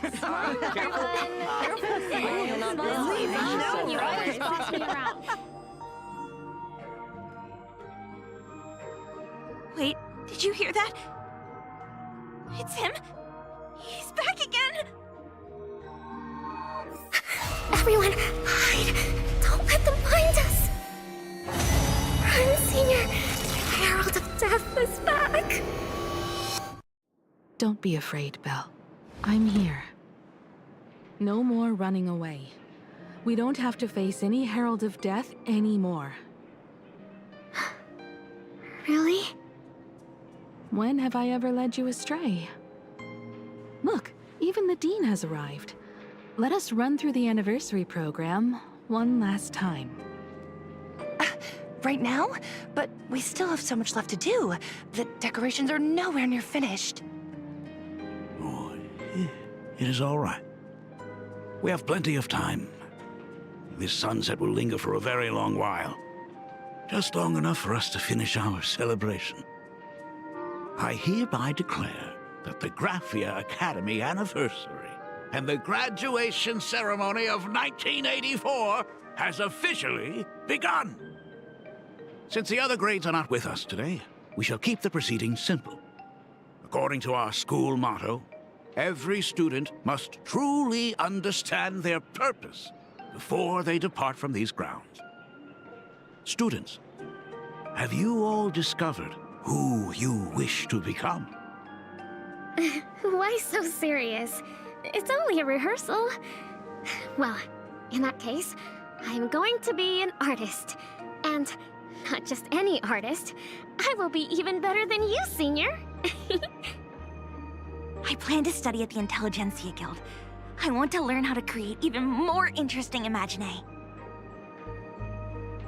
I want to study cinematography and become a director. I want to capture every single moment of happiness in the Arcadia. I hope that in 10 or even 20 years, you will all still hold these dreams close to your hearts. And now, please welcome our distinguished graduate representative, Himiko, to the stage to offer her final blessing to the graduating class. Our senior is doing this? That doesn't happen a lot. Himiko? Are you nervous? Relax. Give us a smile. I do not know what to say on an occasion like this. All I know is that this is a comfort the living leave for themselves. But take that step forward. Go and embrace tomorrow. Become someone that the person you are today would be proud of. Congratulations to the class of 1984. Senior, don't miss us too much. Himiko, see you around. Himiko, what's with the sad face? It's not like we'll never see each other again. Farewell. Belle. Full wish. Mia. Safe travels, everyone. 15 years. The blood-stained games that altered the course of so many lives have finally come to an end. If only I had not lost myself in my own grief. If only I had looked after that child properly. Perhaps everything would have been different. It was not only the herald of death that pushed her towards that abyss. Full Wish said that it took Plain Arcadia 15 whole years to kill her. Will this world ever get better, Dad? I don't know, but I'm willing to believe in it. Dad, all these years, just what have you been doing? Is that concern I hear in your voice? If you say so. After the blood-stained games, I traveled to many different worlds. Every time I set foot on a new planet, my thoughts always returned to you. Until one day, I happened to see news about the Astral Express. The person on that screen was so different from the daughter in my memories. I was afraid, to be sure. I did not want to disturb the life you had found. As long as I never saw you in person, I could keep telling myself that lie. My daughter had fulfilled her dreams to soar among the stars. Von Walk? Owenly? New Londinium? Step by step, I made my way into the very bedtime stories you used to tell me. Were they beautiful? In this vast universe, nothing holds more beauty than the lands en route, yet to be reached. You may have been a poor excuse for a father, but even so, thank you for setting me on this trailblazing path. Same here. Thank you for fighting so hard to be here alive. It's still early, huh? Let's have a walk around the campus. I have something very important to tell you. But it can wait. Something very important? No. Give me just a moment to gather my thoughts.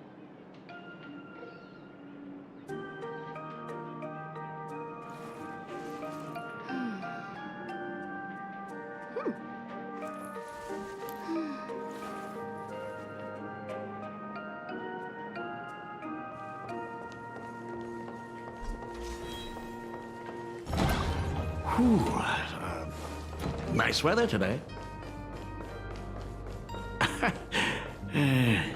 Let's go downstairs. Oh my god, it's her! Himiko!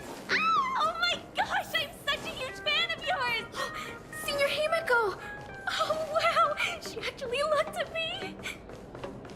Her navigator aura is incredible!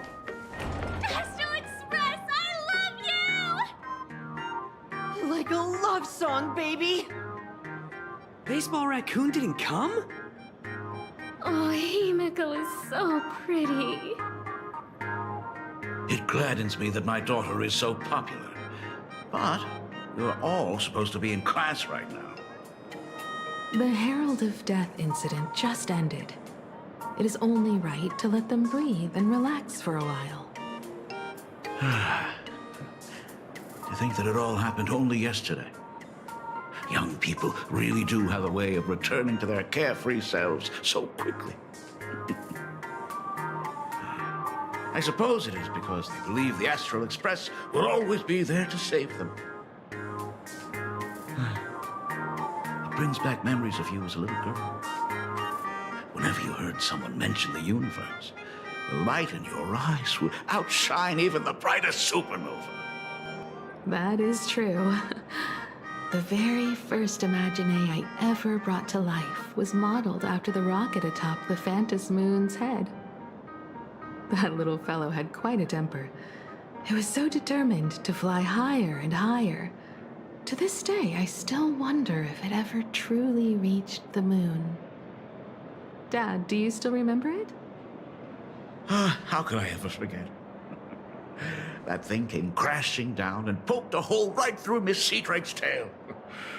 I had to take you to apologize in person. I ended up redrawing the tail myself to make it right. These days, I wouldn't be able to handle that kind of trouble anymore. My poor old back wouldn't allow it. Now that I am free from the weathering curse, you don't have to spend your life wandering the stars anymore. Why don't you just settle down here? I just can't face the thought of coming back to nothing but an empty home again. Don't worry. I'm not going anywhere.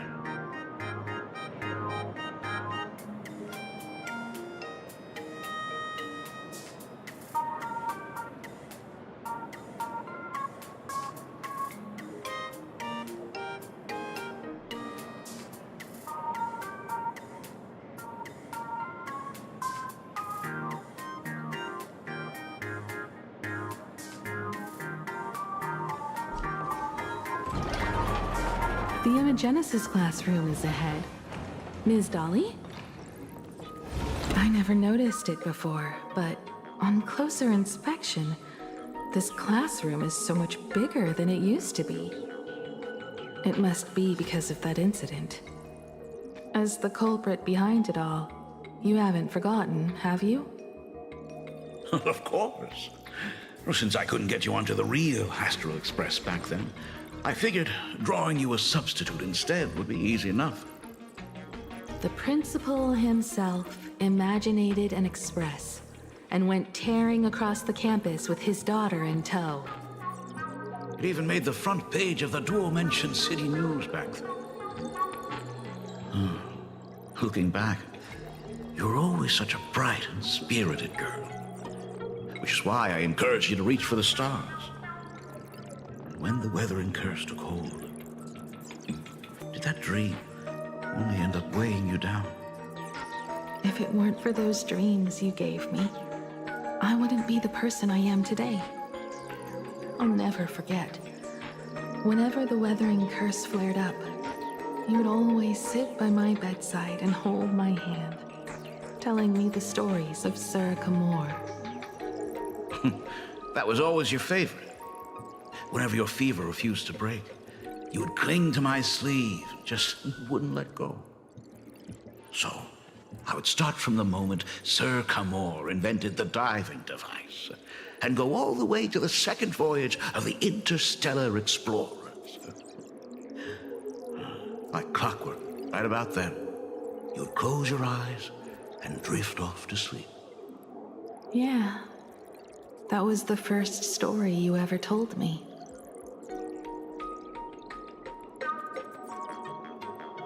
And the very story that helped me make up my mind.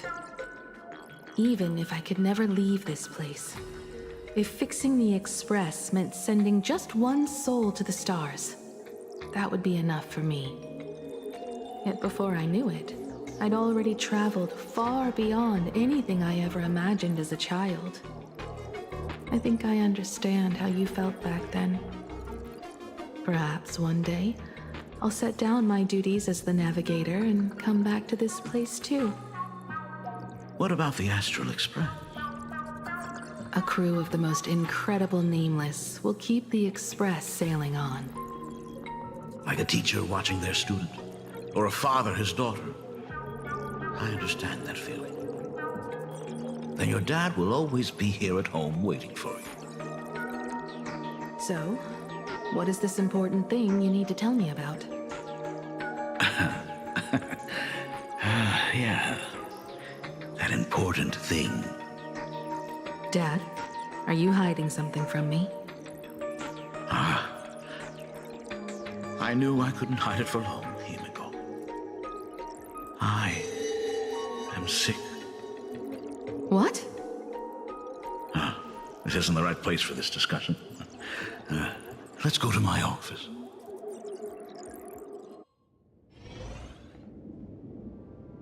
So... It's the Weathering Curse. I know what you're about to ask. I do not share the Graphia lineage, which is why I believed I could find the demon from beyond and save you and your mother.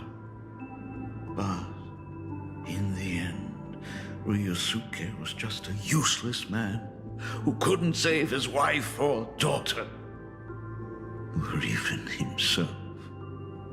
Tell me, what happened in the past 15 years? You've seen my portfolio, haven't you? Those worlds are just like plain Arcadia. Every single one of them has fallen victim to the demon from beyond. In those places, luck is a very real thing, and the demon from beyond can manipulate misfortune. What does that even mean? In ways beyond comprehension, you feel misfortune crashing down like a tidal wave. Solar storms, diamond rain, system failures, one disaster after another. But if you make it out alive, bizarre strokes of luck come swarming back to you. And so the cycle repeats, washing over the world, tearing it apart. It sounds more insane than the Phantasmoon games. The universe is sheer madness, beyond all reason. I survived over and over, yet my body has become as fragmented as Graphia once was. Is this his way of torturing the rebels? I don't know. But by the time I realized it, there's no escape. Why didn't you tell me earlier? I could have reached out to the IPC's doctors. It's no use. I've been chasing after him my whole life.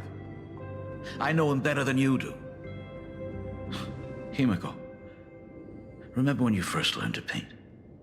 I told you then why we must paint the beauty that we see. Because the ugly, the despicable, and the cowardly, they endure forever through evasion, like beasts driven by survival. Beauty remains ever fleeting. Just as heroes find their end in sacrifice, and stars dissolve after they shine, humans have surpassed their animal nature. We face our pain and our end to win a dignity that the vast universe cannot ignore. So we must capture what is noble and bright to show that such things truly lived. As for the barbaric and the low, they will endure regardless, needing no witness to their existence. But Himiko, you are no longer the one who paints.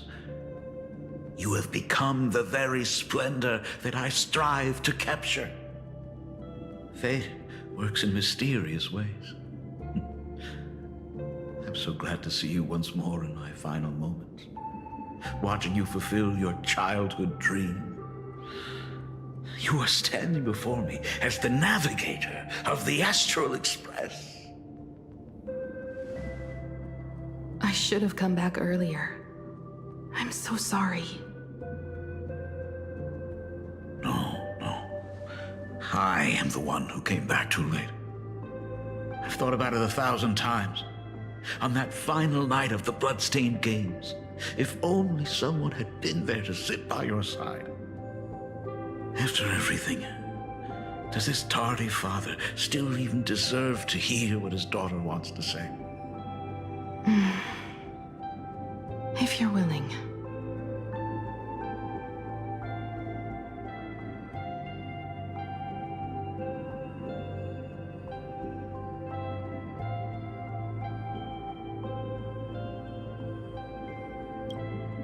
Thank you, Akiveli. Thank you, Himeko. All of this happened after you went away. You were jumping from one job to the next, and for 4 long years, I had heard nothing from you. During those 4 years, I found the stranded Express deep in the canvas world and kept trying to repair it. Watching the Phantom Moon grow fuller, I remembered the mask that had been handed down through our family for generations. If I could claim victory in the Phantom Moon games, then perhaps by harnessing the divine authority of elation, it might just be possible to set the Express in motion once more. But the Herald of Death was a complete madman, and he smashed every dream to pieces.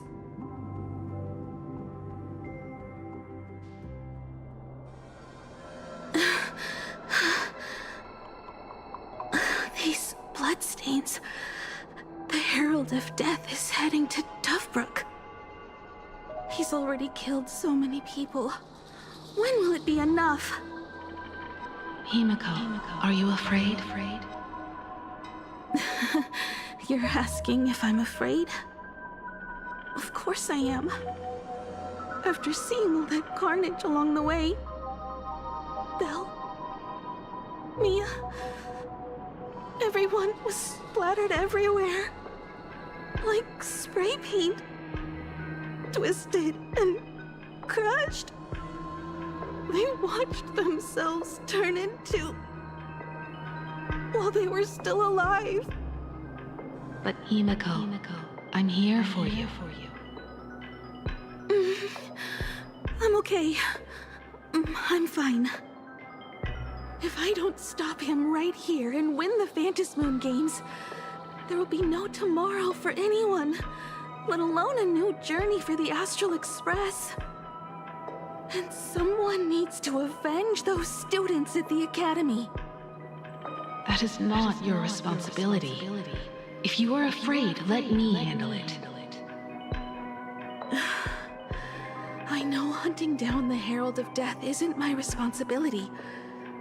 If I turn around and walk away, no one will blame me. But I am already here.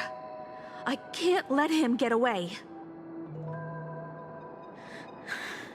Yeah, I'm not really scared anymore, really.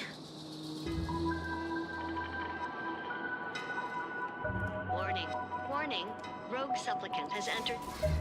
The suppression squad sent by the Department of Aberration Defense. They're all gone. Completely wiped out. He struggled through the pain as the Herald of Death dragged and smeared them across the ground. But these stains... Is he really so far gone that he's using himself as paint? Even so, he still managed to break through the blockade ahead. That's terrifying. To take down a monster like him, you need a single perfect strike. Overwhelm him before he can even react. I think I've got it. But first, I need to buy some time. Let me handle that for you. All right. But buying time is easier said than done. It's too narrow here. We need more room. The best bet is to pin the Herald down on that bridge.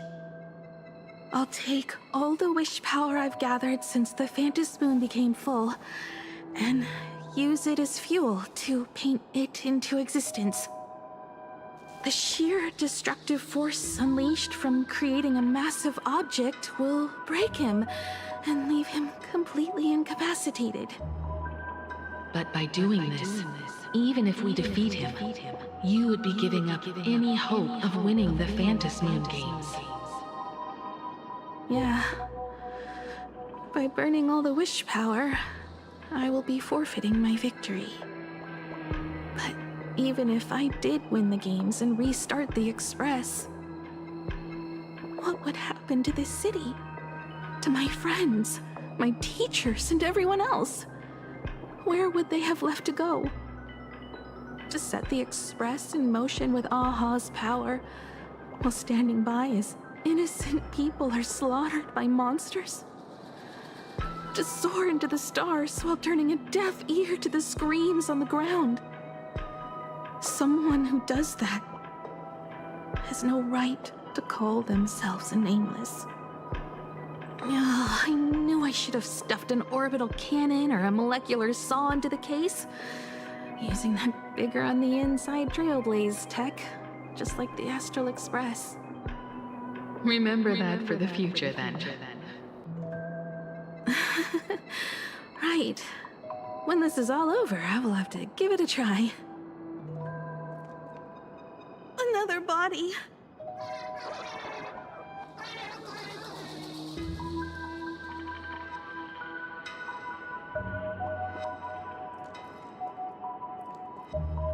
Black Birch. Guess he was after the Herald as well. Black Birch, the masked fool? The one who turned Gotham City upside down not long ago? Only 2 supplicants are left in the games now. In other words, we are the last hope for victory over him. Just like those legends I grew up with. A hero confronting a monster to protect everyone. Now that responsibility falls to me. I will take him down. After that, I will repair the Express myself and see it fly over the horizon and break out of the atmosphere. What a beautiful sight that will be. Then consider this the first world to be saved before the journey on the Express begins. The very first stop, then? It'll certainly be quite memorable. The stench. It's about time.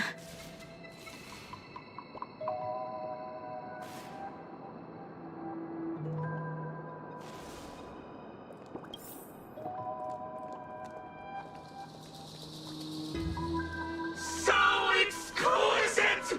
These flowers blooming in plain Arcadia! Ooh, I can hear them dancing at the tips of my nerves! What is that? You say this is not enough?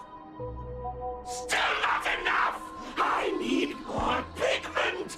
I will mix my colors with screams of terror and pray for the catecholamine beams to drown me! Department head, I shall show you the error of your ways! This flesh is the culmination of life! Its king is right here! The giant tree running through our heartopia! I shall become her! We will be as one! No, I will surpass her! I will devour her and become the one and only existence! Another new shade, dazzling, shattered crimson! Are you perhaps the color I've been missing all along? Step into this masterpiece! Become one with me and lay the final cornerstone for the future of human evolution!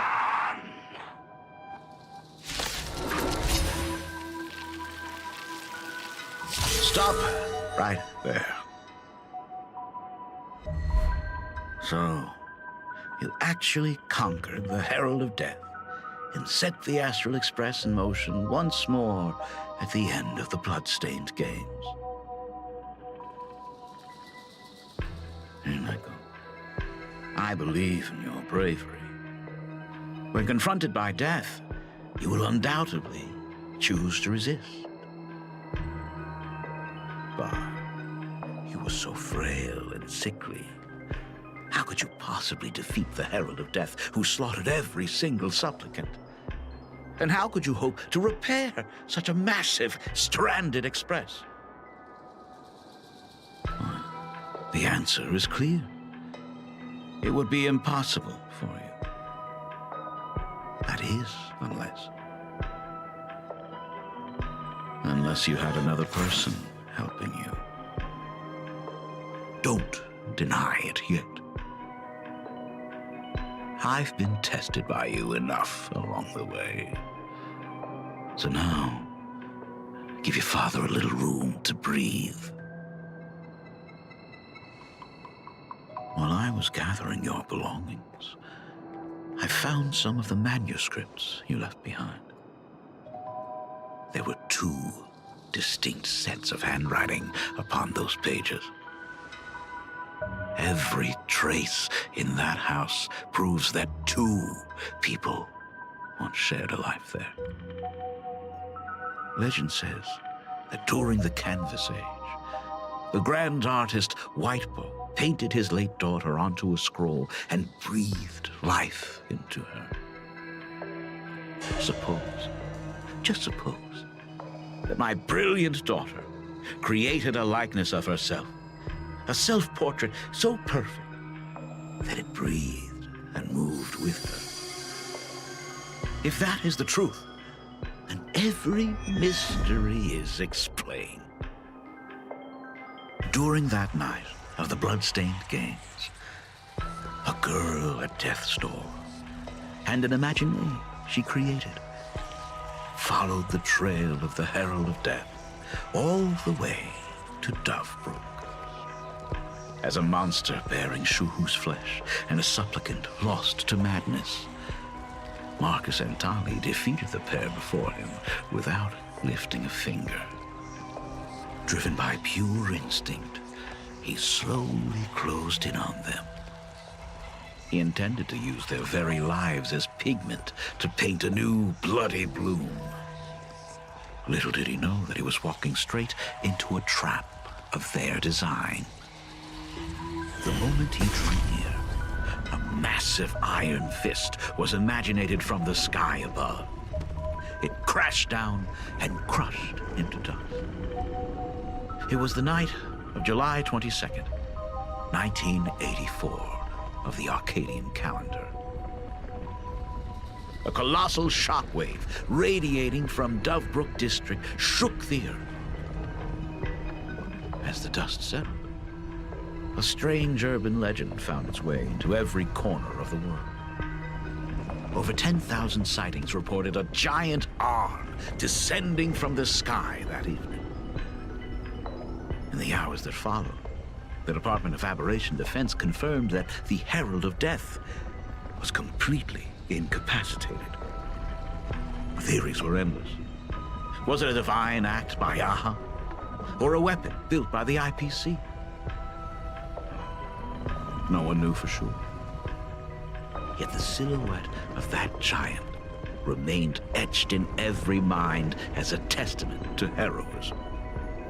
It was just an arm.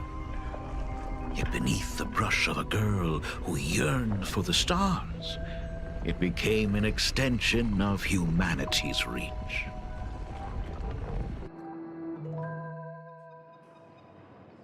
The girl achieved her dream, and the stars set sail once more. Truly a most romantic fairy tale. And now, unfortunately, I have to destroy this fairy tale myself. You don't believe me? I have no idea who you truly are. But that little girl who roamed for trailblazing, my frail and sickly daughter.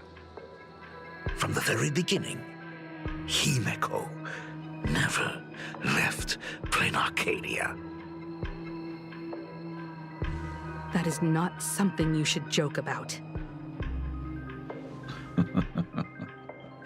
You know better than I do whether I'm joking or not. By the way, things outside aren't looking good. The Arcadia is drowning in problems. Is it really wise to stay here instead of helping the younger crew members? Those kids are all grown up now. They can handle their mission. And as for myself, I am staying right here to deal with the biggest problem of all.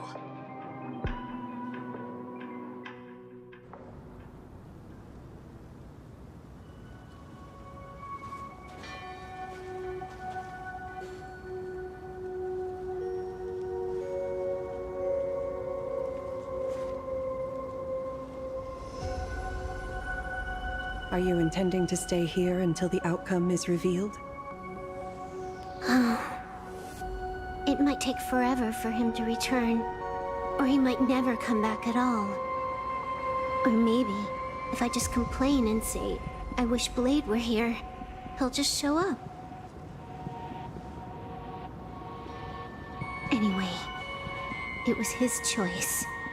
We already said our goodbyes. Thank you for staying with him until the very end. Now, it is time to deal with your matters. Gray-haired girl, you seek me out with her token in hand. What is it that you desire?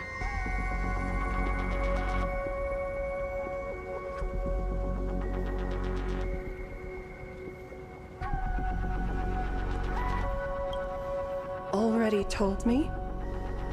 Our first meeting was just before we took the boat here. I only answered the call of wish power because of that mask. The one painted by Evanesia. Without it, I would not be here. So, who is this me you speak of? Me, of course. Not you again. A meanie will always be a meanie.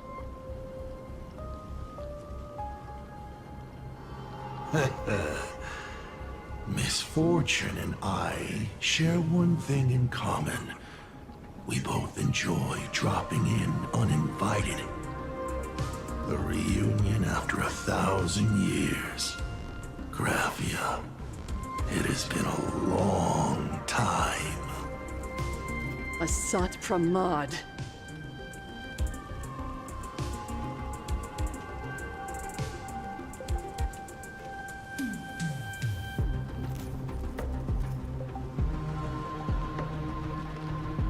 Back at Ingford Hermitage, what you heard was only half the story.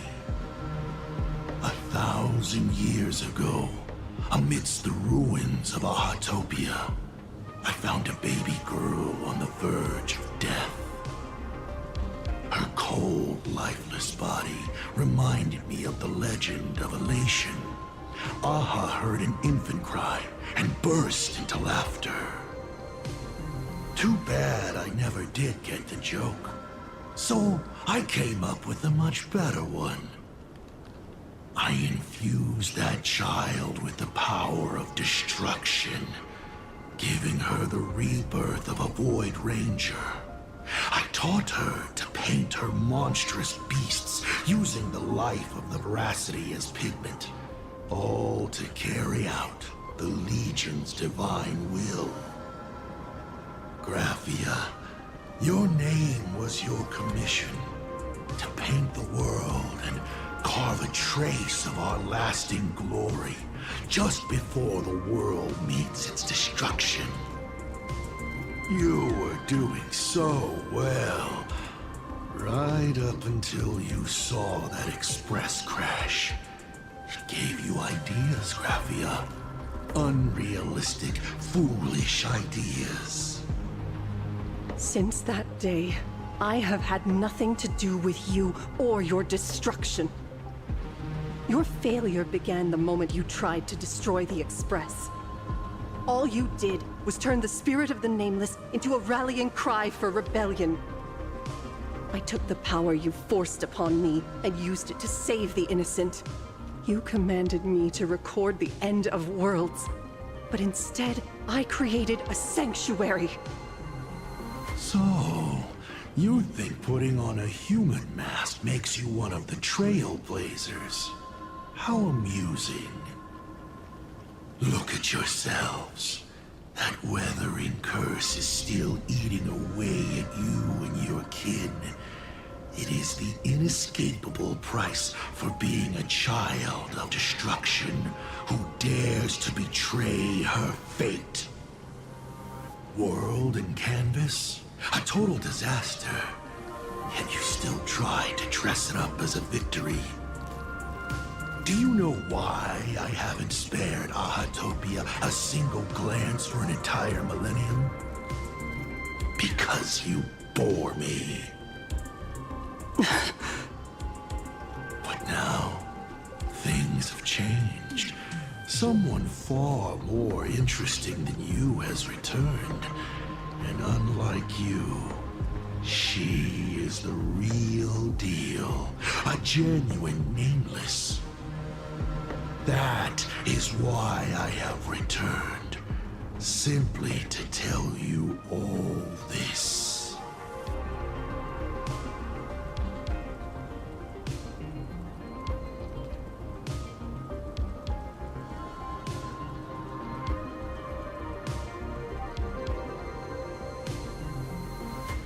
Himiko?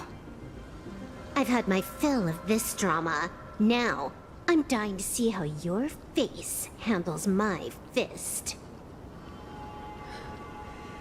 For 1,000 years, I have painted them over and over again. Every innocent life you extinguished during the Sind-Earth Age. Tell me, Asat Pramad, are you prepared to face their fury? I have more important things to do than linger here. But this little parting gift of yours? Why not let them have a taste instead? Come forth. Demonstrate your defiance.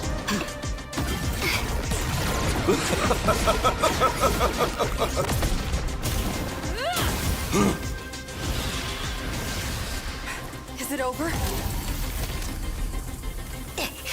Watch out! Pity. Such a clean strike. But the odds of success are 0.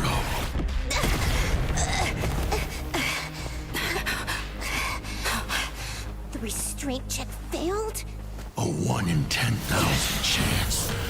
The moment I cast the dice, the outcome is fixed. Remove the mask, protagonist. It doesn't suit you. As for you, your end is decided. Farewell. Sorry. I have failed. Minions of destruction! I will drive you all from this world! We must force her back to her senses.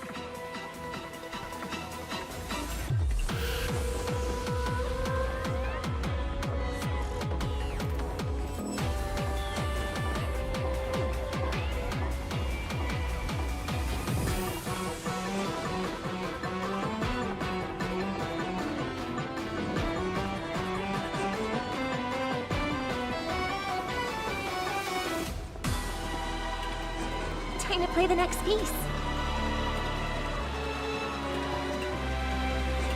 Pull together. Resonate once more. Fury of the dead!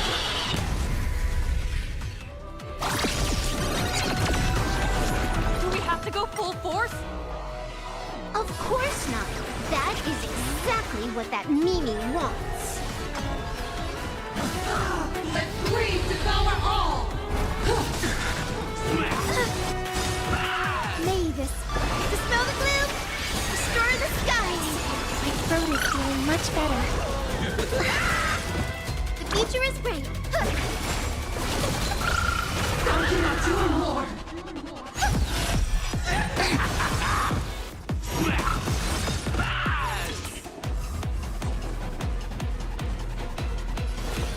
Stars, shine for the heroes. Turn, vengeful spirits!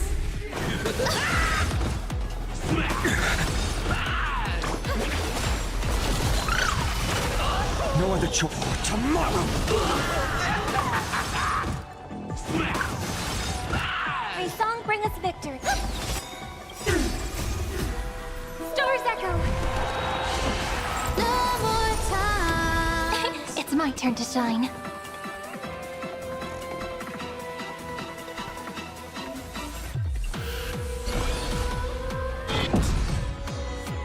Guide with the rainbow bridge. Mavis, dispel the gloom, destroy the skies. Future will come!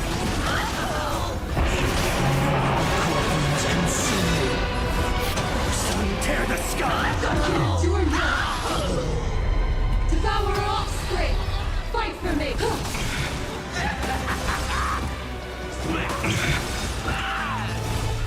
So with its substance. Is that all? Fury of the dead! Hail the new dawn! Quench the flames of blood! Let greed devour all! Branded with strife!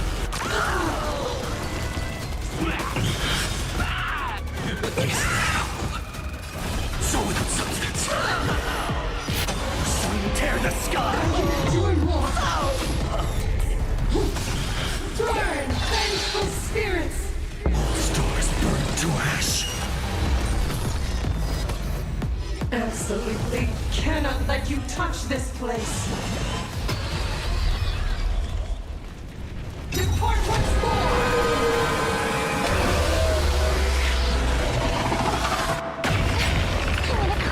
We need to finish this fast and catch up to Asat Pramod.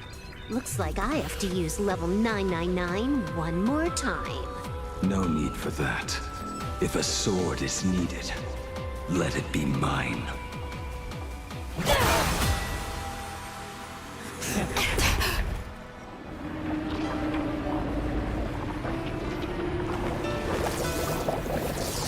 Have you thought it through? What defines a blade?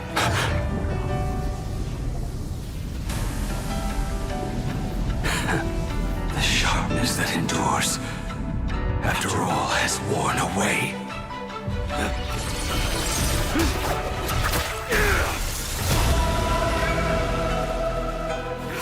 I shall take veracity as my forge, and abundance as my iron.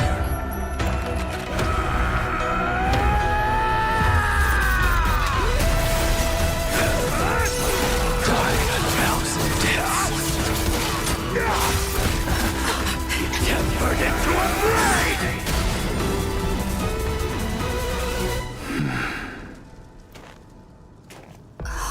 What? Not even a welcome back? Guide with the rainbow bridge.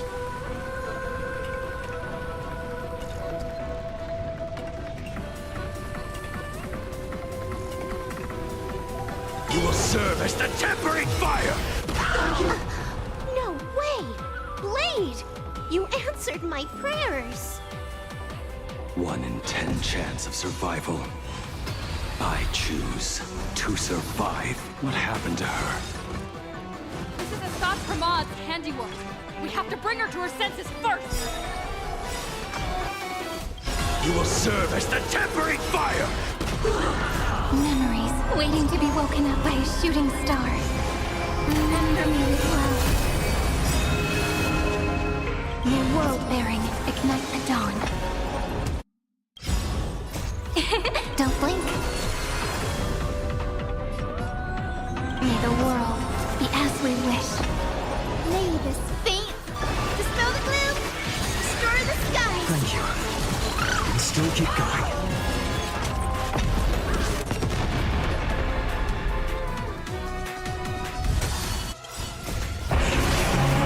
Corpus consumed.